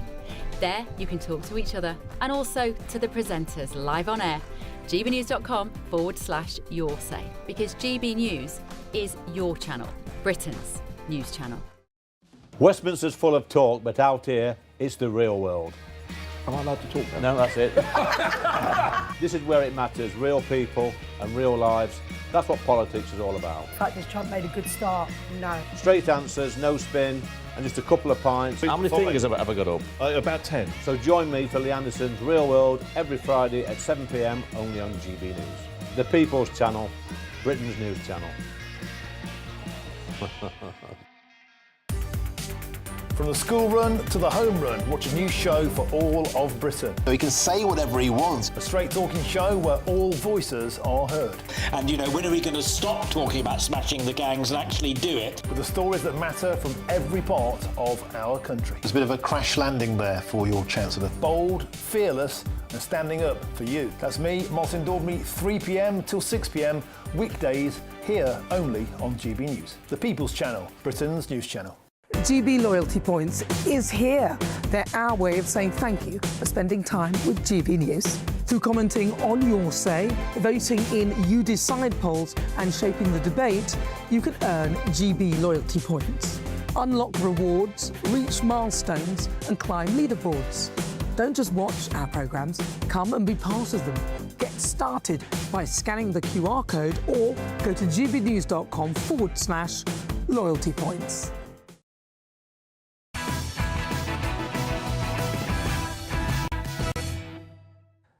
Welcome back to Patrick Christie's Tonight with me, Nana Akweer, and Green Party leader Zach Belansky. He's facing renewed criticism over his 2013 claims that hypnotherapy could increase a woman's breast size, after a newly uncovered interview from the same time shows doubling down on this claim. In 2013, Zach Belansky, who worked as a hypnotherapist before entering politics, gave an undercover reporter at The Sun a session at his practice where he offered to enlarge her breast size, a claim that he later apologised for, saying that he'd been misrepresented. But this newly uncovered interview shows him standing by the claim just 6 days after the article was published. A client came to see me who was a journalist, and we had a successful project. We've done it a couple of times, and there seems to be no shift, but actually increasingly more and more as I work with people, there's starting to become anecdotal evidence, at least, of growth in breast size. Yes, actually, with her breast size in the Sun article, she says that she grew 4 inches. It didn't change her cup size; she stayed the same cup size, but she said it was a tighter fit. So they actually grew? Yep. God. Right, joining me now is plastic surgeon Alex Karidis. Alex, welcome to the programme. Alex, have you ever heard of someone being able to or seen anyone who has had their breasts made larger by hypnosis? Well, no, frankly. I don't think there's any medical sort of treatment that's been acknowledged that will actually enlarge your breast through hypnosis. Now, of course, that's not to say that maybe through the power of suggestion, you know, perhaps that person is convinced that their breasts have become larger or whatever. I only wish you could apply it to the other parts of the body, like the nose or the face. You know, make your nose feel or look smaller or bigger, whatever you'd want to. But no, frankly, it's quite hilarious. Yeah, because he said they grew 4 inches, but they didn't change the cup size. Now, that's quite a claim. 4 inches is quite a lot. Would you need a bigger cup size for 4-inch bigger breasts? I would have thought so. I mean, 4 inches is quite substantial. And to say that they're just, feeling a bit more snug in my bra, I think is probably not cutting it, really. Yeah, he called it anecdotal evidence, but then, of course, that's the only evidence you can really have for something like this. What do you think when you hear people saying stuff like this? Admittedly, it was a long time ago, and he has kind of acknowledged that what he was saying was nonsense, but then a short while after said the thing that you heard there. What do you think that... How do you think that affects people when you've got people like this saying stuff like that? Well, listen, I think people are always trying to latch on to things that perhaps are that are less invasive and perhaps work. They're always looking for solutions out there. Particularly people who feel the breasts or whatever some other part of their anatomy is not the way they want it to be. They're constantly looking for suggestions from anywhere where perhaps something easy could be done to rectify the problem. And I suppose that this works into that. Yeah. So what is the only real way to enlarge your breast size? Are there a few ways? Well, I mean, there are surgical options, which either involve the use of a breast implant, or alternatively, you can inject your own body's fat into the area. But again, there are limitations with that procedure. So largely speaking, I suppose breast implants are still the dominant treatment that we use to enlarge someone's breasts. So there's no way of enlarging breasts, in your view, through hypnosis? Not as far as I'm aware, no. Alex Karidis, thank you very much. Really good to talk to you. That's plastic surgeon Alex Karidis. Right, well, GB News did approach the Green Party for comment. I mean, I'd love to get Zach Polanski on the show and have a chat with him, but sadly, we haven't heard back. But a spokesperson for the party has previously said Zach has repeatedly apologised for an interview he did with The Sun more than a decade ago. Now Zach is focused on the issues that really matter to people: bringing down bills, protecting the NHS and rebuilding our public services. Oh, and legalising all drugs. Right, coming up. شکن در مراسم روز قدس مورد توجه همگان بود. Iran's new Ayatollah gave his first statement today, but it was read out by a TV anchor amid reports he lost a leg and is in a coma fighting for his life. I'll reveal all in just a few minutes. Breaking news, live updates, stories that matter. From the heart of the GB newsroom to every corner of Britain, with our team of dedicated journalists across the UK. GB News bulletins are there to deliver the latest news that matters to you. Bulletins on GB News, the People's Channel, Britain's news channel. Mornings don't have to be tiresome, especially if you have the right company. Wake up to news as it happens, opinion and debate, and of course, a little bit of entertainment too. Because when the kettle's on, we're on. That's Breakfast on GB News, a show worth waking up for. Every morning from 6 a.m. Only on the People's Channel, Britain's news channel. We'll spread the news, you spread the word. Westminster's full of talk, but out here, it's the real world. Am I allowed to talk now? No, that's it. This is where it matters, real people and real lives. That's what politics is all about. The fact is Trump made a good start, no. Straight answers, no spin, and just a couple of pints. How many fingers have I got up? About 10. So join me for Lee Anderson's Real World every Friday at 7 p.m. only on GB News. The People's Channel, Britain's news channel.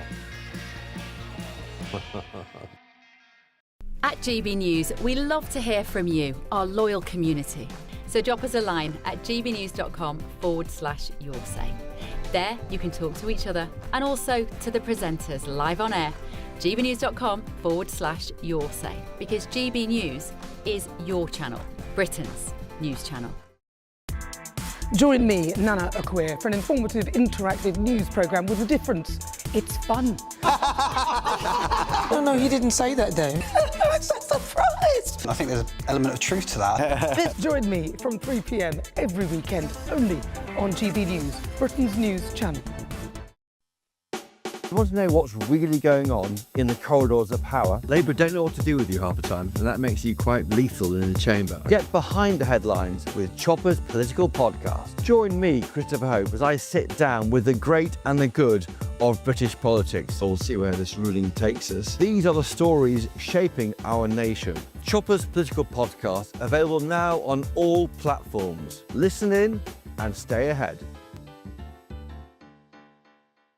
Hi, I'm Michelle Dewberry, and my show is your opportunity to cut through all the noise and dive in headfirst to some robust debates. Ideas clash. Situation, no, isn't it? No, because the failure is you're deliberately avoiding my point. Nothing's held back. And if you think this is the end of it, wait for more. And we do not shy away from the difficult stuff. Sometimes I want to shake people and say, if only you understood. So join me on Jubes & Co. weeknights at 6 p.m, only on GB News, Britain's news channel.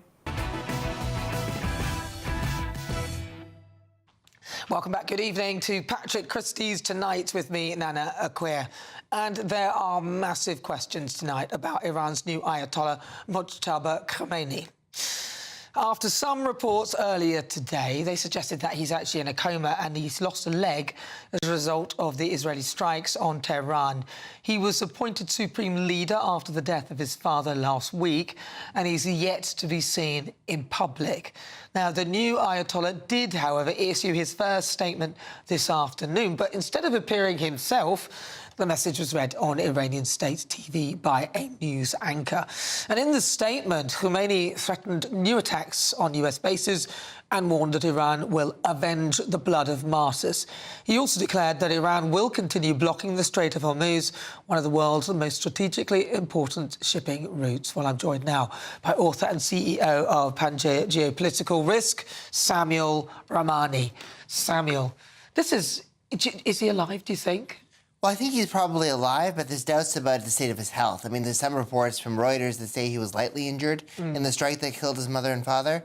And there's others who say that it's much more severe, like he's lost the use of at least one of his legs and may even be comatose and therefore handing over power to the Islamic Revolutionary Guard Corps to call the shots. Yeah, so how organised? Just say, like, OK, so you've cut off the head of the snake, but it's like Medusa, loads of other heads are going to come along. How organised are the IRGC?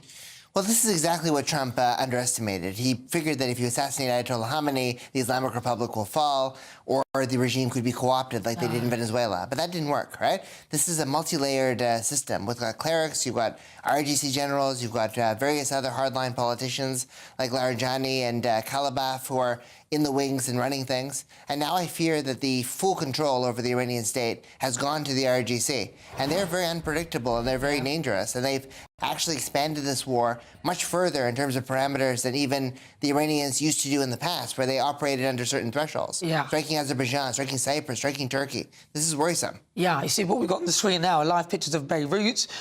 Keep your eyes on what's going on there. But listen, I think that what it is Donald Trump did not anticipate or doesn't think in the way that the IRGC thinks. So he didn't really... I think it's a kind of Western way of thinking that we don't really understand the mindset. And this is a very terrifying, organised, controlled mindset with, you know, they've been playing this sort of chess game in their minds for quite some time.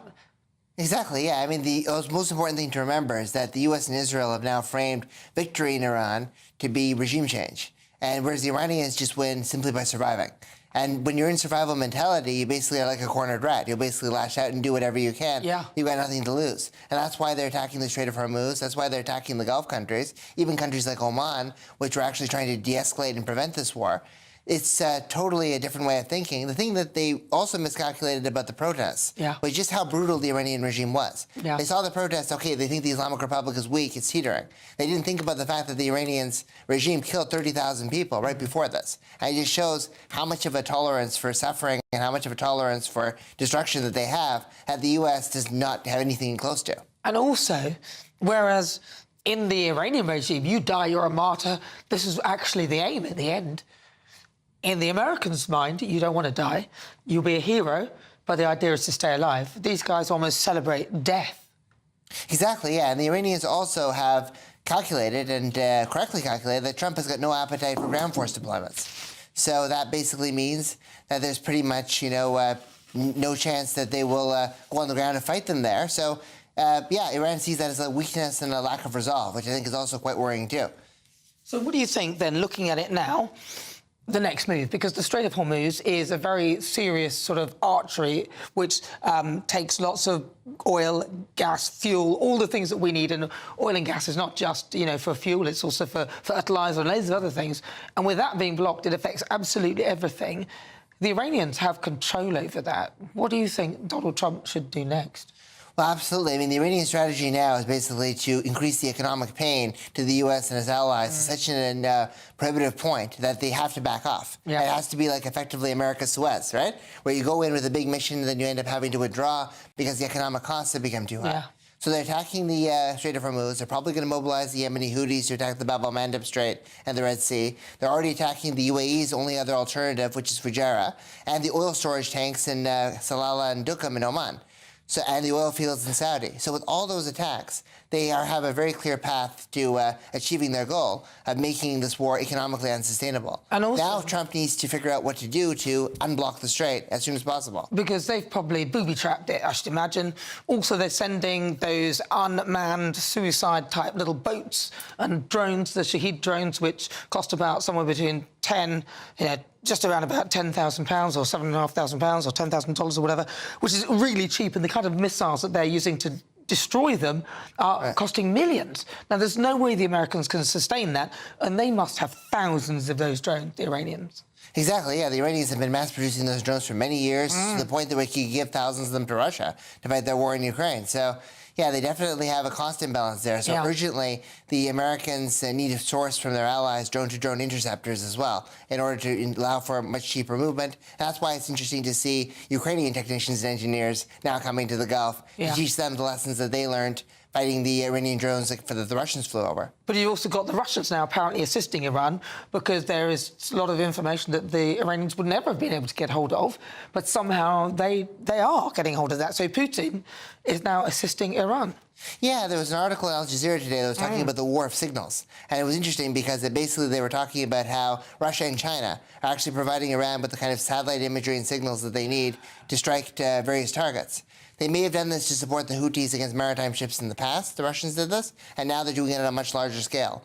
So this is something that's quite significant. And when Trump is talking to Vladimir Putin, Putin is saying that he's wanting to de-escalate this war. But in reality, he is contributing and enabling it and also benefiting from it with much higher oil prices and the removal of sanctions on India. And for the first time in 10 years, China is actually buying Russian oil at premium prices and not at a discount. Oh, God, you know, it's really a mess. I don't know what Donald Trump was thinking. I do agree that something had to happen to help the Iranian people. But what do? You can't allow or just watch thousands and thousands of people being massacred and not intervene in some way. Right, exactly. I mean, the moment to have probably intervened would have been back in January, right, when the people were being massacred. I think that Trump may have had the inclination to actually do it, but the big problem was logistics. Yeah. All of the Gulf countries believed that the collapse of the Islamic Republic could actually be more dangerous than having it there. Yeah. So nobody wanted to give use of their bases, right? Bahrain, the Fifth Fleet didn't. Yeah. I mean, the Saudis didn't do it. The Emiratis didn't do it. Nobody wanted it, right? Yeah. So basically, the U.S. had to build up this slow-moving, flotilla, a naval-based operation. And by the time they were able to strike, the protests had already mostly died down, and it was really too late to save them or to actually enable a full-fledged revolution alongside military strikes. What do you think, then, will happen with all the Gulf states that are around Iran? Because they're now being targeted, and they're getting a bit annoyed with Donald Trump because of them being involved in it. But ultimately, Iran's not really a friend. They've been pacifying Iran for many years by, just diplomacy and just not getting involved. So I was just in the Gulf region right before all this happened, and I was really struck by the fact that there was actually more talk, particularly in Abu Dhabi and Riyadh, also about the Saudi-UAE rivalry and the clash between them, even more than what would happen with the war with Iran. They were unprepared. They didn't expect something of this scale. And they definitely didn't expect it to spill over with drones and missiles on their own territory, including especially in Dubai. All right, well, listen, Samuel Ramani, thank you very much. Really fascinating. Could talk to you for absolutely ages, but I can't because coming up... Need to do it again with an apology to the victims of Epstein for appointing Peter Mandelson. It was my mistake, and I take responsibility in relation to it. The Prime Minister apologised again, appointing Mandelson for the new files, but seriously, is it too little, too late?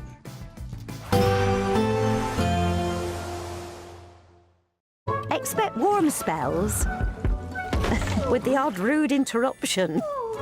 Box Boilers sponsors the weather on GB News.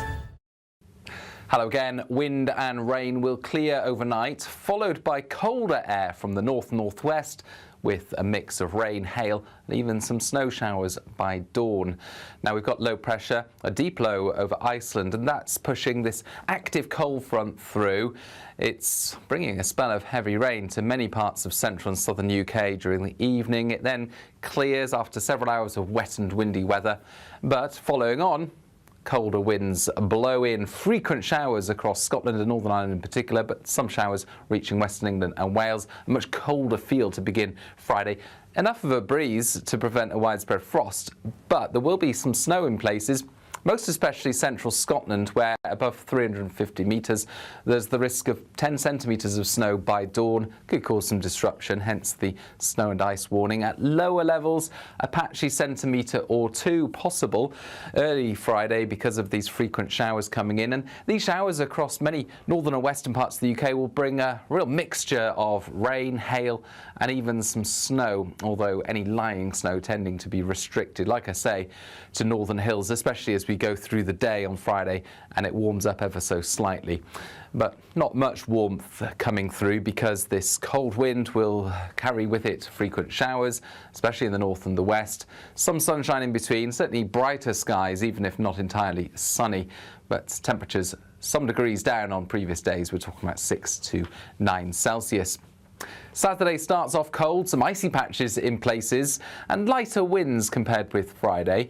Actually, Saturday on a whole is looking brighter and less unsettled, but there'll be further showers across Scotland and Northern Ireland, one or two further south. And then into Sunday, the cloud increases once again. Spells of rain move in from the west, but it does turn a little bit less cold. Expect warm spells with the odd rude interruption. Box Boilers sponsors the weather on GB News. Exciting news. Every Friday, my Patrick Christie's Tonight Show is going to have a twist to it. We're welcoming some special guests. You. That's right, on Fridays I'm going to be doing my show in front of a live studio audience because this show is about you and what you have to say. It's going to be the same big debates, same big topics, same big opinions, but every Friday night at 9 p.m. you are invited to come on down to Patrick Christie's Tonight to be a part of the action. Only on GB News, the People's Channel, Britain's news channel. Join me, Nana Akweer, for an informative, interactive news programme with a difference. It's fun. Oh, no, he didn't say that, Dave. I'm so surprised. I think there's an element of truth to that. Join me from 3 p.m. every weekend, only on GB News, Britain's news channel. At GB News, we love to hear from you, our loyal community. So drop us a line at gbnews.com/yoursay. There you can talk to each other and also to the presenters live on air. gbnews.com/yoursay, because GB News is your channel, Britain's news channel. Westminster, the ultimate clique. And you're fighting like rats in a sack. But here on the Camilla Tominey Show, we ask the questions the establishment media is too scared to ask. OK, let me ask you a straight question, because I know you're a straight-talking politician. Whether it's net zero, illegal immigration or law and order, nothing is off limits. You had the power then. Yeah, as I and say, now you've lost it. That's the Camilla Tominey Show, a politics show that's fearless. But no, let me finish my question if you don't mind, because it is my show. Sundays at 9:30, only on GB News, the People's Channel, Britain's news channel. From the school run to the home run, watch a new show for all of Britain. So he can say whatever he wants. A straight-talking show where all voices are heard.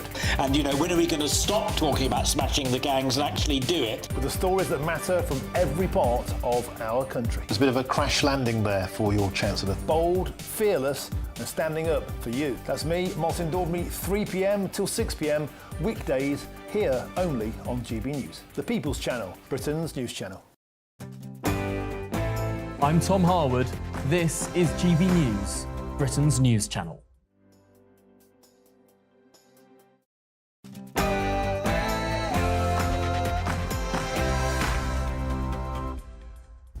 It's 10 o'clock. I'm Nana Akwe, covering for Patrick Christie's as he continues on his lovely, well-earned break. Coming up, breaking news tonight.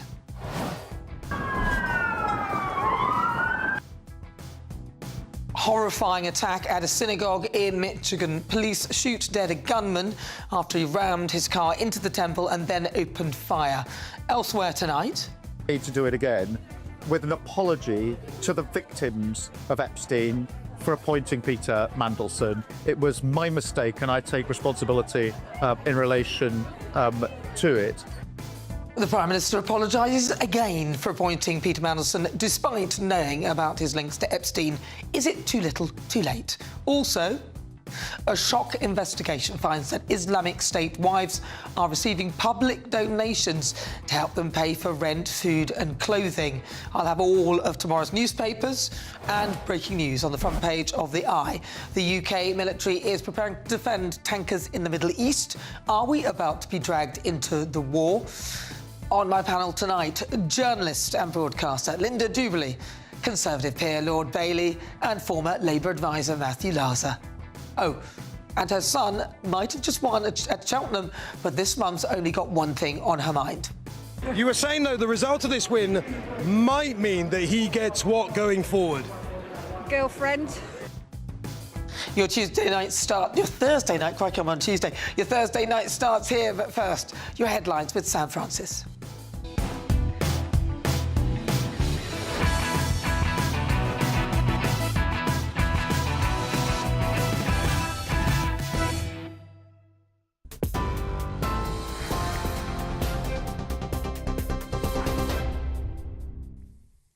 Nana, thank you, and a very good evening to you. The top story tonight at 10. Well, bombs are continuing to batter Beirut tonight as Israel is ramping up its offensive against the Iran-backed group Hezbollah, dragging Lebanon deeper into the Middle East war. In the last few hours, we've seen dramatic pictures across the Beirut skyline. Let's take a look.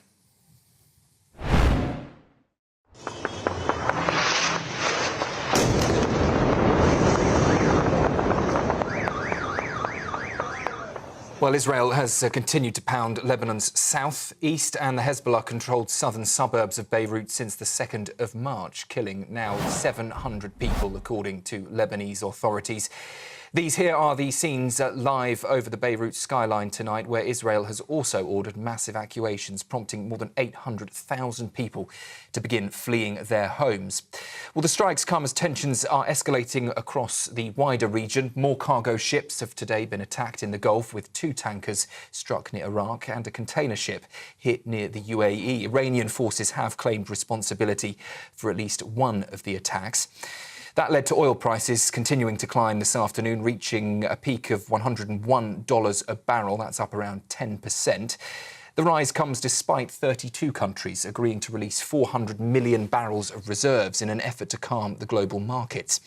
And earlier, Iran's new supreme leader, Mojtaba Khamenei, vowed to keep blocking the Strait of Hormuz. And in a statement on Iranian state television, he also promised to avenge the blood of Iranians killed in the conflict.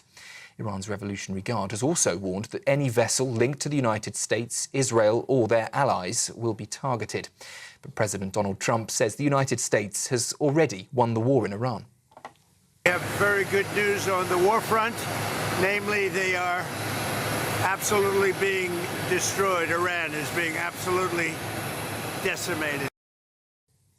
Well, we'll turn to news in America shortly, but first I just want to bring you a breaking development in the ongoing conflict with Iran. The United States reporting via social media through its Central Command Centre that America has reportedly lost a military aircraft over Iraq. US Central Command saying a KC-135 refuelling plane went down in western Iraq during ongoing operations. 2 aircraft reportedly involved in that incident, one landing safely while the other was lost. The military says rescue efforts, though, are now underway, stressing that the aircraft was not brought down by hostile fire or friendly fire at this stage. But as I say, that search underway for that missing military aircraft over Iraq. Turning to news in Michigan, though, and a major police operation is underway outside a synagogue there after a gunman launched an attack, with officials confirming the suspect has now been shot dead. Police say the man rammed a vehicle into Temple Israel in West Bloomfield in the city, driving through the doors, and went down a hallway inside the building before the car caught fire. The suspect, who was armed with a rifle, injured and knocked unconscious one security guard before another guard returned fire. Authorities say no one else was hurt, and the synagogue has confirmed that all 140 children in its early childhood centre are safe. Well, police are now clearing the area and checking for explosives, but they say at this stage there is no ongoing threat to the community. And in an evening of breaking news, and staying in the United States for a moment, police there say a campus shooting in Virginia is now being investigated as terrorism. Earlier today, one person was killed, 2 others injured, when a gunman opened fire inside a classroom at Old Dominion University in Norfolk. The attacker is now dead. The FBI says brave students stepped in to stop him. Actions, officials say, saved lives. Well, investigators have, in the last hour, identified the suspect as Mohammed Belo Jalal. Police say he was a former member of the National Guard in the United States and previously served time in prison for attempting to support the Islamic State. Officials, though, say the motive for this shooting remains under investigation. Those are the latest headlines for now. I'll be back with more potentially breaking news, who knows, in an hour. Tune in to GB News Radio wherever you are. Online, on DAB Digital Radio, on TuneIn, on Radio Player, on Nation Player and on your smart speaker. Just say, play GB News.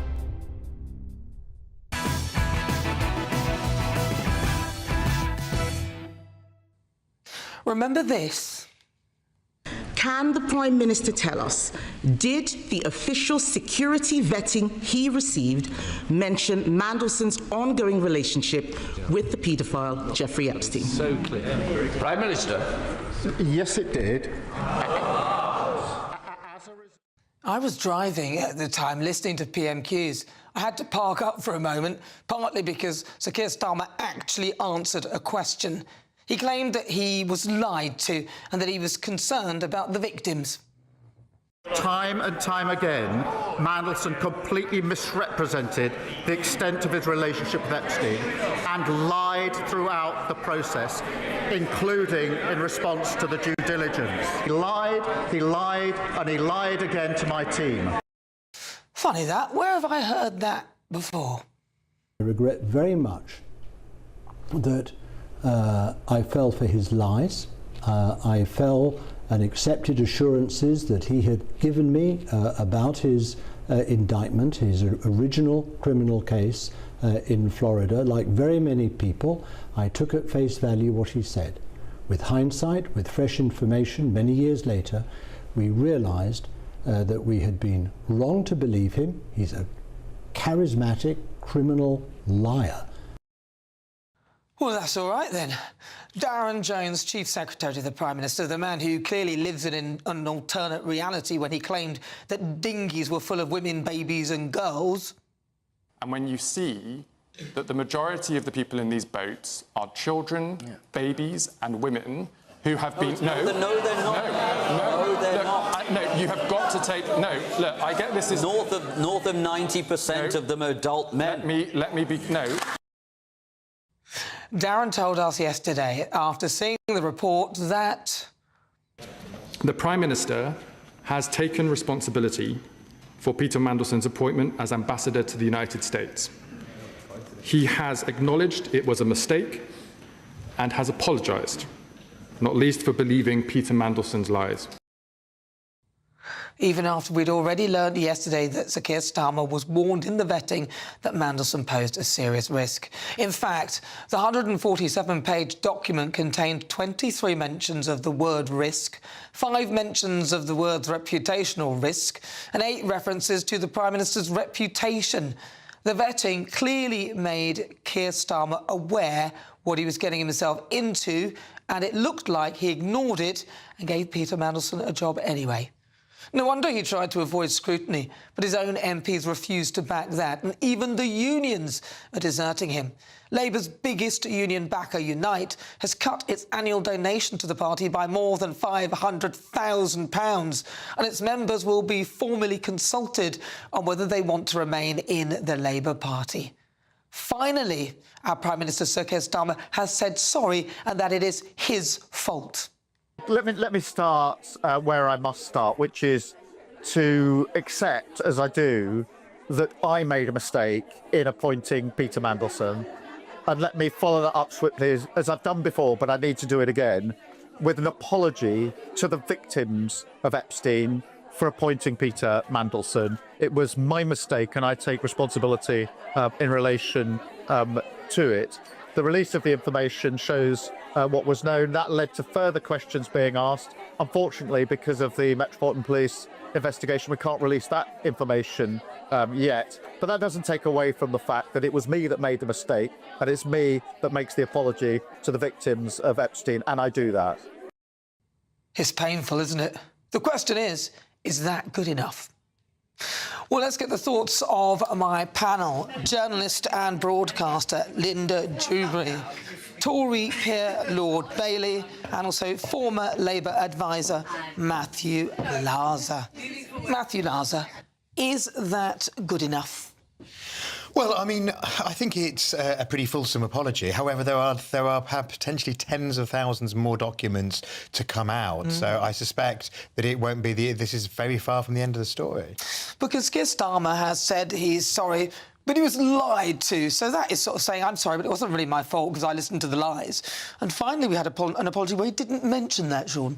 There's two things I want to say. This wasn't a mistake. It was a decision he made. And we don't need any more documents. Those documents have multiple references to the risk that the Prime Minister was taking, and he decided to ignore that advice. I think I heard Yvette Cooper say he was called the Prince of Darkness. Like, where's the mystery here? Where is the mystery? The point is, the Prime Minister has done one good thing, I would say, and he's admitted he's wrong. Because his first apology, he apologised for things that other people had done. At least in this one, he apologised for what he had done. And the last thing I'll say as well, he keeps bringing up the victims. And to me, and other people have to draw their own conclusions, it feels like he's using them. He's kind of hiding behind them. Because if you mention Epstein victims, our mind immediately goes to their welfare. And I think he's trying to use that to sidestep his colossal mistake in judgment. Linda, why do you think that he thought that Peter Mandelson would be a good appointment? Well, that's the question everyone really wants a specific answer to. And I think it must be because he thinks that Peter Mandelson was the only person that could properly facilitate some kind of advantageous relationship with Donald Trump. Because let's face it, the incumbent in what is the most precious and senior diplomatic role we have in the United Kingdom, the woman who was there in DC, was very accomplished, she was talented, and she was liked by the administration in general and Trump in particular. So there must have been a reason why Keir Starmer wanted his man in post. And I think it's totally shocking. What shocks me is that Sean's right, we don't need any more documentation, because what we know from this is that that Peter Mandelson hadn't even been given what's called DV, developed vetting status, before he started looking at secret documents. He was already looking at confidential documents before he'd been given the status to do so. And that should never, ever happen. I think that's outrageous. Plus, Jonathan Powell, the National Security Advisor, recommended Mandelson to Keir Starmer. I mean, I think you should question his position as well. I think it's really, really shocking that and I tell you why his judgment is so poor. Keir Starmer put in there. Keir Starmer now, for me, has a reputation of being a bit of a bumbling idiot, not knowing which way he's going, constantly U-turning. But I tell you the thing that Keir Starmer has been very good at, I think, is putting his people in places of influence. That's the reason. He's in front of him, in the wheels of the bus before he goes on. He definitely puts people under the bus because he tried to blame the vetting system, which turns out the vetting system is pretty good. It works. Yeah, but when you pay attention to it. He didn't look at it, did he? But the point I'm trying to make here, Keir Starmer has been very good at putting his people in places of influence. To my mind, that's the only reason he's still the Labour PM. Do you think so? I think he's just been very ruthless at kind of looking after his own self rather than anybody else. He's done that. He's done that by having his friends on the NEC and other places so they can protect him in times of woe, because one thing the Tories could learn is how to protect a leader. I mean, they have really protected Keir Starmer. I've actually interviewed Peter Mandelson quite some time ago in Brussels, and he's a tricky customer. That much was obvious by the end of the day. And what's also obvious is that he's a talented politician in many regards. He has an Achilles heel, and that is power and money. I think we've all got that one. I've definitely got that myself. Not quite to the same level. Not at the expense of absolutely anything else, including my integrity, which, Matthew, they said that they had. The Labour Party talked about integrity. The grown-ups are back in the room. Oh, no more sleaze. The chaos and division and all the things. I've got lists of words that Keir Starmer has used to describe the Tory party as how awful they were. And they were awful, by the way. But these guys have managed to do what the Tories achieved in 14 years in less than 2. Well, I mean, I think the problem is the government is giving all too much evidence for that belief. I mean, clearly, I think Linda's right. I mean, actually, Keir was never a particular friend of Peter Mandelson. Keir came to politics quite late, and he did it not to give him a job as his mate, but he did it because he thought that he would be the Trump whisperer, and that it needed that to do it. Now, I thought at the time that you know, Peter carries a lot of baggage, which is frankly what he was sacked before. Absolutely, and twice. And he's not an uncontroversial figure, and I think you had to be pretty convinced that one would outweigh the other, and it would obviously have been wiser, even if it wasn't for the Epstein thing, which obviously does add a huge extra layer to it. In retrospect, to have proceeded with a good deal more caution. And as you saw there, the Prime Minister is going to pay the price because he has made that apology directly. So even if he carries on, he will always have that on him. If you judge Keir Starmer by the standards in which he laid out before he became Prime Minister, he should be gone. The one thing I will say, though, I can understand why Keir Starmer might have thought Peter Mandelson could be a Trump whisperer. I really can't. Because he's an astute man, and there just may be some similarities. Yeah, but you've got to think. I mean, I can't see that, because if I had a friend who was really, really amazing at a job, but they were friends with a paedophile, No. You're not conflating. I'm not saying that. Yeah. Should he have appointed him? No, of course he shouldn't, because of that relationship, and the paperwork demonstrated that. But from a purely skilled politician point of view, Mandelson has some merit. No, I'm afraid there's some things that you'll be completely discounted because of, and that is I agree with that to a part. paedophile. That's just not going to do it for me. Don't care how good you are, you're not that good. You're right. But again, what the you paper are not good at it. is finding good relationships with decent people around you if you're prepared to be associated with something like that. I go back to what I'm sure it was Eva Cooper who said, look, he's called the Prince of Darkness for a reason. Yeah, well. And he's a risky personality. He was always a risky personality. And clearly, what intrigues me is that Keir Starmer did a risk calculation on whether to give him that post. And he came out in favour of appointing Peter Mandelson when he knew there was a risk. Well, look, and even he did it with an uphill struggle as well. Well, look, even the unions now, so the unions are now looking at the Labour Party and saying, you don't represent working people. They'll be back. They've halved their donation, like 40% less than they normally give.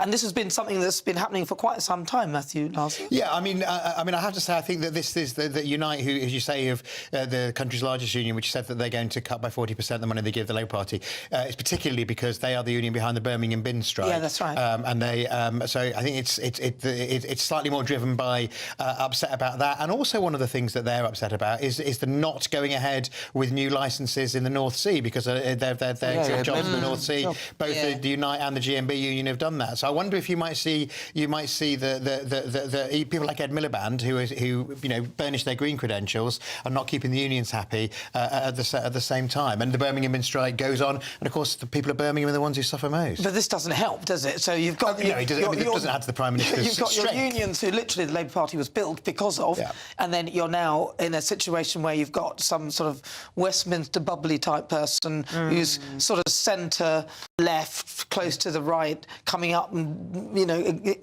talking to people like Peter Madison. This doesn't work. Who would the unions get behind? Angela Rayner. Angela Rayner. Yes. But the thing is, even Keir Starmer, this is my belief that he's probably got his hand there, making sure that that whole thing takes longer for them to investigate. So she's not able to. It's been dragging on a long time. Because, I mean, it's been dragging on for a while, right? And I would say that isn't he sort of one of the head of the Treasury ultimately, Keir Starmer? So I would say that at the end of the day, I think I agree with you on some things. He's got a good way of making sure that what he wants happens. Look at what he did with Andy Burnham. Yeah, exactly.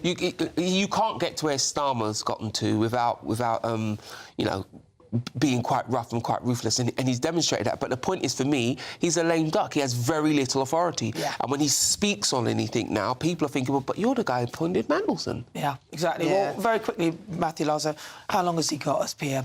I think partly because of the conflict, perhaps slightly longer than he might have done, but clearly things have to get better if he's going to stay. All right, thank you very much. Lord Mandelson has not responded to previous requests for comment, but we understand that prior to his arrest, his position was that he had not acted criminally and did not act for personal gain.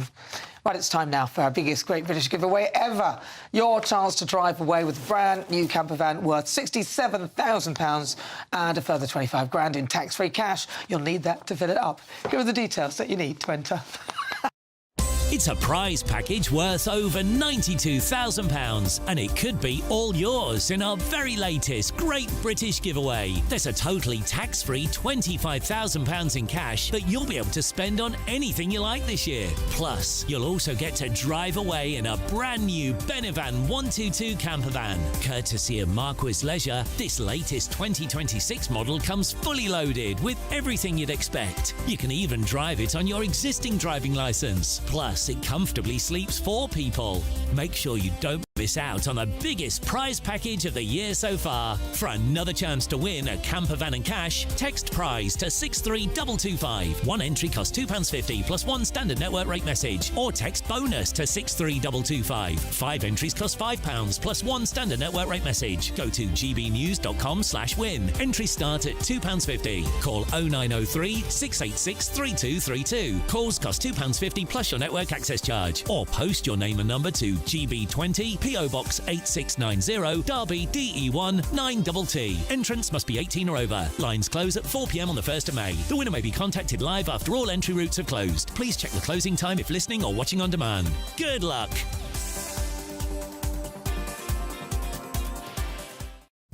Good luck indeed. Right, coming up, I'll have all of tomorrow's newspapers and breaking news on the front page of the Eye.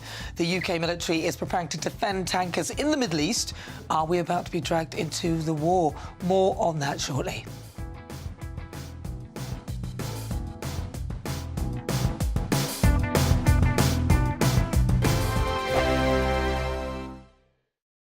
Westminster's full of talk, but out here, it's the real world. Am I allowed to talk then? No, that's it. This is where it matters. Real people and real lives. That's what politics is all about. The fact is Trump made a good start. No. Straight answers, no spin, and just a couple of pints. How many fingers have I got up? About 10. So join me for Lee Anderson's Real World every Friday at 7 p.m. only on GB News. The People's Channel, Britain's news channel. Breaking news, live updates, stories that matter. From the heart of the GB newsroom to every corner of Britain, with our team of dedicated journalists across the UK. GB News bulletins are there to deliver the latest news that matters to you. Bulletins on GB News, the People's Channel, Britain's news channel. You want to know what's really going on in the corridors of power? Labour don't know what to do with you half the time, and that makes you quite lethal in the chamber. Get behind the headlines with Chopper's Political Podcast. Join me, Christopher Hope, as I sit down with the great and the good of British politics. We'll see where this ruling takes us. These are the stories shaping our nation. Chopper's Political Podcast, available now on all platforms. Listen in and stay ahead. From the school run to the home run, watch a new show for all of Britain. He can say whatever he wants. A straight talking show where all voices are heard. And, you know, when are we going to stop talking about smashing the gangs and actually do it? With the stories that matter from every part of our country. There's a bit of a crash landing there for your Chancellor. Bold, fearless and standing up for you. That's me, Martin Daubney, 3 p.m. till 6 p.m, weekdays, here only on GB News. The People's Channel, Britain's news channel. Hi, I'm Michelle Dewberry and my show is your opportunity to cut through all the noise and dive in headfirst to some robust debates. Ideas clash. Situation, isn't it? No, because the failure is... You're deliberately avoiding my point. Nothing's held back. And if you think this is the end of it, wait for more. And we do not shy away from the difficult stuff. Sometimes I want to shake people and say, if only you understood. So join me on Jubes and Co weeknights at 6 p.m, only on GB News, Britain's news channel. At GB News, we love to hear from you, our loyal community. So drop us a line at gbnews.com/yoursay. There you can talk to each other and also to the presenters live on air. gbnews.com/yoursay, because GB News is your channel, Britain's news channel. Join me, Nana Akweer, for an informative, interactive news programme with a difference. It's fun. No, he didn't say that, Dave. I'm so surprised. I think there's an element of truth to that. Join me from 3 p.m. every weekend, only on GB News, Britain's news channel.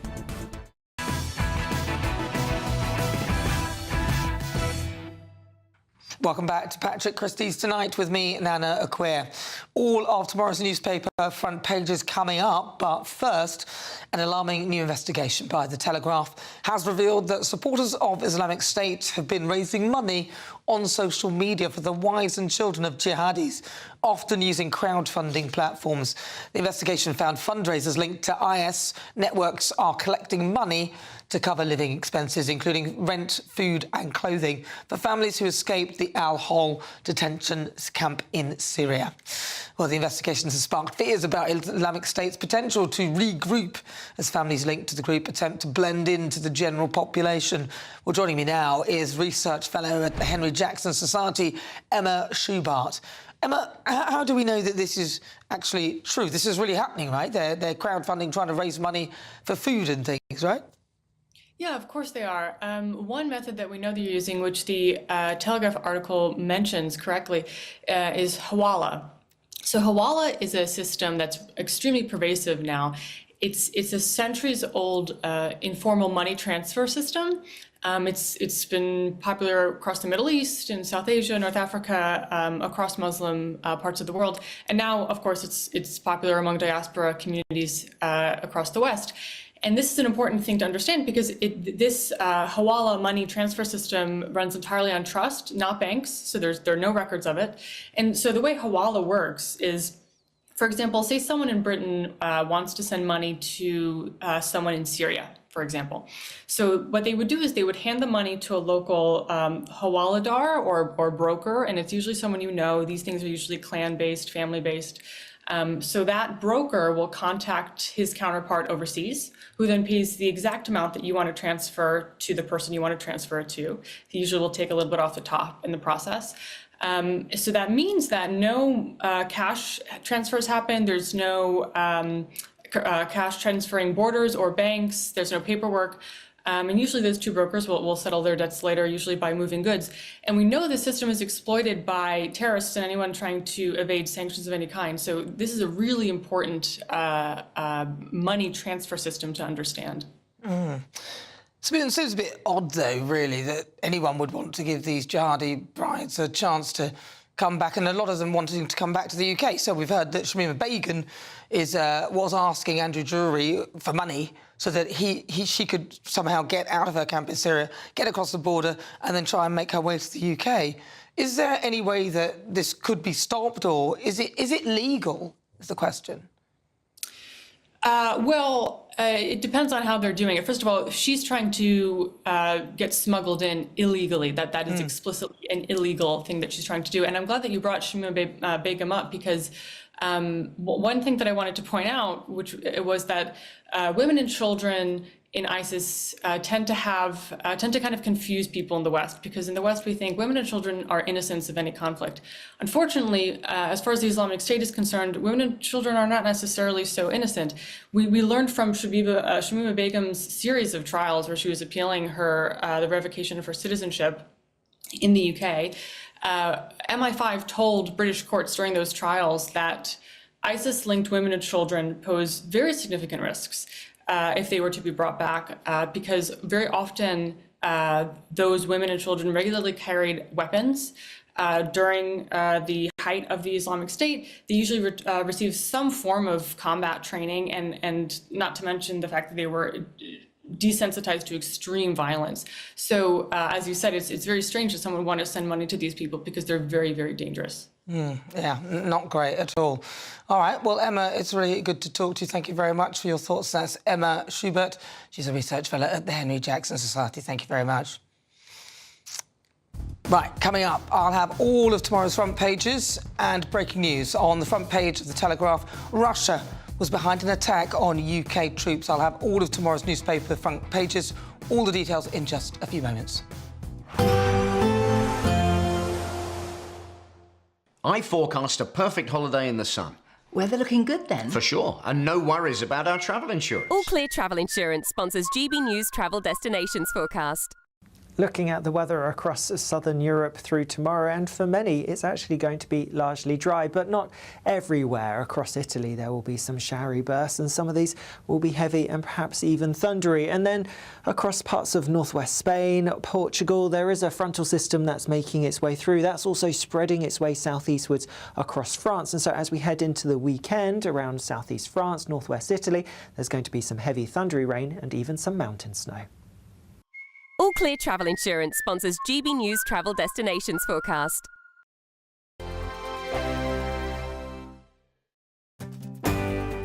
I'm Michael Portillo. This is GB News, the People's Channel, Britain's news channel. At GB News, we love to hear from you, our loyal community. So drop us a line at gbnews.com/yoursay. There you can talk to each other and also to the presenters live on air. gbnews.com/yoursay, because GB News is your channel, Britain's news channel. Britain deserves a newsroom that puts the facts and your voice first. Well, and that's what you get on GB News. Lively debates, lively conversation. And we're not afraid to hold power to account. And each other. So join me, Andrew Pierce. And me, Miriam Gates, for Britain's Newsroom, weekdays from 9:30 on GB News. 5 hosts, 5 opinions, 5 fearless debates, 5 unfiltered takes on the day's news. 5 reasons not to be anywhere else on Saturday night. This is the Saturday 5. You got me good there. Britain's biggest Saturday night TV show. It's not a bad brand. Yeah. Uncensored. Very, very racy tonight. On the unpredictable. What did she say? Can you translate it for us? And always entertaining. And how can a country go from being led by William Wallace to Saturday nights from 6 p.m. only on GB News, the People's Channel. Britain's news channel. You're going to want to stay tuned, trust me. Hi, I'm Michelle Dewberry, and my show is your opportunity to cut through all the noise and dive in headfirst to some robust debates. Ideas clash. Situation. Because you're deliberately avoiding my point. Nothing's held back. And if you think this is the end of it, wait for more. And we do not shy away from the difficult stuff. Sometimes I want to shake people and say, if only you understood. So join me on Jubes & Co. weeknights at 6 p.m. only on GB News, Britain's news channel. Breaking news, live updates, stories that matter. From the heart of the GB newsroom to every corner of Britain, with our team of dedicated journalists across the UK. GB News bulletins are there to deliver the latest news that matters to you. Bulletins on GB News, The People's Channel, Britain's news channel. Westminster's full of talk, but out here, it's the real world. Am I allowed to talk now? No, that's it. This is where it matters. Real people and real lives That's what politics is all about. In fact, has Trump made a good start? No. Straight answers, no spin, and just a couple of pints. How many fingers have I got up? About 10. So join me for Lee Anderson's Real World every Friday at 7 p.m. only on GB News. The People's Channel, Britain's news channel.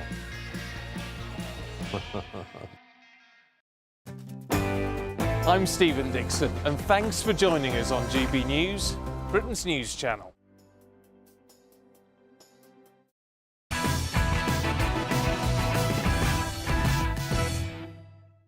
Good evening, this is Patrick Christie's Tonight, only on GB News. I'm Nana Acquia. Let's cross live now to Michigan as law enforcement officials are talking about the incident at Temple Israel in Michigan. As soon as possible. I want to thank our partners and the first responders and the security personnel at Temple Israel who did an excellent job at mitigating this threat, and we're very grateful for their bravery and their service. Next, I'd like to bring up or offer up Stephen Inberg, CEO of the Jewish Federation of Detroit. As the CEO of the Jewish Federation of Detroit, I'd love to say I'm shocked or I'm surprised, but I'm not. This is something that we trained for. Thank you to all of the law enforcement officers who stand behind us and the many who don't. Thank you to our Jewish community security team. We'll bring you updates on that as and when we have it. Right, let's check out the front covers of tomorrow's papers. The I paper, the oil war, UK military preparing to defend tankers in the Middle East. On the front cover of The Independent, Iran targets our troops as the UK sets sights on vital Strait of Hormuz. The front cover of The Guardian reads, Hidden hand of Putin aids Iran's tactics, says Healy. Daily Mail leads with Kemi Badenoch. Prime Minister told lie after lie after lie. Sounds like a Little Britain sketch. The Metro, fake and ladders. Very good, very good. All right, let's take a look. Should we look at the front cover of the I paper? The oil war, UK military preparing to defend tankers in the Middle East. So it looks like we are sending our troops. That's if we're capable. What any story like this reminds me of is just how quickly we're going to have to get to 2.5% of our GDP to have any ability to defend ourselves. For the last however long, Europe has relied on the United States of America for its defence, and that's hollowed us out. And we can blame it on all other things, but ultimately Europeans, particularly the British in this case, need to take charge of our own security. It's more than 2.5. We've really got to be heading towards 3.5 of GDP. I mean, and that's a big ask. It's a lot of money. Yeah, but the fact of the matter is that the Navy, the Air Force and the Army are all hollowed out. It's a very big problem. So we need to be thinking about that because the defence of the nation comes first. Do you know what I think will be our biggest problem? We have encouraged young people so much to hate the history of this country. I don't think you'll be able to fill those places. It won't be about money, it'll be about personnel. Yeah. I mean, I think, and clearly everybody's worried about the economic consequences, and I think that they're obviously very keen, and it says it's going to be done with other major allies to get the shipping lanes in the Straits of Hormuz reopened, but to get those oil tankers and other shipping moving. So it's interesting that that's what they're focusing on above everything else, is to keep that shipping on track, or get it back on track. But didn't Donald Trump refuse to give those ships escorts, which is a big concern? Yeah, right? so it looks like maybe the that we and maybe some of the other Europeans, maybe the Canadians, are going to step in and do that. But it's just another example of the Americans getting to decide what they want to defend or not. If you're British and you think this is going to hurt our economy, we should be able to defend ourselves. Exactly. I mean, this is the largest supply disruption in the history of the global oil market. That's how big it is. Yeah. It's massively important that we exert control now. If I was Venezuela, I'd be pumping out a few extra barrels. Yeah, well, exactly. Well, Trump's got all the oil there, hasn't he, really? What about front cover of the Daily Mail? Kemi, PM told lie after lie after lie. She's actually calling him a liar, basically. For her to call him a liar, she must really have some evidence of that. What's going on would suggest that. But I come back to Angela Rayner and the PM, how rough they were with any little thing that Boris did, anything the Tories did. If you judge them by the standards they laid out, the PM should be gone. Yeah, well, that's the thing. And there's something really unpleasant, obviously deeply unpleasant, about this entire story right from the get-go, with the Prince of Darkness also known as Peter Mandelson, his friendship with Jeffrey Island. Jeffrey River Island. No, I'm thinking of Pedo Island. That's what I'm thinking of. But all of that going on is much, much worse than anything Boris Johnson does. Yeah, but of course, Peter Mandelson denies any wrongdoing. Of course, Yeah. We shall see. Yeah, well, he denied it, so... Absolutely, yeah. Yeah. But this is about the PM. It's about his decision he made. And remember, he made this in an uphill way. He claimed he was lied to, but he had to fight to get Mandelson to this position. If you look at the paperwork, and there's no common sense in number 10. Someone would have just said, look, I'm not wild about this guy. He's associated with a paedophile. Like, surely someone would have challenged that. Keir Starmer seems to do things that seem to be linked with people who aren't that great. Like, for example, Phil Shiner, the book that this guy wrote about using the ECHR to, to put soldiers who've been and fought wars in prison. Now, it turned out to be, this Phil Shiner turned out to be a bit dodgy, and I think he was fined £200,000 and done for fraud. Keir Starmer apparently wrote a chapter in his book. And it's like, how do you manage to get yourself associated with that? Then there's the Mauritius stuff. Very odd that it would appear that somebody he knows quite closely got a piece of some of the money for this and that. It all points back to poor judgment. That's why. And it's a reoccurring firm. We are all human. People make mistakes, but this is a trend, not an episode. Now, of course, he wrote... Peter Starmer didn't write the chapter on that book before the fraud allegation, but the bottom line is, again, this Phil Shiner turned out to be a bit dodgy, didn't he, Matthew? Yeah, I mean, I think that there are very serious questions about the Prime Minister's judgment, and he has to prove to us, us being the British people, as well as in my case, colleagues in the Labour Party, that he has what it takes to carry forward, because clearly something has to give. And we've, we're about 8 weeks away from a very big set of elections, which are going to be a very real test of what the public make of it. Yeah. And those elections aren't far enough away for this to have died down at all, because this has got such legs that will just roll on and on and on. And those documents are going to keep coming. And the documents will keep coming. We'll bring it back every time they come out. I think the damage has already been done. I bumped into a Labour backbencher and I said to him, what's it like climbing the greasy pole? And he said to me, we don't need to climb the greasy pole anymore. We run the party now. Keir Starmer's authority is damaged. So in the same way they stood up to him around the 2-child limit, they can just keep standing up to him because he has less authority than he's ever had. This is no good for the country at all. Yeah. I mean, how long... I think shouldn't he step out of the way and just let somebody else come in? But then he's sort of blocked anyone who could do it, hasn't he? To change... The difference between the Conservatives and the Labour Party is the ease in which we can remove our leaders. If he was a Conservative leader, he would be easier. Certainly a good deal more brutal. We've never really got one of a leader. Yeah, but we don't want that again as well. I mean, how many leaders do we have? Yeah. Let's go to the front cover of the Daily Mail. This story about Kate. She said, I've barely drunk alcohol since cancer. Bless her heart. Yeah, well, she can't, really, because of the kind of cancer she had. She won't have been able to drink alcohol, really, to any extent at all. Yeah. And, in fact, I think going forward, she does need to be very, very careful because of the type of cancer she had. She's been very brave about it, and she's spoken about it, and she's given a lot of people heart who are going through cancer treatment now. And actually, it's no bad thing to cut down on alcohol. My partner doesn't drink at all. I think I could cut it out if I really had to. If it's going to make you feel bad or make you ill, it's quite easy to then go, I'm not going to have that anymore. Yeah. The last time I had a drink, I think I was 17. My goodness. I've always been teetotal, so I try not to pontificate about it too much because I feel bad because some people like a little drink. But if your health is struggling, it's one of the ways to give yourself a leg up, I think. Yeah.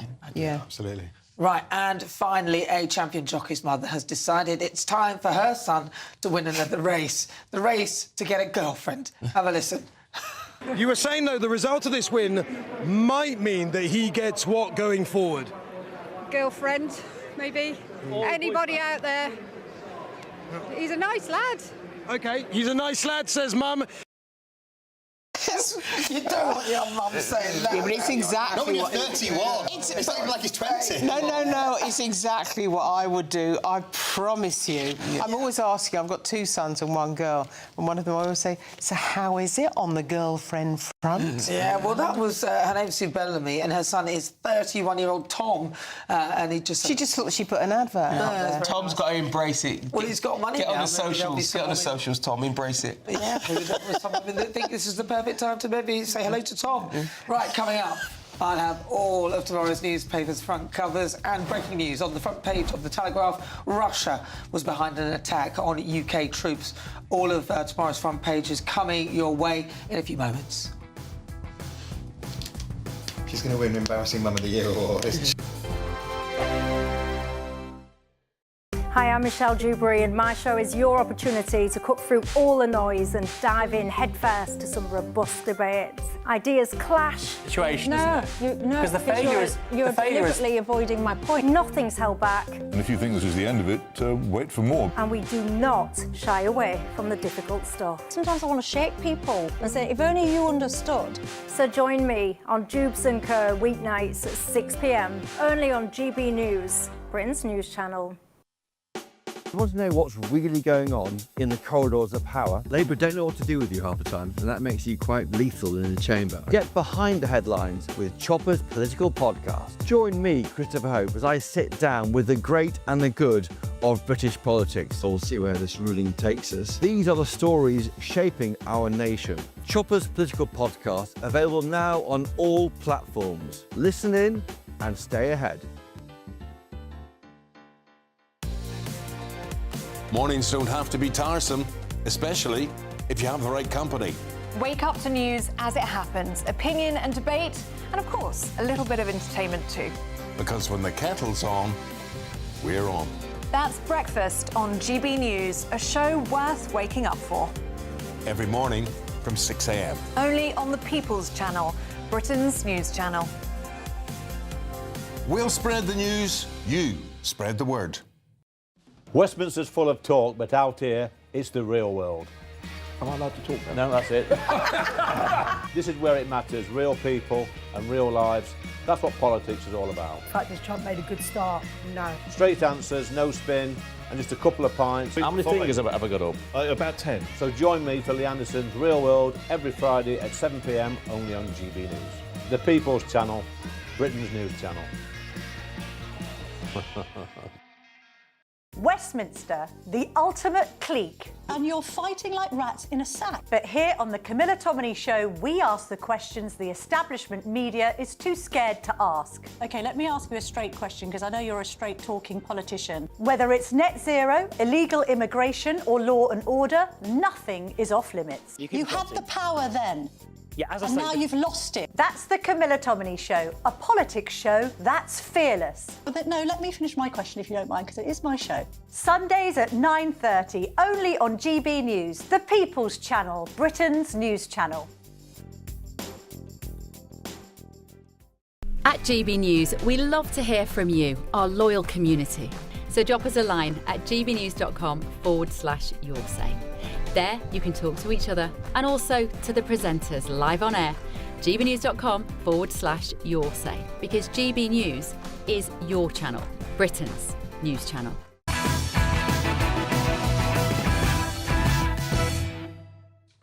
Good evening, this is Patrick Christie's Tonight, only on GB News. Let's check out to tomorrow's front pages. On the front cover of The Sun, Brit base blitzed by Iran. The Telegraph leads with Russia behind attack on UK troops. In The Times, Iranian drones directed by hidden hand of Putin. The Daily Express leads with Kemi, it stinks of a cover-up by this lying Prime Minister. Don't mince your words, Kemi. The Mirror, Middle East crisis escalates. Right, well, let's take a look at some of those front covers. Right, this Brits base blitzed by Iran on the front cover of The Sun. This is British troops where a base has been bombed. A drone strike on special forces in Iraq. So this information, where the special forces were, must have been potentially be given by Putin? Who knows? Iran are doing, from their point of view, quite a clever thing. They're lashing out. They're getting big return on a small amount of weapons they are firing. I think what this says to us is two things. That the historic thing of, if you were born in the last 20 or 30 years, you don't realise that this, to my mind, was always going to bubble up. The Middle East had not been settled, and Iran has funded much terrorism across the world. So at some point it was going to come to a head, and it feels like that's now. And the way in which Iran's fighting, the term asymmetric war has been used. Yeah. They've had time to develop it. One of the things you'll notice if you go on the internet, you'll see that there's a lot of anti-British and anti-West stuff directed at our children, and that's another part of this asymmetric war. So we have some turmoil inside of the country as well, and that causes us a problem. We need to be prouder about who we are, and we need to have the means to defend ourselves wherever in the world this happens. But we've embarrassed ourselves, though, haven't we? I mean, we couldn't get the Dragon ship across. We don't really have many people in the Royal Navy, it would seem, who could actually manage or man these ships. It's I agree. so embarrassing. But we got to kind of put that to one side now, and we got to really get on with it and really focus now, because you're right, Sean. You know, we don't want our children suffering here, No. and that's what we're looking at. And if you think of, on a kind of emotional point, you look at the new supreme leader of Iran. He's lost in one hit his father, his mother, his wife, and his son. Can you imagine what that has done to his mindset? And it was already very extreme. Remember, he was perceived as being more extreme than his father. He kept to the shadows, he kept out of the limelight, but everyone knew that he was directing operations and he was more extreme. Yeah, but that depends on whether he sees that as it's terrible, or he sees them as martyrs and they're fighting for the cause and all that, because there does seem to be this odd mindset that actually... No, he will see that yeah, but they're a bit of... Some of these people are in a bit of a death cult, aren't they? They might do. Well, they are in a death cult. Yeah, well, Hamas is a death cult. So that's what I mean. But he will see that he needs to avenge these deaths. Look, some of the times I hear people speak about politics, especially in the Middle East, and I don't think they understand the mindset. Exactly. They think that these people think like we do. They don't. And I always ask people who who are talking about war, have you actually ever been in physical danger? Because if you have, it'll probably change your estimation of what's going on. I always believed Iran were going to flare up at some point. It just happens to be now. Matthew Nelson? Yeah, I mean, and I think that, as you see on several of the front pages, the Putin factor comes in. And, of course, one of the things about Putin is that because of the massive rise in the price of oil, that's a lot of extra money for an economy that depends on oil. OK, Europe's not buying it in the same way, but people, China and other places, are buying it in considerable quantities, and that's boosting his coffers just at the time that he's aiding our enemies. So that's one of the worst consequences. But our Ed Miliband seems to think that this is a good sign, because now it shows us how important net zero is. Well, I believe in a mix, perhaps more of a mix than Ed does. Ed Miliband's wrong. If we were getting our own oil out of our own North Sea, we would have... That's what we need to do. We wouldn't be having this problem. It's funny to hear the unions tell Ed, you've been wrong here, and vote with their feet, and i.e. their money. Even they're sending him a message on this. Well, we were insulated from many of these wars because we had coal all those years ago. But now we've closed our coal mines, and we've just gone, we're going to get energy from the sun when it's not even sunny. Or we get it from the wind, but when the wind doesn't blow, there's nothing. And also, we're using oil and gas, so we have a backstop to help us if we... It's a transition period. Look, ultimately, if you can get renewables, you'll get renewables. You can harvest that yourself. But we're nowhere near that at this point. So we need those North Sea. I agree. Yeah. We need to be drilling in the North Sea. That's true. But you're right, Sean. We also need to be investigating the possibility of all the renewable fuels. That's absolutely has to run along in parallel. I mean, because what we don't sometimes recognise when we look at the region, it's very, very complicated. I can remember many years ago interviewing Douglas Hurd, actually, when he was Foreign Secretary, and he talked to me about, our great mission to bring stability to the Middle East. And I said, actually, I think you will only ever bring contained instability to the Middle East. Yeah, they don't understand the mindset. It just isn't going to be calm there anytime soon. All right. And Iran have set themselves up. They're openly stated, we don't like the West. We want your destruction. You can't bargain with those people. That's why I tell people you're not dealing with like-minded people who we can get to an arrangement with. They don't want an arrangement. They've made it quite clear. Honestly, when someone tells you what they think, who they are, listen to them the first time. Yeah, exactly. It's like when you're going out with somebody, they tell you who they are at the beginning, believe it, seriously. And very briefly, let's squeeze in, the 3D printers could provide personalised hospital food. Matthew Lance. Yeah, so about 30 seconds. The bugbear of anybody who's been in hospital, which is the food, could be in for a revolution with 3D printers able to individually, on the Times front page, able to individually create meals to specific plans for health needs, etc. But Sean, you're a 3D printer. So you can do it. My son and I, we print all the time, and he prints candles and all sorts. But let's be clear, until he can print fried chicken, who's interested? Great. We'll leave it on that bombshell. We'll leave it there. Right. But listen, don't go anywhere because there's a boatload full of news I'll be sharing with you in just a moment. So stay with me. Loads still to come here on GB News. But before all of that, let's find out what the weather's got in store for you tomorrow.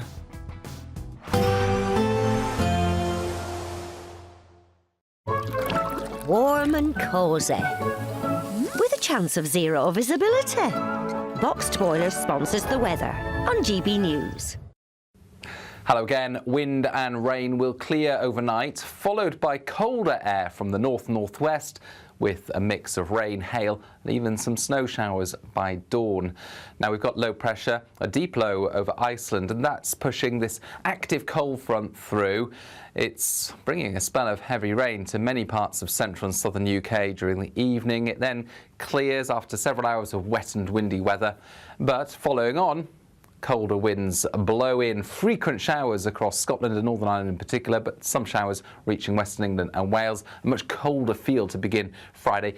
Enough of a breeze to prevent a widespread frost, but there will be some snow in places, most especially central Scotland, where above 350 metres there's the risk of 10 centimetres of snow by dawn. Could cause some disruption, hence the snow and ice warning. At lower levels, a patchy centimetre or two possible early Friday because of these frequent showers coming in. And these showers across many northern and western parts of the UK will bring a real mixture of rain, hail and even some snow, although any lying snow tending to be restricted, like I say, to northern hills, especially as we go through the day on Friday and it warms up ever so slightly.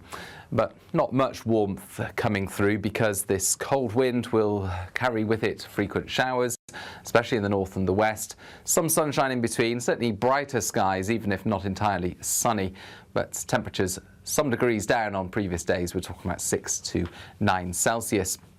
Saturday starts off cold, some icy patches in places and lighter winds compared with Friday. Actually, Saturday on a whole is looking brighter and less unsettled, but there'll be further showers across Scotland and Northern Ireland, one or two further south.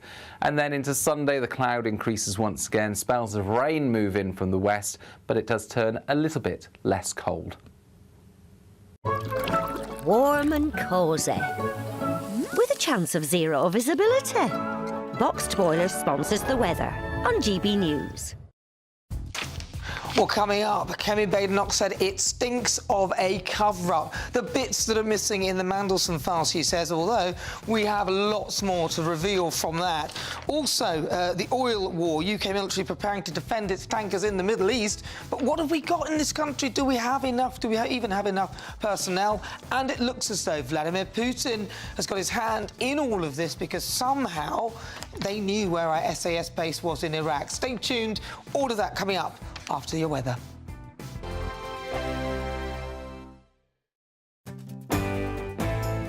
I'm Andrew Pearce. This is GB News, the People's Channel, Britain's news channel.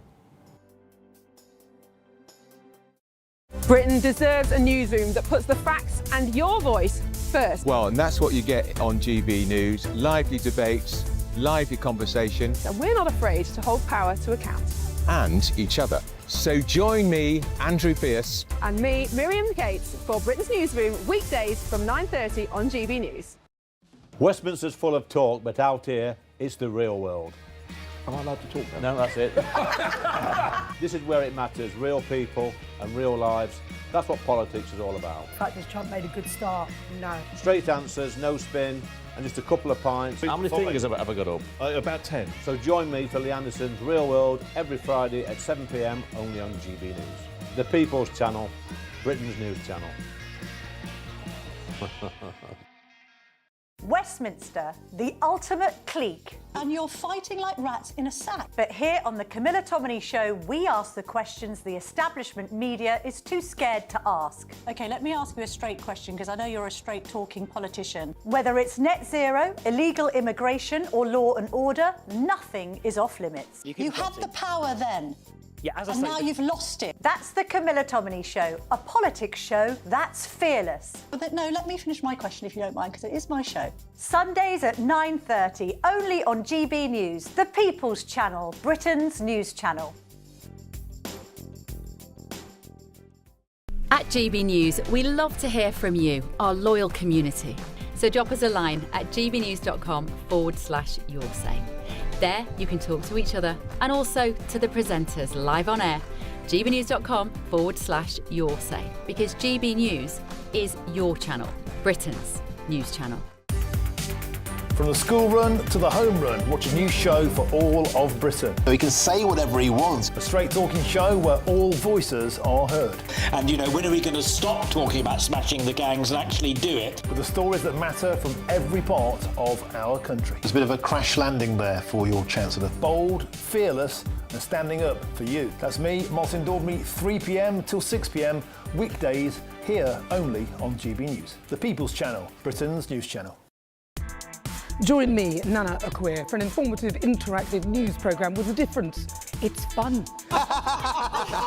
No, he didn't say that, though. I'm so surprised. I think there's an element of truth to that. Join me from 3 p.m. every weekend, only on GB News, Britain's news channel. I'm Michael Portillo. This is GB News, the People's Channel, Britain's news channel.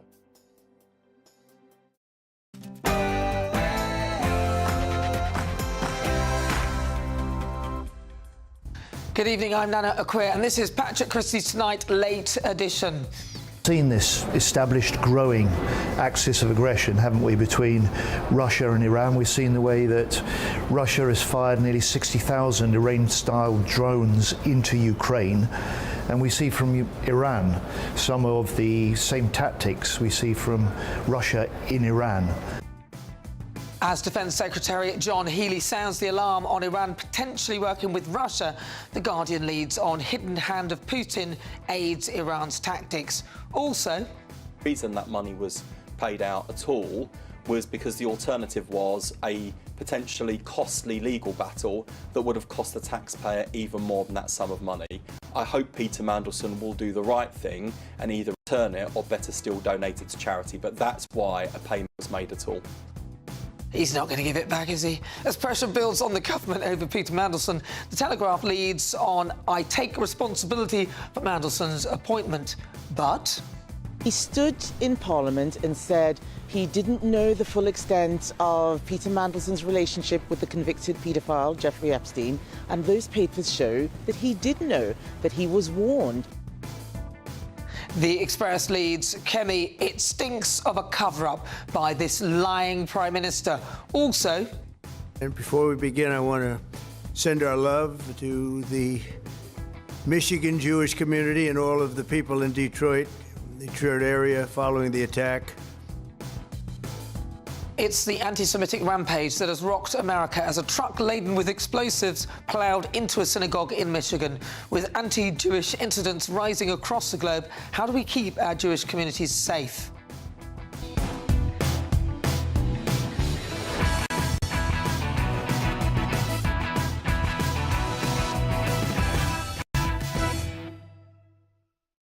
Joining me this evening, journalist and broadcaster Linda Jubilee, former Labour advisor Matthew Larzer and comedian Archie Manners. But first, let's get your latest news with Sam Francis.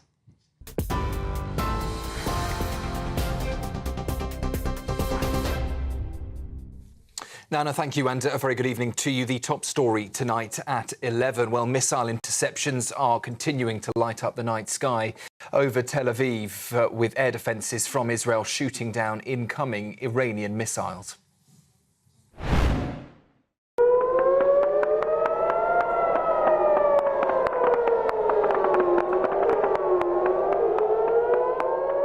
Well, that latest barrage comes amid the ongoing US-Israeli war with Iran now approaching its second week. The fighting is also spreading across the Gulf, with 2 tankers today hit near Iraq and a container ship struck near the United Arab Emirates.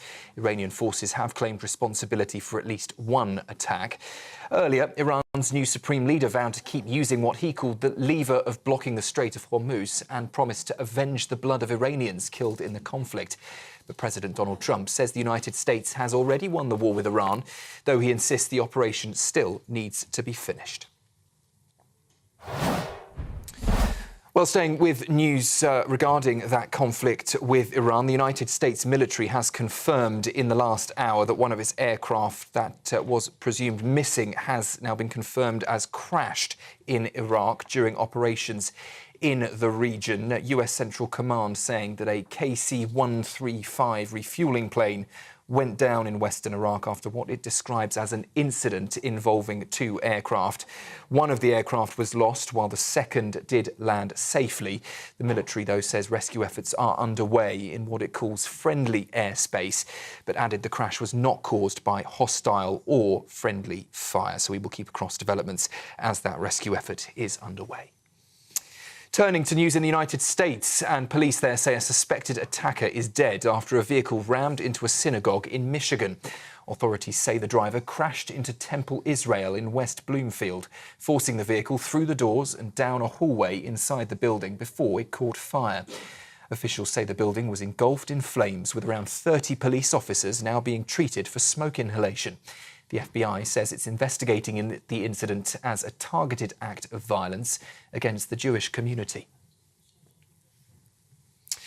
And staying in the United States, police say a campus shooting in Virginia today is now being investigated as terrorism.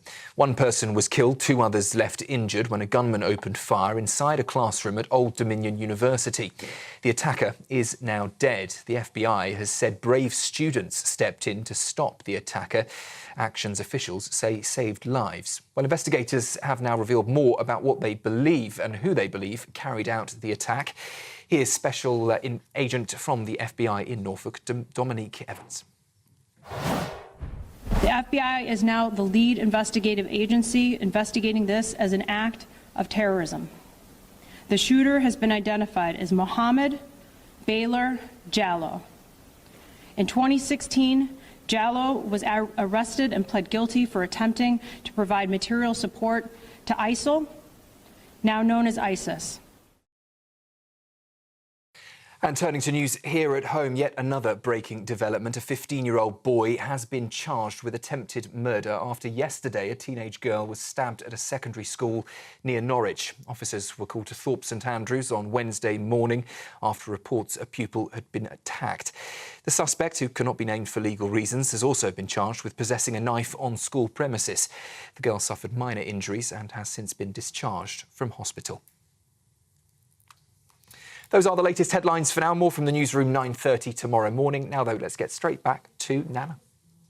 Tune in to GB News Radio wherever you are. Online, on DAB Digital Radio, on TuneIn, on Radio Player, on Nation Player and on your smart speaker. Just say, play GB News.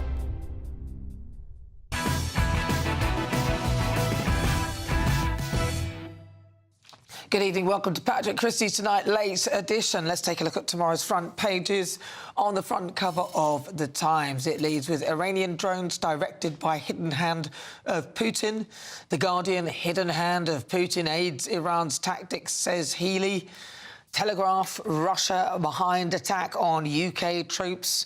The Eye, the oil war. UK military prepared to defend tankers in the Middle East. The Independent, Iran targets our troops as the UK sets sights on vital Strait of Hormuz. The Sun, Brit base blitzed by Iran. And the Mirror, Middle East crisis escalates. On the front cover of the Daily Express, Kemi, it stinks of a cover-up by the lying Prime Minister. The Daily Mail, Kemi, PM's told lie after lie after lie. The Metro, fake and ladders. And let's get the thoughts of my panel, journalist and broadcaster Linda Jubilee, Matthew Laza, and also Archie Manners. Right, so what should we start with on here? Should we look at let's talk about Iran targets our troops as UK sets sights on the Strait of Hormuz, because that is a very worrying thing, really. The Strait of Hormuz, all our oil prices are now going up. I think it's, what is it? It's gone over $100 a barrel. It's very expensive, yeah. Someone suggested on Twitter today that we should just make the barrels smaller, and that would make it cheaper, which I thought was very, very, very clever. But yes, the wisdom of social media. The wisdom of social media, yes. Yes. Why are the barrels so big? Trump seems very relaxed about the prices. It's a small price to pay for war, which he thinks he's winning. And, of course, the Supreme Leader has released a statement today but has not shown his face on the grounds that it would get blown up by Netanyahu. So it's all going around, isn't it? Or maybe it has already been blown up by Netanyahu. We don't actually know whether he's... They've said that he's sort of... alive. No one's actually seen him. He is rumoured to be... to have had a leg amputated and to be in a coma. And so he's obviously seriously ill in hospital. It should be easy to spot if he's got a leg amputated. I mean, that's I don't know. Hopping around, isn't it? That's presumably why he hasn't actually come out and made this statement verbally, but we shall see. Do we think he actually is alive? In charge or alive? Yeah, I'm sure. I mean, if he's in a coma, he's not particularly in charge.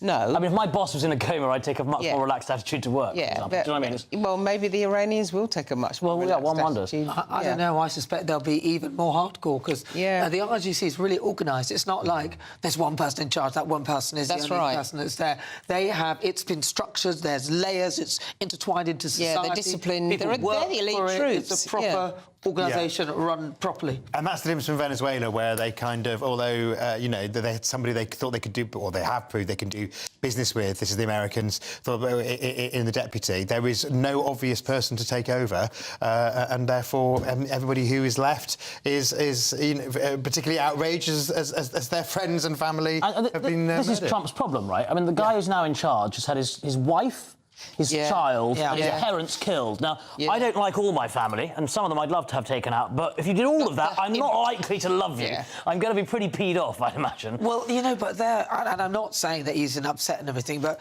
the mindset there is they're martyrs. These people have died for the good of Iran and blah, blah, blah. So their whole sort of outlook is it's a death cult, isn't it, really? You die and you've done something good. That'll be a public statement, but at the end of the day, he is a human being. And I think if you've had your kid killed... This is a kid by which he came to England for 10 months and stayed in a five-star hotel to have, because his wife at the time had fertility issues. So he went to great lengths to have the child. I think you'd be pretty angry. Would he be angry? But he would be looking at it in a different way. You're right. You could look at it in a different way, and you could see that as a sort of martyrdom. But that can coexist with seeking vengeance. It's not one or the other, exactly. They're not mutually exclusive. He's still a human being, precisely. Yes, he can think that they'll be in heaven with 40 virgins or whatever it is that they believe, but which is probably inappropriate for a 3-year-old. I think he's only 3.5. But as you say, it could be the same thing. But also, let's remember that Trump sort of refused to escort ships through the Strait of Hormuz. Yet he is the person who is sort of initiating this war alongside Israel. Yeah, and he's been saying today that it's doing well for America because it's such a big oil producer, that it's good business, which I don't think... You've got to love him. Many people, particularly in Europe, who are going to be paying the price. I think it's interesting that it looks like the government is trying to get its act together and get on the front foot and say it's going to take the lead in escorting ships through the Straits. We can't even send our own ship. It's taking 10 days. More. It's embarrassing. It really is embarrassing. It really is. This HMS Dragon thing. It has been a human. I've got it. I mean, HMS Drag On. Yeah, HMS Drag On. Good. But it's a humiliation, not actually as much as I love hitting Matthew for being a left-wing loser. It is an embarrassment on all the houses of this country, all the political parties. Yeah, of course. This is a procurement problem for most of my lifetime, clearly. Yeah, and I think so. Utterly shameful. Decades. Someone told me yesterday we don't technically have an army. We have a standing force because in order for it to be an army, you need 100,000 troops. Yeah, we couldn't fill Wembley. Yeah. It's absolutely disgraceful. It's disgraceful. We lost quite a few steps. I mean, you have to laugh because otherwise you cry. But It's disgraceful. Well, one of the reasons for drag on was... I think this is going to was because apparently the people doing the refit aren't allowed to do overtime. They're not allowed to work nights. Yeah, so they can't work nights. DEI, of course, has come into play. Come on, if we at GB News can work up between 11 and 12, you can be doing the same thing. We don't get overtime. It is just shocking, but the thing is, how do we look to the rest of the world that we had one ship that we couldn't decide whether we're going to join in or not? We've got one ship that we had to drag on because it's got scaffold and all sorts of other things going on with it. We can't get the crew. It's just the rest of the world are looking and laughing. Yeah. The French are just making us look even worse by supplying even more, and we are... Well, they'll be useless, though, won't they? Well, yeah, they might be. It's all very well. The French are going. They'll look good now. They'll be French. It's not going to happen. No, he's joking. I'm not. GB News, I'm allowed to make that joke. Well, you should be. Yes. We can always have a bat on the French, can't we? Surely. This one on the front cover of the Metro, fakes and ladders. Good headline. Tradesmen forced to quit work after fall is on a mission. I don't really get this one. People buying substandard ladders. Allegedly on some of the sites like Amazon, Shein and Temu are the ones mentioned, which are particularly marketplaces where you can get some great legit things, but there are also things that some shonky goods. So what constitutes a fake ladder? So apparently it's not a complicated thing to make. One that you step on and then it doesn't do what it should do. It breaks. It doesn't elevate a human being up. What else is it meant to do? Of course. Once you're elevated, you come down with a tumble. So you come down, yeah. I think all power to the Metro, though, for actually finding a story which does kind of resonate, and it's got a really smart headline. Because sometimes newspapers just have to find the niche. You know, that's how they build an identity. And they've done an investigation. Apparently, there were still 100 of these ladders available, and they're very dangerous. And Rich said that Rich says there were over 100 available still on those sites, and 14 were fraudulently marketed. Right, let's get back. It's not major news, though, is it? I mean, you say all power to the Metro. There are 100 ladders being sold that might not be good. There's also like a war in Iran and a massive economic crisis. If I was editor of the Metro, I might have gone on that first. I tell you what, if one person died, one British person died falling off one of those ladders, I guarantee you it'd be more than one front page. That's true, but they haven't yet, thankfully. All right, let's go to the front cover of the Daily Mail. Kevin Badenoch says Prime Minister told lie after lie after lie. So she's not even mincing her words here at all. She's making it clear that she's accusing Keir Starmer of lying about Peter Mandelson's appointment amid growing claims of a cover-up. The Tory leader demanded a sleaze inquiry into whether Sir Keir Starmer misled MPs over the disastrous decision to appoint Peter Mandelson as US ambassador, and she claimed that the incriminating documents were removed from this week's Mandelson files to avoid further damage to the Prime Minister's battered reputation. That's quite something to be accusing that. Absolutely. I think it's all about a box. So in one of the documents, which is the advice that went to the Prime Minister, there's the box in which the Prime Minister can write his comments. There is nothing in that box. It's literally the red box. So they redacted the comments that he would have done from his red box. Yes. So then every night the Prime Minister gets a stack of paperwork. They claim that that he didn't actually write on it and there are no comments redacted. And because obviously sometimes he doesn't write on it, he can say it verbally, etc. So that's what Number 10 say. Kemi's insisting that she thinks there's something fishy, and why is that box blank? But Kemi, I think, must have changed what she eats for breakfast, because she seems to be getting, I was about to say ballsier and ballsier, which is probably the wrong way of putting it, but she really is getting powerful and getting strong. I mean, her Prime Minister's questions performances are getting better and better. Do you know what, though? I think this week was terrible. It was a bit disappointing. You know why it was disappointing? Because they were both talking about completely separate things. Like two radios. For the average member of the public watching that, they wouldn't have been able to work out what was going on. That's what I said it didn't make sense. She asked the same question repeatedly about fuel duty. Fuel duty. And the thing is, if you're listening, and I did say, to listeners and viewers, because I was on Good Afternoon Britain afterwards, if you're listening, you're only hearing her talk about a fuel duty increase promised in September. Now, that doesn't really resonate with you, because you're thinking, well, that's September, why is she going on about it? And that didn't really... And we don't know what's going to happen to petrol prices in the meantime. Anyway, the only response she got from the Prime Minister was about the war. Yeah. So he's talking about the war, she's talking about petrol. But he also kept going on, they've been fixed till September, and it was like... this is not really going anywhere. We learned yesterday that Lady Rothermere, whose husband owns the Daily Mail, has been given money to the Reform Party. So for Kemi to get that kind of headline from his own newspaper, 2 days running, is quite impressive for her. So that's the bit that I find kind of interesting. It's a little bit in the weeds there, I appreciate, but it is interesting that the owner of the Daily Mail is publicly funding reform. The Daily Mail has said, and of course he would say it's editorial independence.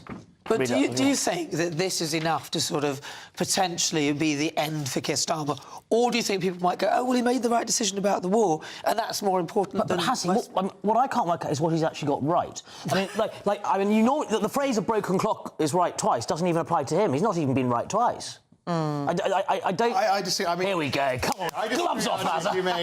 As you may suspect. I mean, I think, you know, there are some who argue... I think he's doing it because he believes it's the right thing to do, and I agree it is the right thing to do, as does the vast majority in every poll, not just here, but in every European country and in America, which is to not get involved in the actual attack phase. But that wasn't his initial... Well, it wasn't his initial thing, but let me say that where the general public is concerned, they start off maybe a bit gung-ho, let's get behind our boys, let's get behind the troops. And as the days pass on, invariably, they start to think, actually, this might not be something that's definitely happening in America. And it's definitely happening here. Yeah. It's because they've seen the bodies come home. And the prices go up. You know, and I think it's happening here as well. And in a way, Keir Starmer's quite fortunate that the public opinion has actually come alongside him now, because there was a big disparity to start with. And the question will be whether, in fact, that if the war carries on over weeks, that it may overshadow any losses, well, not any losses, the expected losses in the Scottish, Welsh and local elections. I don't think it will, though. By then it'll be 8 weeks. The press will be war-weary too, particularly if we're not involved. Well, so it'll just be a case of... We are involved, though. I mean, did you see the Lego figures?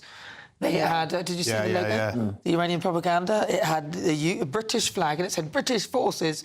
So they... Even if we don't think we're involved, we are, and they think we are, so there's no... We are, but not to the extent that we were a part of the initial strikes. I don't think it makes a difference. I don't think maybe it does make a difference. No, I don't think it will make a difference, but because I think what people will feel is the pain of this, the economic, the financial pain of this. They'll feel it in their wallets, and that will get worse. And to the Iranians, although the bases are being used by American planes, they're taking off on British soil, so therefore that makes Britain a target, even if, you know, we... from that point of view, they still want to bomb the... I was about to say a rude word. Still being bombed from Britain, even if it's not by Britain. Let's not forget that the Exchequer makes a lot of money out of fuel if the prices go high. So I don't think President Trump is that upset about it. And I wouldn't want to speculate about our government, but, you know, they're making quite a bit of money out of it. But now it's time for our biggest Great British giveaway of the year so far. Your chance to drive away with a brand new camper van worth £67,000 and a further £25,000 in tax-free cash. Here are the details you need. It's a prize package worth over £92,000 and it could be all yours in our very latest Great British giveaway. There's a totally tax-free £25,000 in cash that you'll be able to spend on anything you like this year. Plus, you'll also get to drive away in a brand new Benevan 122 camper van. Courtesy of Marquis Leisure, this latest 2026 model comes fully loaded with everything you'd expect. You can even drive it on your existing driving licence. Plus, it comfortably sleeps 4 people.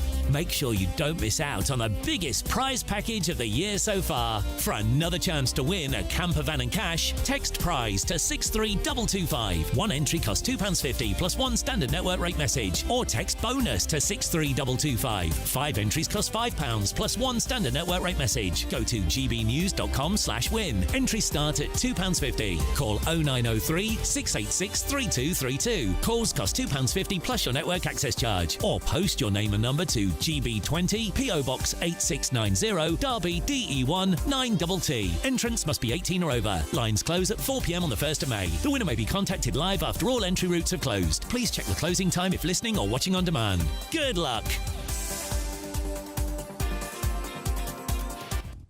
Good luck indeed. Coming up, the latest updates after an attack on a synagogue in Michigan.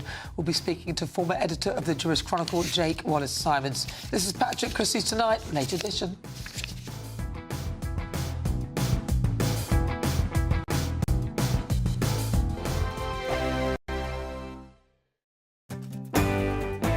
I'm Tom Harwood. This is GB News, Britain's news channel.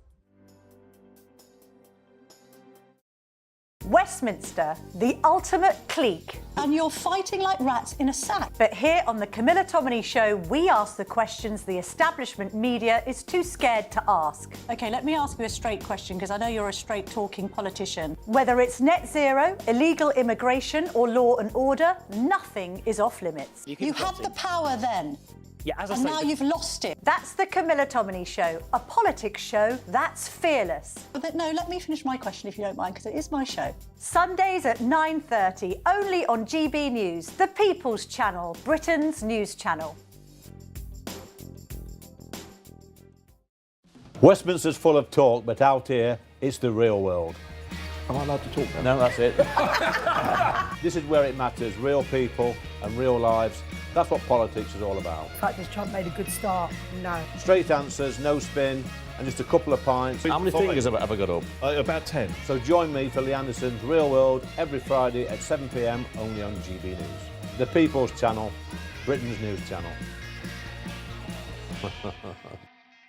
Britain deserves a newsroom that puts the facts and your voice first. Well, and that's what you get on GB News. Lively debates, lively conversation. And we're not afraid to hold power to account. And each other. So join me, Andrew Pierce. And me, Miriam Gates, for Britain's Newsroom, weekdays from 9:30 on GB News. Breaking news, live updates, stories that matter. From the heart of the GB newsroom to every corner of Britain, with our team of dedicated journalists across the UK. GB News bulletins are there to deliver the latest news that matters to you. Bulletins on GB News, the People's Channel, Britain's news channel. From the school run to the home run, watch a new show for all of Britain. He can say whatever he wants. A straight talking show where all voices are heard.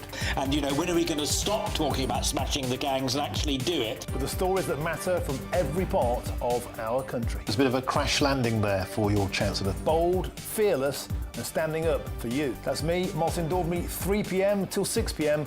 weekdays here only on GB News. The People's Channel, Britain's news channel. Join me, Nana Akweer, for an informative, interactive news programme with a difference. It's fun. No, he didn't say that, Dave. I'm so surprised. I think there's an element of truth to that. Join me from 3 p.m. every weekend, only on GB News, Britain's news channel. I'm Michelle Dewberry, and this is GB News, the People's Channel, Britain's news channel. GB Loyalty Points is here. They're our way of saying thank you for spending time with GB News. Through commenting on your say, voting in You Decide polls and shaping the debate, you can earn GB Loyalty Points. Unlock rewards, reach milestones and climb leaderboards. Don't just watch our programmes, come and be part of them. Get started by scanning the QR code or go to gbnews.com/loyalty points.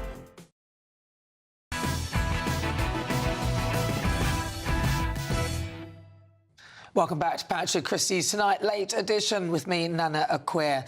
Now, a gunman crashed an explosive-filled truck into the Temple Israel Synagogue in Michigan before he opened fire. Oakland County Sheriff Mike Bouchard confirmed a man armed with a rifle was found dead inside the vehicle and his body was badly burnt. And this comes as 2 months ago the same synagogue appeared to undergo active shooter prevention training, according to Instagram. With record anti-Semitic incidents being regularly reported, just how do we keep the Jewish community safe during this period of anxiety? Well, joining me is Telegraph columnist and author Jake Wallace-Simons. Jake, you as Jewish people are well aware of this risk and have been protecting themselves for decades, really. That's right. I mean, there's a particular threat in America, not just from the Islamists, of course, but also from the far right. There was a shooting carried out by the far right just a few years ago in that synagogue that Barry Weiss, the US journalist, attended. But this, it's too early to say who the shooter was, but it seems like he was taken out pretty efficiently by the security guards guarding the synagogue. And as in America and here, security is extremely tight around synagogues in a way that no other minority has to deal with in their day-to-day lives. Jews are, protected by airport-style security at synagogues, at schools, and at community centres. It's just a sad sign of the times as to how far the West has descended down the route of anti-Semitism. I just find it quite shocking that this level of visceral hatred of Jewish people, I really don't get it. For me, the Jewish people have been some of the nicest people I've ever met. And it's a really deep-rooted hate, isn't it? Why is that? I don't really understand. Well, of course, anti-Semitism is an extremely old phenomenon, stretching all the way back to the New Testament and the idea that the Jews killed the Son of God. That's what animated it in the early few centuries in the Christian West. After that, it took on a different scientific turn as the ages wore on. Under Hitler, it was a sort of scientific matter, a pseudo-science, a racial matter, that Jews were an inferior race scientifically and needed to be exterminated for that reason. And these days, it's more political. It's associated with Israel. Israel is subjected to the same sorts of slurs and smears that have been directed at Jews for centuries and centuries, particularly the baby killer smear. That's something that stretches back to Norwich in 1144, when a Christian child, William, was found dead, and it was blamed unfairly on the Jews. So these tropes have existed for a long, long time. They're not going anywhere fast. But I think that what we're seeing right now is a particularly dangerous moment where there's a high degree of tolerance towards anti-Semitism in our societies, because we kind of feel that it's okay, it's just that they only hate Zionists, they don't hate Jews. So once again, anti-Semitism has found language that allows it to pose as if it was a virtue rather than another form of racism. Anti-Semitism really is the only racism that the left in particular is able to have with impunity these days. In fact, it's racism that makes them feel less racist, because they're so convinced that the Jews are evil that hating them is a mark of virtue rather tthan a mark of bigotry. And that's been a hallmark of anti-Semitism throughout the ages too. Well, as we speak, there was armed police at a synagogue in Norway. So it's just become almost like a cancer that just keeps spreading and spreading, and people are getting even more extreme with how they're treating the Jewish community. I just listening to what you said, I just don't. I'm glad you explained that, because a lot of people listening going, why is there so much? Why is this going on? But then if we think about even this weekend, like the Al-Quds protest, now that's going to be a static protest rather than a moving one, and it's but Shabbat Mahmoud has allowed pro-Palestine protests. So some people would say that again is something that could encourage anti-Semitism, even though it's a static protest. Again, it's a whole Palestinian thing, which is, again, there's a lot of anti-Semitism in that. Yeah, I think we're tying ourselves in knots as a society, trying to maintain the principles of an open, tolerant society and all the principles of a liberal democracy that we all love and adhere to, in the context of a group of people in our country who've come from outside, who are bent upon using those freedoms to overturn our freedoms, using our own liberal values to overturn them, to subvert them, and to bring us down. And that's what's happening. And we're really unsure of how to deal with it. For the last 2 or 3 years, since October the 7th, the incessant anti-Semitism on our streets has been looked upon with tolerance, as if everyone simply has the right to express themselves. But what we haven't realised is that the Jews are first in the firing line, but who they're really coming for is us in our society. We saw the very day after that shameful Gorton and Denton by-election that was won by the Greens by pandering to the Islamist vote, the very next day they defaced the statue of Winston Churchill with anti-Semitic slogans, globalise the Intifada, Zionist war killer, and all the rest of it. That's Winston Churchill. There could be no more important symbol of Britain, modern symbol of Britain, than that statue of Winston Churchill. So they hate the Jews, but underneath it all, they hate us. And unless we get strong and begin to wake up and stop these people in their tracks, if we're going to continue tolerating them and tolerating them and tolerating them, sooner or later we'll find that it's a problem that we cannot solve, and it brings us down. Well, it's a mission creek, isn't it? It's happening very slowly and subtly, and suddenly you've got a pro-Palestine march with a space where Jewish people can't enter because they're fearful of their lives. and then the police can't control it, and that is a worry. But as the Greens would argue that they are simply putting forward policies that are popular and not pandering to the Islamist vote. But thank you very much, Jake Wallace-Simon. It's really good to talk to you. Let's see what my panel think of that. Journalist and broadcaster Linda Dewberry, former Labour advisor Matthew Laza, and comedian Archie Manners. What do you think? Matthew Laza, starting with you. In terms of... Well, what Jake has just said in terms of, you know, the whole sort of Palestine situation. Sorry, yeah. Just the sort of... Yeah, I mean, I think that we all politicians need to make a broad appeal as possible. And I think that we have such a fractured politics at the moment that people think they have easy answers. I mean, you know, the Greens are a classic example. Even if, you know, we take them at their word and they're not pandering, they say they're not pandering to the Islamist vote, they do clearly think that by sticking on a Palestinian scarf and a watermelon on your Insta profile, you're going to change the situation in Gaza. And very sad to say that Denton and Gorton, get it right? Gorton and Denton happened, and it didn't make a blind bit of difference to the situation, and therefore frustration builds even further, and people just go crazy. And social media fuels this in terms of people living inside bubbles where they see posts from people who believe exactly the same as them, and those views are not challenged, and nobody says, stop a second, understand your anger, but where is it really going? But I think Jake raised a really important point about liberal tolerance and about how that had been subverted. And I think that is true. We've always been, to my mind, a tolerant and liberal country, and we think that everybody's like that. The thing is that everybody is not like that. I also think it's a numbers situation. I think there are fewer than 400,000 Jews in the United Kingdom, and there are now close to 4 million Muslims. Now, I'm not saying one is good and one is bad. I'm not having that kind of argument at all. But I'm saying when the numbers are set that way, we will get a problem if there's an intolerant environment.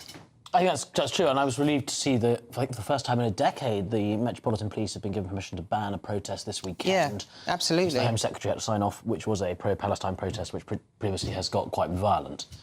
It's tragic that we now live in a world where that is the case, where, you know, we can't have people protesting about the state of Gaza in a non-violent way, and that we can't have people going to a synagogue in a peaceful way and not feeling threatened. Yeah, because it's the reason why they took that decision, the police went with that recommendation and the government took that decision, is because it's in the context of the current environment. Precisely. And yeah. I just think that's incredibly... I mean, maybe I'm naive, but I feel like when I was growing up in the sort of 90s and early noughties, this wasn't the case. We didn't have the... Maybe I'm looking back with rose-tinted glasses, and you'll correct me, but... It just seems incredibly sad that we live in this kind of increasingly secular world where we aren't, as you say, we're not as tolerant as we think we are, or as we like to think we are. I think Matthew made a really good point about the internet.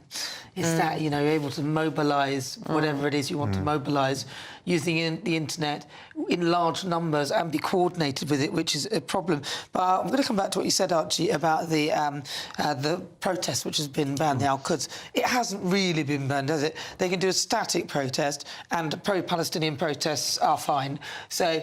Is it really... Well, they should have the right... People that are pro-Palestine should have the right to protest, right? Yeah, I don't care what you think, you should have the right to protest, whether I agree with you or not. Well, this is the problem, though, and it's exactly what Jake Wallace-Simons was saying, that's all very well, but then there's the point where it's not really working, is it? I mean... Well, it's not working... Is it? Well, time will tell if that static protest... It would be dangerous to do that now. Yes. That's the context we're talking about. Yeah. I mean, there'll be sleeper cells, as we know.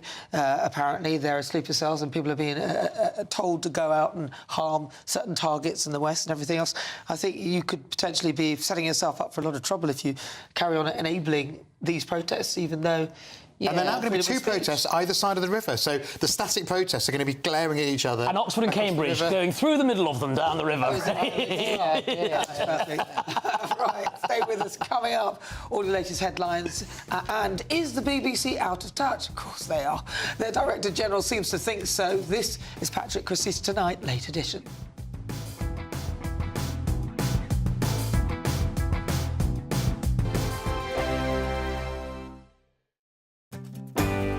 I'm Stephen Dixon, and thanks for joining us on GB News, Britain's news channel. At GB News, we love to hear from you, our loyal community. So drop us a line at gbnews.com/yoursay. There you can talk to each other and also to the presenters live on air. gbnews.com/yoursay, because GB News is your channel, Britain's news channel. 5 hosts, 5 opinions, 5 fearless debates, 5 unfiltered takes on the day's news. 5 reasons not to be anywhere else on Saturday night. This is the Saturday 5. You got me. You got me good there. Britain's biggest Saturday night TV show. It's not a bad brand. Yeah. Uncensored. Very, very racy tonight. On the Unpredictable. What does she say? Can you translate it for us? And always entertaining. And how can a country go from being led by William Wallace Saturday nights from 6 p.m. only on GB News. The People's Channel. Britain's news channel. You're going to want to stay tuned, trust me. Westminster, the ultimate clique. And you're fighting like rats in a sack. But here on the Camilla Tominey Show, we ask the questions the establishment media is too scared to ask. OK, let me ask you a straight question, because I know you're a straight-talking politician. Whether it's net zero, illegal immigration or law and order, nothing is off limits. You had the power then. Yeah, as I and say, now you've lost it. That's the Camilla Tominey Show, a politics show that's fearless. But no, let me finish my question if you don't mind, because it is my show. Sundays at 9:30, only on GB News, the People's Channel, Britain's news channel.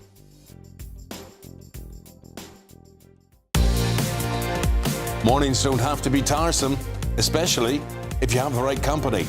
Wake up to news as it happens, opinion and debate, and of course, a little bit of entertainment too. Because when the kettle's on, we're on. That's Breakfast on GB News, a show worth waking up for. Every morning from 6 a.m. Only on the People's Channel, Britain's news channel. We'll spread the news, you spread the word. From the school run to the home run, watch a new show for all of Britain. So he can say whatever he wants. A straight-talking show where all voices are heard. And, you know, when are we going to stop talking about smashing the gangs and actually do it? With the stories that matter from every part of our country. There's a bit of a crash landing there for your Chancellor. Bold, fearless and standing up for you. That's me, Martin Dordme, 3 p.m. till 6 p.m. weekdays, here only on GB News. The People's Channel, Britain's news channel. I'm Michael Portillo. This is GB News, the People's Channel, Britain's news channel.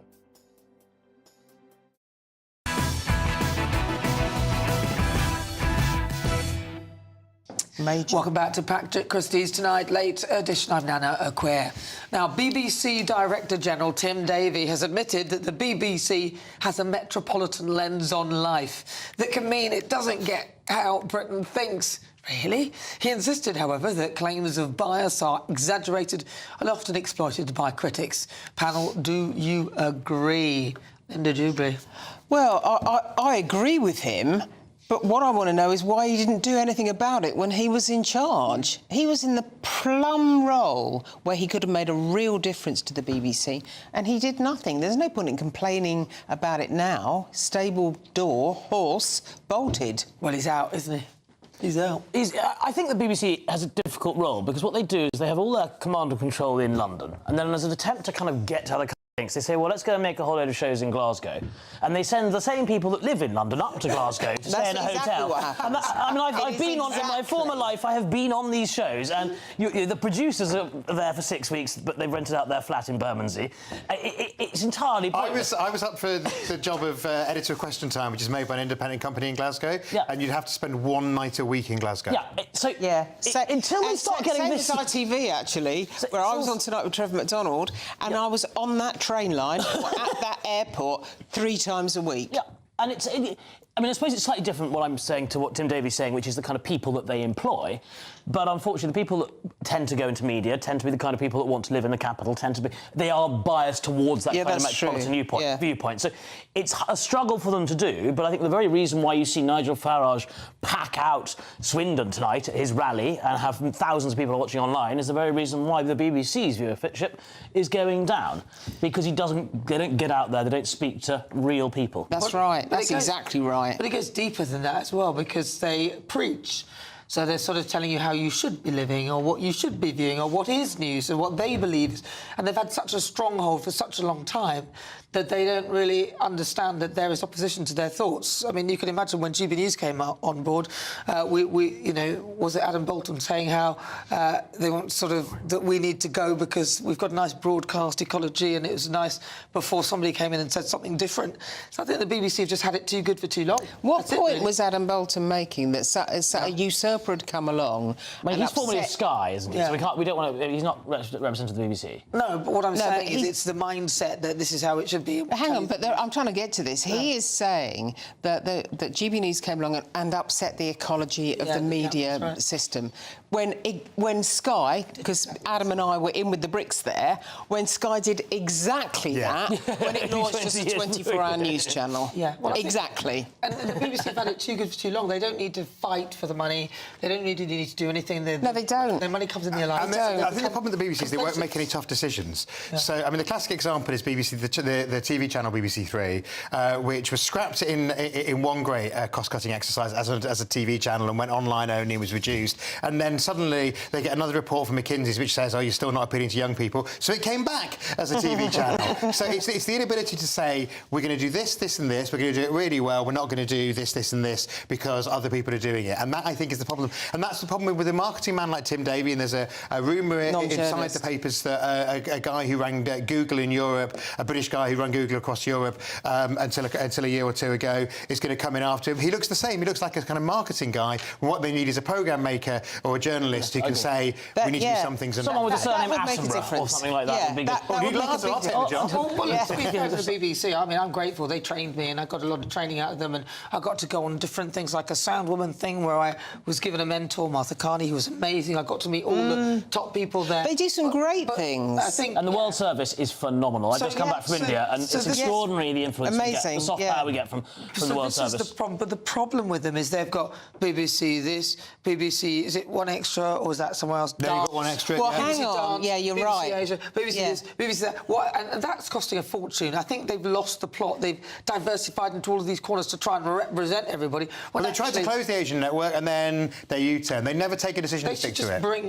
Because they're a public service broadcaster and they're not run along commercial lines. Exactly. And I think the licence fee is at the heart of all of this. Well, it's the challenge they face is that they're both trying to appeal to an audience and ensure that they get their charter renewal correct. And those two things are not the same. So if they're trying to make sure that they can retain the licence fee and keep the politicians happy... That's what I'm saying. That's not the same as actually appealing to what people up and down the country want to watch and listen to. So if a charter renewal say, right, you've got to have BBC Asian Network and BBC this, BBC that in order to be diverse and whatever. Previously that would have been very helpful to them when they were looking for charter renewal. The audiences don't want that. They want Countryfile and whatever else. No, they don't want that. You know, I think the BBC have misunderstood what kind of diversity means. They think it means, oh, we need some black people and some Asian people. And what it means is diversity of thought. Yes. And you can get that in every culture and everything. And if you started looking, instead of ignore the colour and just focus on the different types of mindsets and different thoughts and different... Then you end up with a very eclectic mix of people and you won't have to divide it up. Your people would end up being diverse anyway. BBC Africa, BBC this, BBC that, BBC this... Because it's too expensive and they can't carry on like that. Well, I mean, when I worked at a programme called On the Record, which was the sort of flagship political programme, that had the most diversity of thought because it actually recruited actively people who were political because it got the balance right. So people like Robbie Gibb, who's now on the BBC board, I was his researcher on that, and you had Labour, Lib Dem, etc. Because people actually acknowledge that people do have views, but the BBC tries to pretend that nobody has a view, and it doesn't talk about that in most recruitment processes, and therefore it ends up people all think the same. Talking to impartiality, it's been accused of being biased the entire time. I think it's doing something right on that. I think it's 1 minute they're biased in favour of the Labour Party, then they're biased in favour of reform. I think they're actually not too biased. Oh, I don't know about that. But that's an unpopular view. No, I worked for them. I'm afraid Brexit was a dirty word when I was there. And also, you could never mention climate change. Dear God, no. Don't you dare say that. But what do you think? GBNews.com/, your say. Coming up, Foreign Office staff apparently attended a party at the Iranian embassy to celebrate the Islamic Revolution. What? That and some of tomorrow's headlines. Stay with me. This is Patrick Christie's Tonight, late edition.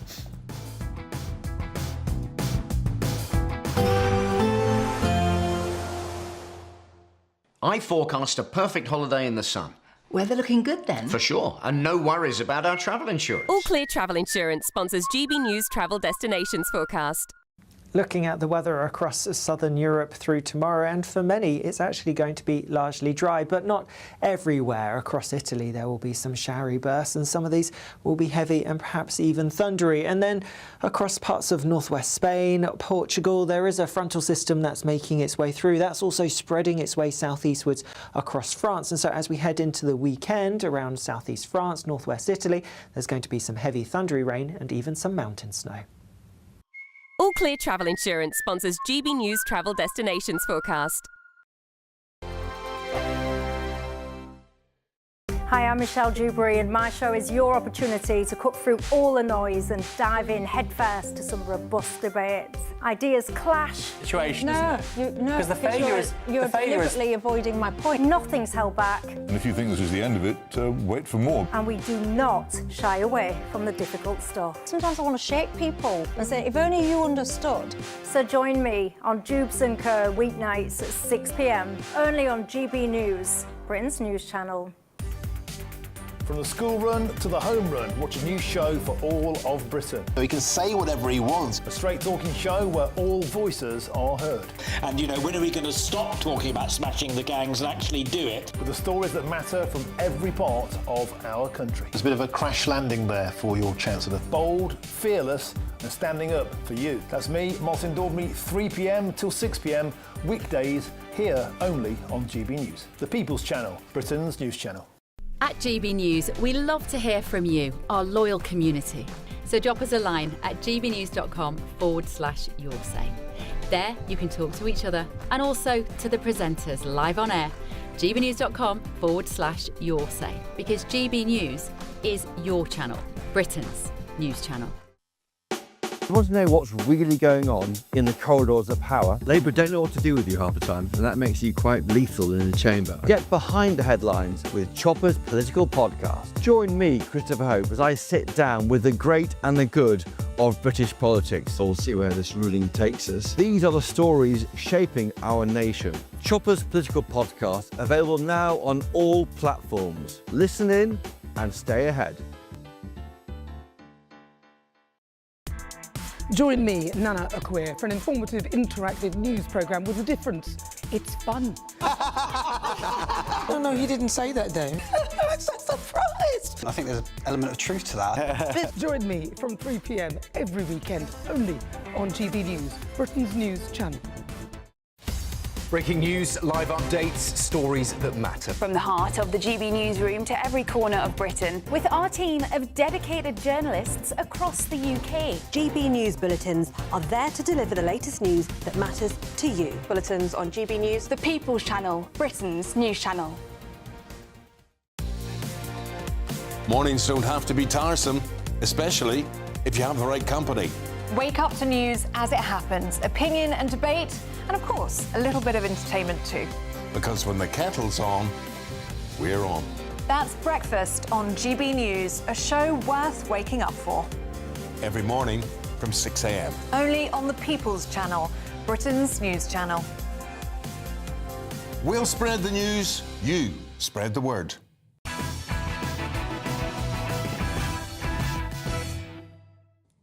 Good evening and welcome back to Patrick Christie's Tonight Late edition. Now, the Daily Telegraph is reporting that Foreign Office staff attended a party at the Iranian embassy to celebrate the Islamic Revolution just weeks after the regime massacred thousands of its own people. Embassy officials hailed Iran's remarkable accomplishments in spite of unjust Western sanctions. And video footage shows attendees standing in silence for a rendition of Iran's national anthem. On the same day as the event, February the 12th, the US-based group Human Rights Activists News Agency announced that at least 7,000 people had been killed in Iran, including 219 children. Anti-regime campaigners previously said up to 30,000 protesters may have been murdered. And a Foreign Office spokesperson said it is the job of the Foreign Office to maintain diplomatic relations with countries across the globe, and it is standard practice as part of the engagement for the UK to be represented at these kind of National Day events. The event in question has been regularly attended by Foreign Office officials under successive governments since the Iranian embassy in London reopened in 2015. Well, let's see what my panel make of that. Journalist, broadcaster Linda Dewberry, former Labour advisor Matthew Laza, and comedian Archie Manners. Archie. Yeah, I mean, obviously, the benefit of hindsight, it looks absolutely absurd, doesn't it? I think the issue here isn't the fact that the Iranian embassy was hosting a national party. If the ambassador and his staff want to prance around doing that, that's fine. But at a time when they were literally killing thousands of their own citizens, it looks a little bit odd for our civil servants to turn up. And the Foreign Office can say, you know, we maintain diplomatic relations, but that's an excuse that technically can get them out of absolutely any behaviour ever, right? Oh, I'm so sorry I was friends with Epstein, diplomatic relations, whatever it might be. I mean, you know, would they have said that about Hitler in '39? I mean, this is the problem. It's not an excuse that works. So I think it's a pretty poor showing. The country was under Western sanctions at the time. Part of that sanction should be we don't go to their drinks parties. Yeah. Absolutely. I mean, I think, you know, it's one thing to say you've gone to it every year since 2015, but not every year has there been massacres of civilians in quite the same way and in the days before the party. So at the most, you should have sent one person and downgraded the presence. At the very least, if you had one person there, obviously to perhaps find out what they're saying, you know, do a bit of research, but no more than that. Yeah, it's all timing. I mean, everyone could see what was happening on the streets of Tehran, in fact, right across the country. So bearing in mind that the party took place almost at the same time as that, Foreign Office staff shouldn't have gone. It probably wouldn't have been a very good party anyway. It would probably been dry, wouldn't it? Yeah. Definitely. So, I mean, we're probably doing them a favour by saying don't go next time, because it would have just been, what, a bit of apple juice and a warm biscuit. It's a really bad look, though. It's a very bad look, though, isn't it? You know about the massacre, you've gone in there, you're supposedly celebrating, and you're saying that that's building diplomatic relations. Even this statement, I think, is a bit of a shocker. They think that that will excuse it, which sort of gives you a bit of the mindset of why maybe perhaps Keir Starmer would have something like Mandelson. Also, they must have known how close we were to some kind of conflict, because remember that June last year is when those pinhead missiles went into the bunker where the nuclear weapons were allegedly being manufactured, and so that had already happened 6 months earlier. So it makes you think, what were they doing in the Foreign Office? They couldn't estimate that we were going to be into some kind of heavy-duty conflict. Trump had dropped the big one, as he called it, 6 months before. It's a bit like at the end of the Second World War, when Eamon de Valera, the Irish Prime Minister, in neutral Ireland,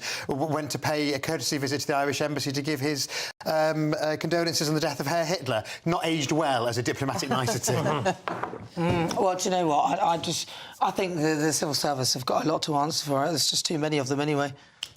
I've never counted them. Do you know what? Do you know what I think here? That I must declare an interest because my son's an economist and he's a government economist, which means that he's a civil servant. But what I want to say is we could solve a lot of issues if we tried to understand the situation. Politics come from that world. Servants come from that world. They are completely different types of people, but they have to work together and we need to fix it. All right, let's take a look at the front covers of the papers for tomorrow. The Times, Iranian drones directed by hidden hand of Putin. On the front cover of The Guardian, hidden hand of Putin aids Iran's tactics, says Healy. The Telegraph leads with Russia behind attack on UK troops. The front cover of The Eye, the oil war, UK military preparing to defend tankers in the Middle East. The Independent, Iran targets our troops as the UK sets sights on vital Strait of Hormuz. On the front cover of The Sun, Brit base blitzed by Iran. The Mirror, Middle East crisis escalates. The Daily Express, Kemi, it stinks of a cover-up by this lying Prime Minister. The Daily Mail, Kemi, PM told after lie. The Metro, fake and ladders. Well, I've got to say thank you very much to my panel. That is all we've got time for. Up next, it's The Late Show Live, hosted by the one and only Beverly Turner. Thank you, Nana. Thank you so much. Nice to see you. Now, we've got a big event happening today. There was a shooting, basically, at a synagogue in Michigan. We're going to be talking about that. What does that mean for sectarian politics in America as well? We had, obviously, something very similar in Manchester, didn't we, not long ago? And also the latest on the war in Iran. And Ian Paisley Jr. in the studio. See you in a minute.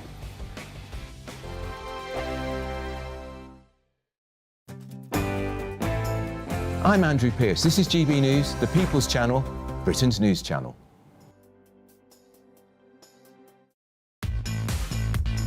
5 hosts, 5 opinions, 5 fearless debates, 5 unfiltered